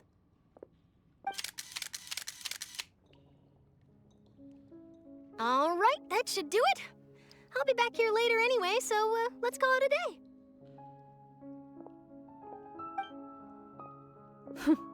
You're very quick. Speed is of the essence when it comes to the news, and freshness is the key. Also, not to brag, but I'm pretty good at building connections. Who knows? I might eventually get that interview with you after all, Miss Clarande. Wow, you really do have that never say die spirit. I'm impressed. I'll hazard a guess that this is how you got that interview at the Fortress of Meripede. Whoa, you're well informed. Let me make a guess too. I asked Sigewinne, who told Monsieur Neuvillette, and he told you, right? That's a very complete information chain. In truth, all Monsieur Neuvillette asked me was, when did the fortress become so friendly towards the media? I told him that it was best not to speak too soon. There's no guarantee that Wriothesley will make a personal appearance. You're right. I've got to treasure every moment I have with them. In which case, I'll be making a move first. Stay safe now. And tell me if you hear anything interesting. I'll treat you to afternoon tea in exchange.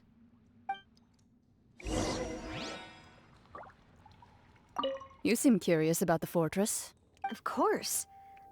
That Wriothesley. I still remember going down to the fortress to grill him for information on my father's case. Boy, did he take me for a ride. Without telling me anything, of course. But he did invite you to tea, didn't he? 2 large pots of it, in fact. It was good tea, though. I have to agree. The tea there is very good. Speaking of that, would you like to have some today? I mean, you've got time, right? Well, I'd be partial to some shortbread. Wow, it's like we've got a menu or something. Sure. Good. What flavor of biscuits would you like, Mr. Snezhevich? Me? I'm fine with anything. But I would prefer chocolate, should you have it. All right. Leave it to me. I'll go over the newly arrived supplies with you later, Mr. Snezhevich. We should be able to finish the preparatory work today. That works great for me. Huh. Is it just me, or did you get a new lipstick? I did. It was a gift from Sigewinne. Want to give it a try? I think the color would suit you, too.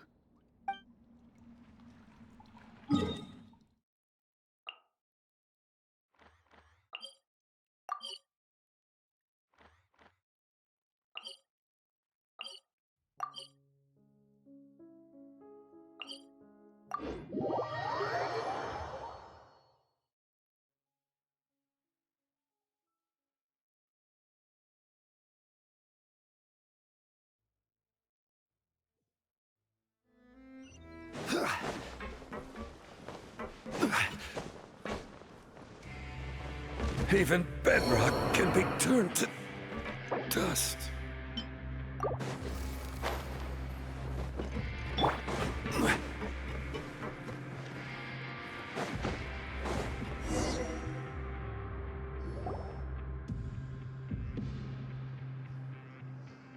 Wow, guess we're here again, huh? There's a real nostalgic feeling to this place. Looks like you've been missing us. Duke! Did you come all the way to the entrance to greet us? Of course. I'm here to welcome you and our dear Miss Charlotte, whom our good head nurse recommended to me. It's an honor to finally meet the much-rumored Duke. Thank you for consenting to my visit to the fortress, sir. No need to thank me. But that said, I shouldn't be the focus of your interview. I trust you recall our agreement? Of course, of course. All right then, this way.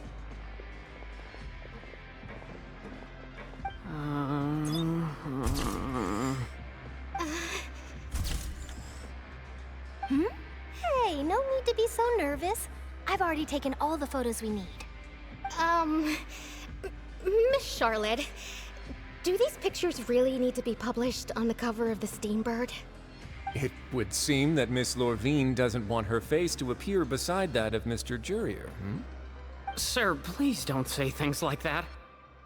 But it looks like dear Mr. Jurier denies it. Might this interview be very important to you then? No, I just... this is my first time being interviewed, and I'm very thankful to the Steambird for... Now, I might not look it, but I actually did meet Mr. Edwin once. And I'll be honest, I enjoyed chatting with you more. You've definitely got more of that genius vibe going on. The boat that brought about a miracle, the ark that saved the people. Why, you recreated a myth back there, like an emissary of legend. Still, if I might ask, where's that flying ship now? Huh! Looks like Charlotte's trying to get herself another exclusive scoop. I have to apologize, but that ship is presently in the bowels of our factory. I'm afraid it won't be easy for you to get a shot of it. Really? Well then in that case, could I have an interview with you to make up for that loss?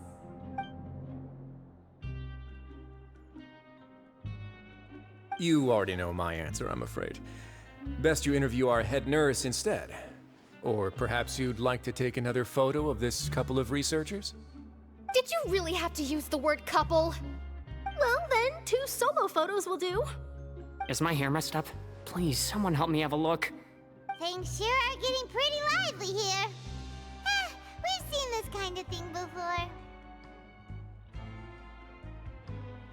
Oh, seems like everyone's here. Would any of you like to try this new drink I came up with? Ah, Siegeween. Hey, Miss Charlotte. Why don't you, take some pretty photos of our head nurse? Sure. Come on, Miss Siegeween. Over this way. Let's find a brighter spot. Huh? Sure. Do I have to smile? So, how have things been at the fortress? Same old, as you can see. Fontaine's undergone some changes, but this place is still more or less the same. Other than that flying ship, it got a tad too much attention, I think. That's why I decided to let the interview go through. We should direct more public opinions toward the behind-the-scenes heroes. Am I right, Mr. Jurier? Miss Lurvine? You're too kind, sir. I believe that you too should have your day in the sun. Not that you would want that, just pity. I'll just leave the spotlight to you two.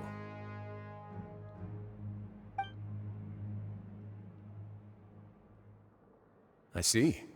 Lots of things happened that day, huh?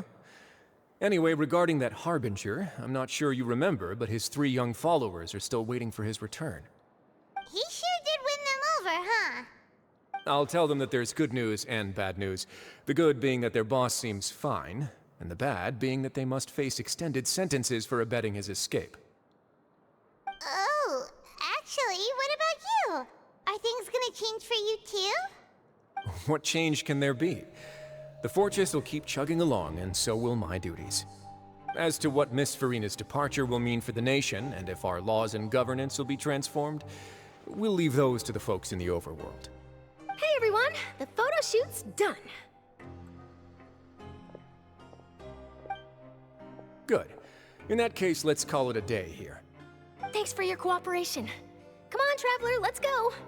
Till next time, everyone. There'll be a next time? Maybe. Who knows? I might write a story about the underwater factory next time. Until then.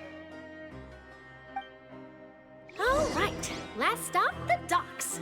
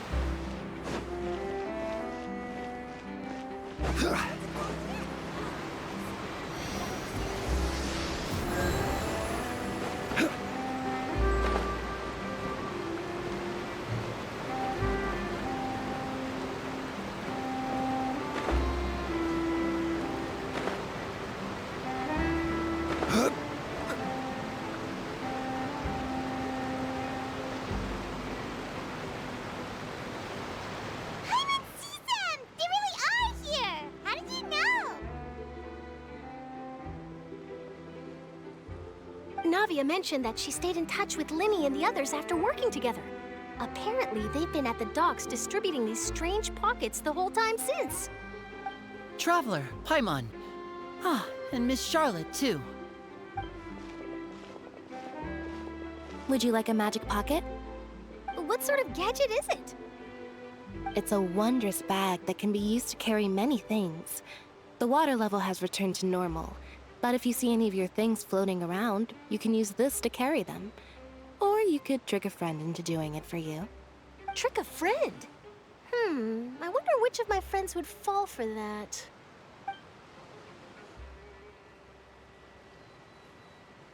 You could just make a friend like Fremine here. Isn't that right, Fremine? Is this what you meant by, I'll help you make some more friends? To be honest, that sounds pretty sweet. Could I have your contact, please? Sure. Please, write down my address. You sure are working hard to help Fremine socialize. He was the one who proposed doing this. He even wants to assist in our magic shows. Yes, I was planning to first introduce Pear as an assistant, and later Fremine himself. In the future, I think we can leave underwater escape magic to him too. That said, would anyone want to see a diver escape underwater? Oh, it'll work out. Every journey begins with the first step. He'll become a part of our show eventually. Lynette, could you come over? Miss Charlotte says she wants to take a picture of us. Got it. My, that Charlotte is rather perceptive. She got rid of everyone the moment she realized I had something to say to you. Father says that you did a great deal during the latest events. She's very grateful for your contributions to Fontaine. That's all right. We were more than happy to help. So, what's she doing now? Oh, I guess you haven't heard. Well, after Lady Furina left, Father and Monsieur Neuvillette opened negotiations, during which he gave Fontaine's gnosis to her as a diplomatic gift. A diplomatic gift? A gnosis? Yes, I was quite surprised at first myself. But when I thought it over, there were actually a number of things going for it. It could have been done as an apology for the incident with Lord Child, or as thanks for his help in tying the all-devouring narwhal down. Furthermore, Father did also lend significant aid to Fontaine and Poisson. Well, that's true, but this is a gnosis we're talking about. Doesn't this seem a bit irresponsible? I would agree, but I've also heard that it seems that Monsieur Neuvillette has had a significant change of heart regarding the matter. So there's some reason for this that only Neuvillette knows about? I suspect you'll have to ask him about that yourself. Ah, yes, speaking of which, I did see him strolling around the entrance to the Fortress of Meripede a while back. Isn't he real busy and stuff? Paimon didn't think he'd have the time for that. But back to the topic. The gnosis was given to the knave, right? What about Child? They say that he's returned to Snezhnaya to recover from his wounds. I hear that the recent disaster really did a number on his health. That's true. When you think about it, we've had loads of run-ins with the Fatui. To think we'd be allied with them this time. So shocked by such a simple switching of sides?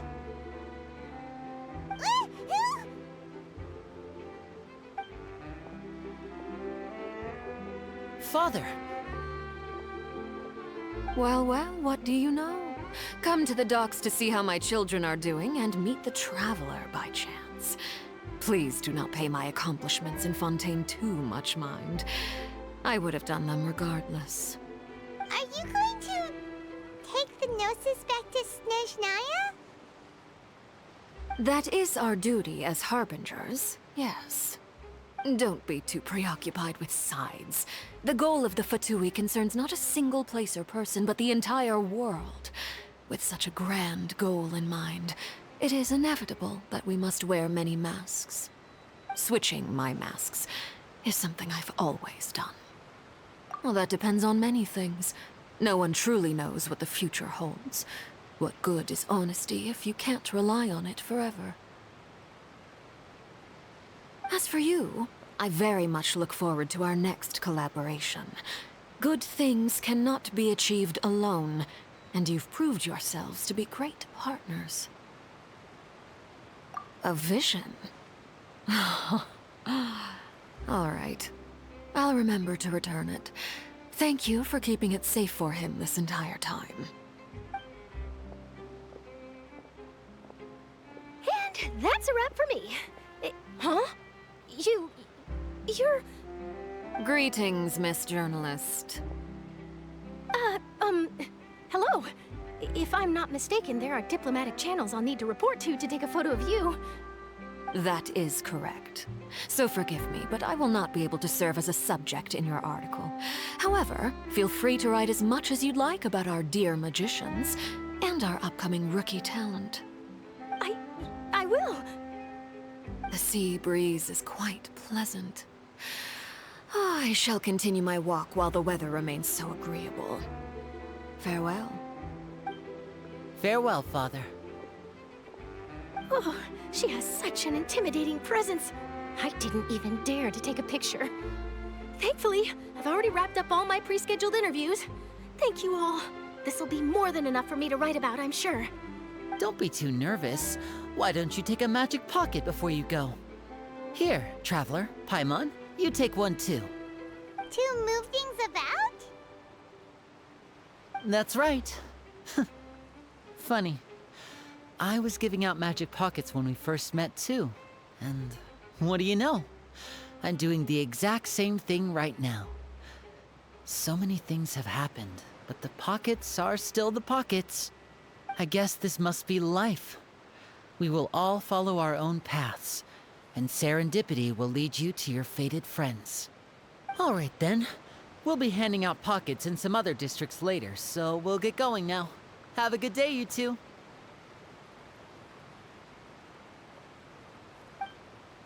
Well, guess we sent Charlotte off. Shall we go see what Neverlette's doing? As long as he's not so busy that he doesn't have time to chat anyway.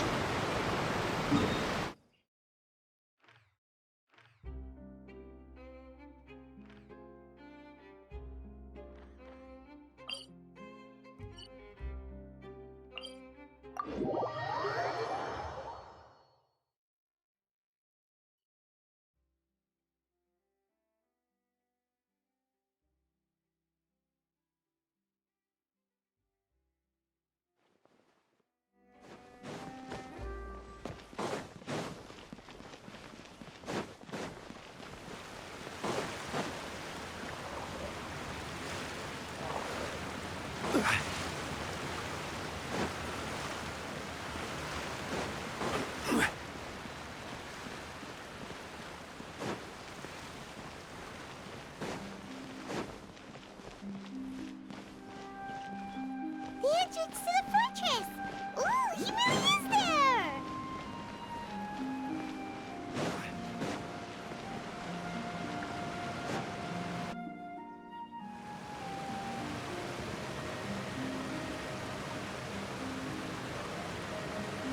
So, you really are here, Neverlet!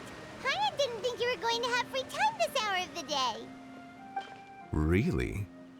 Oh, I suppose you must have met Mr. Linney. He took the time to greet me earlier when he passed this way. In any case, you came at a good time. I was just considering reaching out to you to set up a meeting, so I may explain some things that I haven't had the time to before. Aw, Paimon's glad that you remembered. Thank you for keeping us on your mind, what with you being busy and all. Alright, let's have it then. How was Fontaine actually saved? The whole business is still quite the mystery to us. It is strange how words can often leave a bitter taste in the mouth when it finally comes time to say them out loud.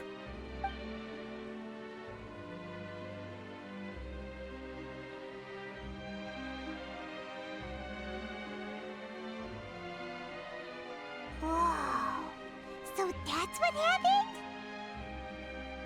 Focalors destroyed the divine throne of the Hydro Archon and restored your power to you, transforming you into a fully fledged elemental dragon sovereign. But Paimon still doesn't quite get what you did to save the Fontainians from dissolving. For me, the authority of the ancient dragons refers to absolute control over the hydro element. Fontainians were incomplete humans born of Egeria's use of the power of the primordial sea, with constitutions similar to that of mimics. But so long as those primordial energies remain within them, I could use the ancient dragon's authority to grant them true blood, after the fashion in which life was first brought into being on this planet. In other words, when I gave my verdict, Fontainians became true humans, and thus would naturally no longer be dissolved by water from the primordial sea. Focalors must have counted on you to make that decision as well. Your verdict was the key to making the prophecy appear to have come true while saving everyone. Yeah, and in a manner of speaking, Focalors finally managed to fulfill the original Hydro Archon's wish to turn Oceanids into real people too! It seems from your expressions that you still have more things you wish to ask. Ask away. I will tell you the truth as I know it. I have investigated his case along many avenues, and I have learned that he once fell into an unknown chasm when he was young. There, by chance, he awakened the all-devouring narwhal. But whether it be by sentiment or reason, that should not have been enough to consider him the root cause of the disaster. At most, he would have had tangential liability. As for the judgment passed by the Oratrice during the trial, whether it was due to that liability by association, or Focalors deliberately using him to buy time for us on the assumption that he would be able to hold the creature off, I cannot say. Guess Focalors had Fontainians in mind the whole time. In the end, it was thanks to her that they finally became real humans. Hang on a second. Paimon suddenly got another question. Back when Fontainians hadn't yet become real humans, were the children they had also transformed Oceanids? Life has always flowed like water. Do you recall how Fontainians would often come to the Fountain of Lucine to pray for children? Yeah, Lynette said the fountain is where all the waters in Fontaine converge. In truth, even those couples did not know that such prayers were no mere custom, but instead a form of ritual. Those Oceanids who were blessed within the spring water would later descend as new humans in the coming months. Paimon sorta gets it now. Either way, it seems like this ritual won't be of any further use, but it'll probably live on as a local custom. Ask away. I will tell you the truth as I know it. Yeah, about that. Risley said Furina has already left. What's that all about? Ah, Lady Furina. The people are only aware that her death sentence has not been carried out. She abdicated the post of Hydro Archon and left affairs related to that title to me, before leaving the Opera House. I related Focalors' words to her faithfully and completely. After hearing them, she seemed neither saddened nor comforted. She simply said that she was tired and needed to rest.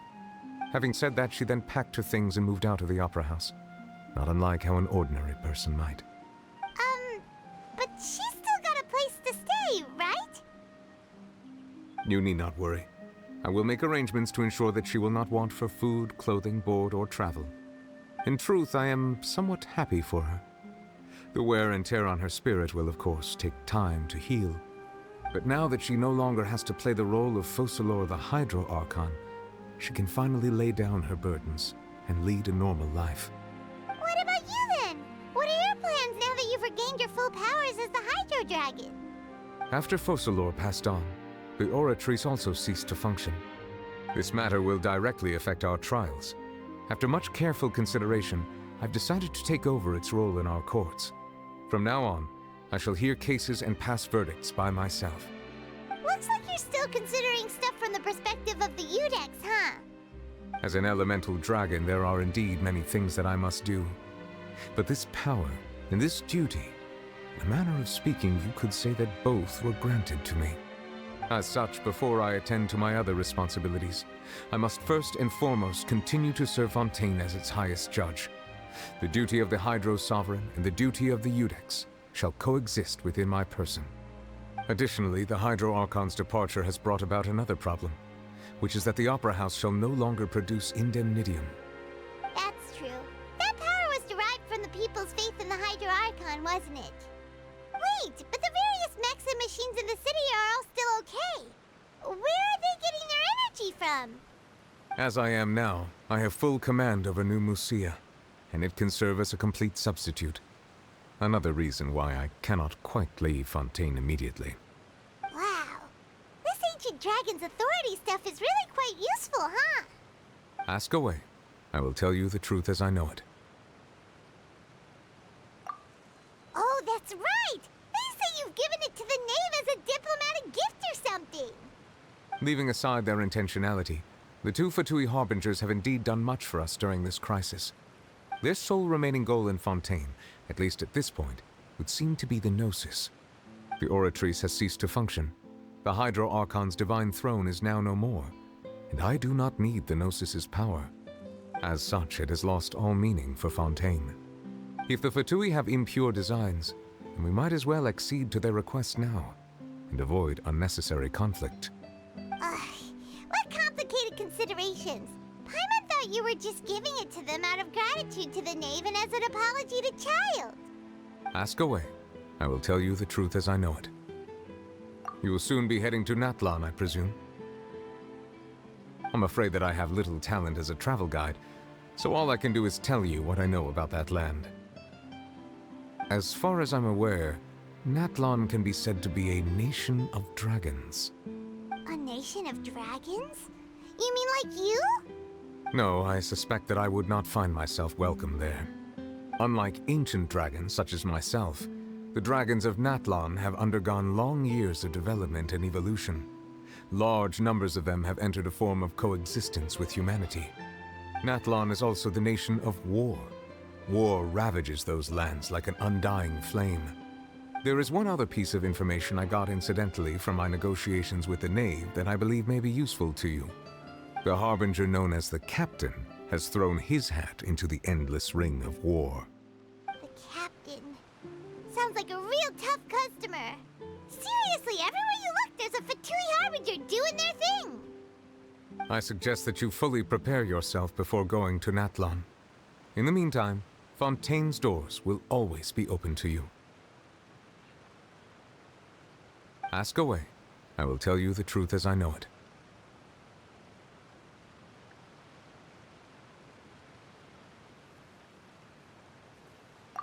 You will soon be heading to Natlan, I presume? I'm afraid that I have little talent as a travel guide. As far as I'm... A nation of dragons? No, unlike ancient Natlan is also... There is one other... The Harbinger known as the Captain. I suggest that you fully prepare... Ask away. I will tell you the truth as I know it. Hang on a sec. Paimon's still got a question about Gnosis. When we spoke to Linny earlier, he mentioned that your attitude towards giving away the Gnosis had clearly changed. We guessed that there might be some reason for it that only you were aware of. No wonder the House of the Hearth is the Fatui's intelligence division. They are certainly sharp. So regarding this specific issue, I was just getting ready to share something with you. What is it? In truth, I exchanged some further words with that lady named Skirk after sending you two back to the surface. It went something like this.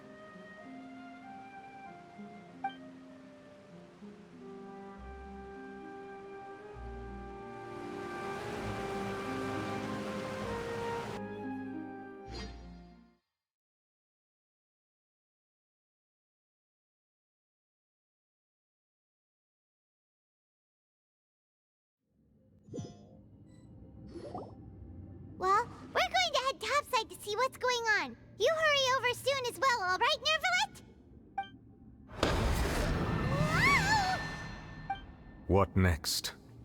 The all-devouring narwhal isn't here, so I'm no longer getting any interference. I can finally catch the scent of your power, what it's made of. It is the authority of the planet's primordial dragons. but with something very similar to a god's curse mixed in. It's quite a novel blend. I'm sure I've encountered something like this before. What was it again? I do not know what you speak of. Ah, of course. How could I forget? You should have the remains of the third descender on your person, yes? Remains? I've never heard of any such thing. Huh. According to your parlance, I believe it may be called a gnosis. Well, that much is true.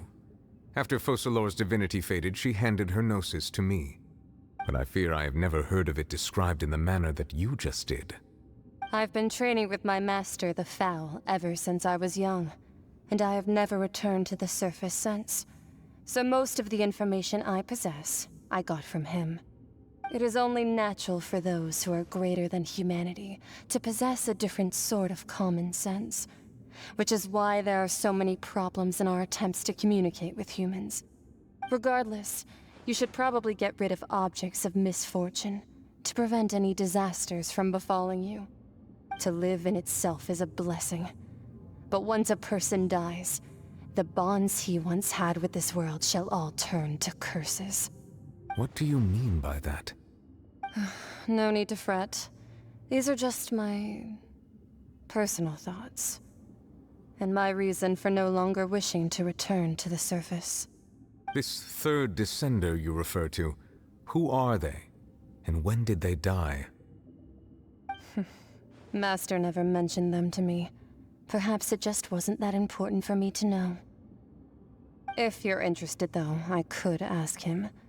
I'll be sure to pass the answer on to you next time. Next time? You believe we will meet again? I do. Wait. I have a disciple of my own, don't I? He can be the messenger then.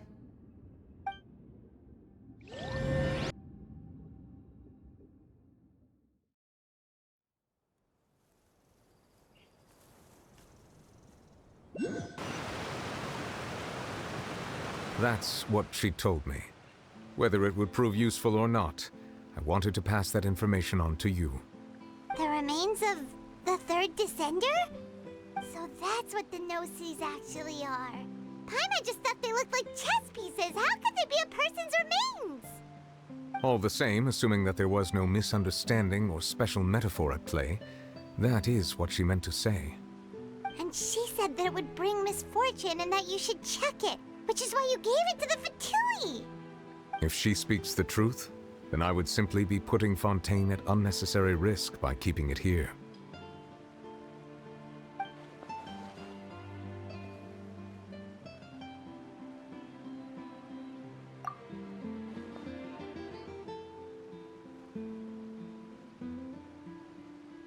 I had guessed that you might already be familiar with this concept, but I did not expect you to be one of them. That means that the Gnosis, which are exceedingly element-compatible and can even enhance elemental abilities, do indeed come from the third descender. I wonder, does your body also possess similar properties? Like being able to use elemental powers without a vision. That does sort of count as special compatibility, right? No, let's not think about this stuff right now. It just feels creepy. Comparing the Traveler to the dead third descender and all. That's what you say, but this topic still feels like bad luck. Once Child recovers, let's get some more answers out of him. Or go look for his master and get the answers that way. I too believe it unwise to make too many blind guesses when information is lacking. The same is true of being at court. All right. Whatever the case, it seems like the crisis here in Fontaine's over for now. Yes. All of Focalors' efforts were for this moment as well. But she sacrificed herself in the end as a god, and she suffered through all those years as a human. Was that really what she wanted? I suppose that would be the mystery of a god's will. I suspect not. But once in a while, I too would guess that if wishes were like the clouds in the sky, they will one day return to the earth as raindrops. Life flows like water, and rain is the final answer. The water levels may sometimes tilt one way or another, but the rain falls fairly upon all. And what, ultimately, is the difference between the rains that fall upon all of us?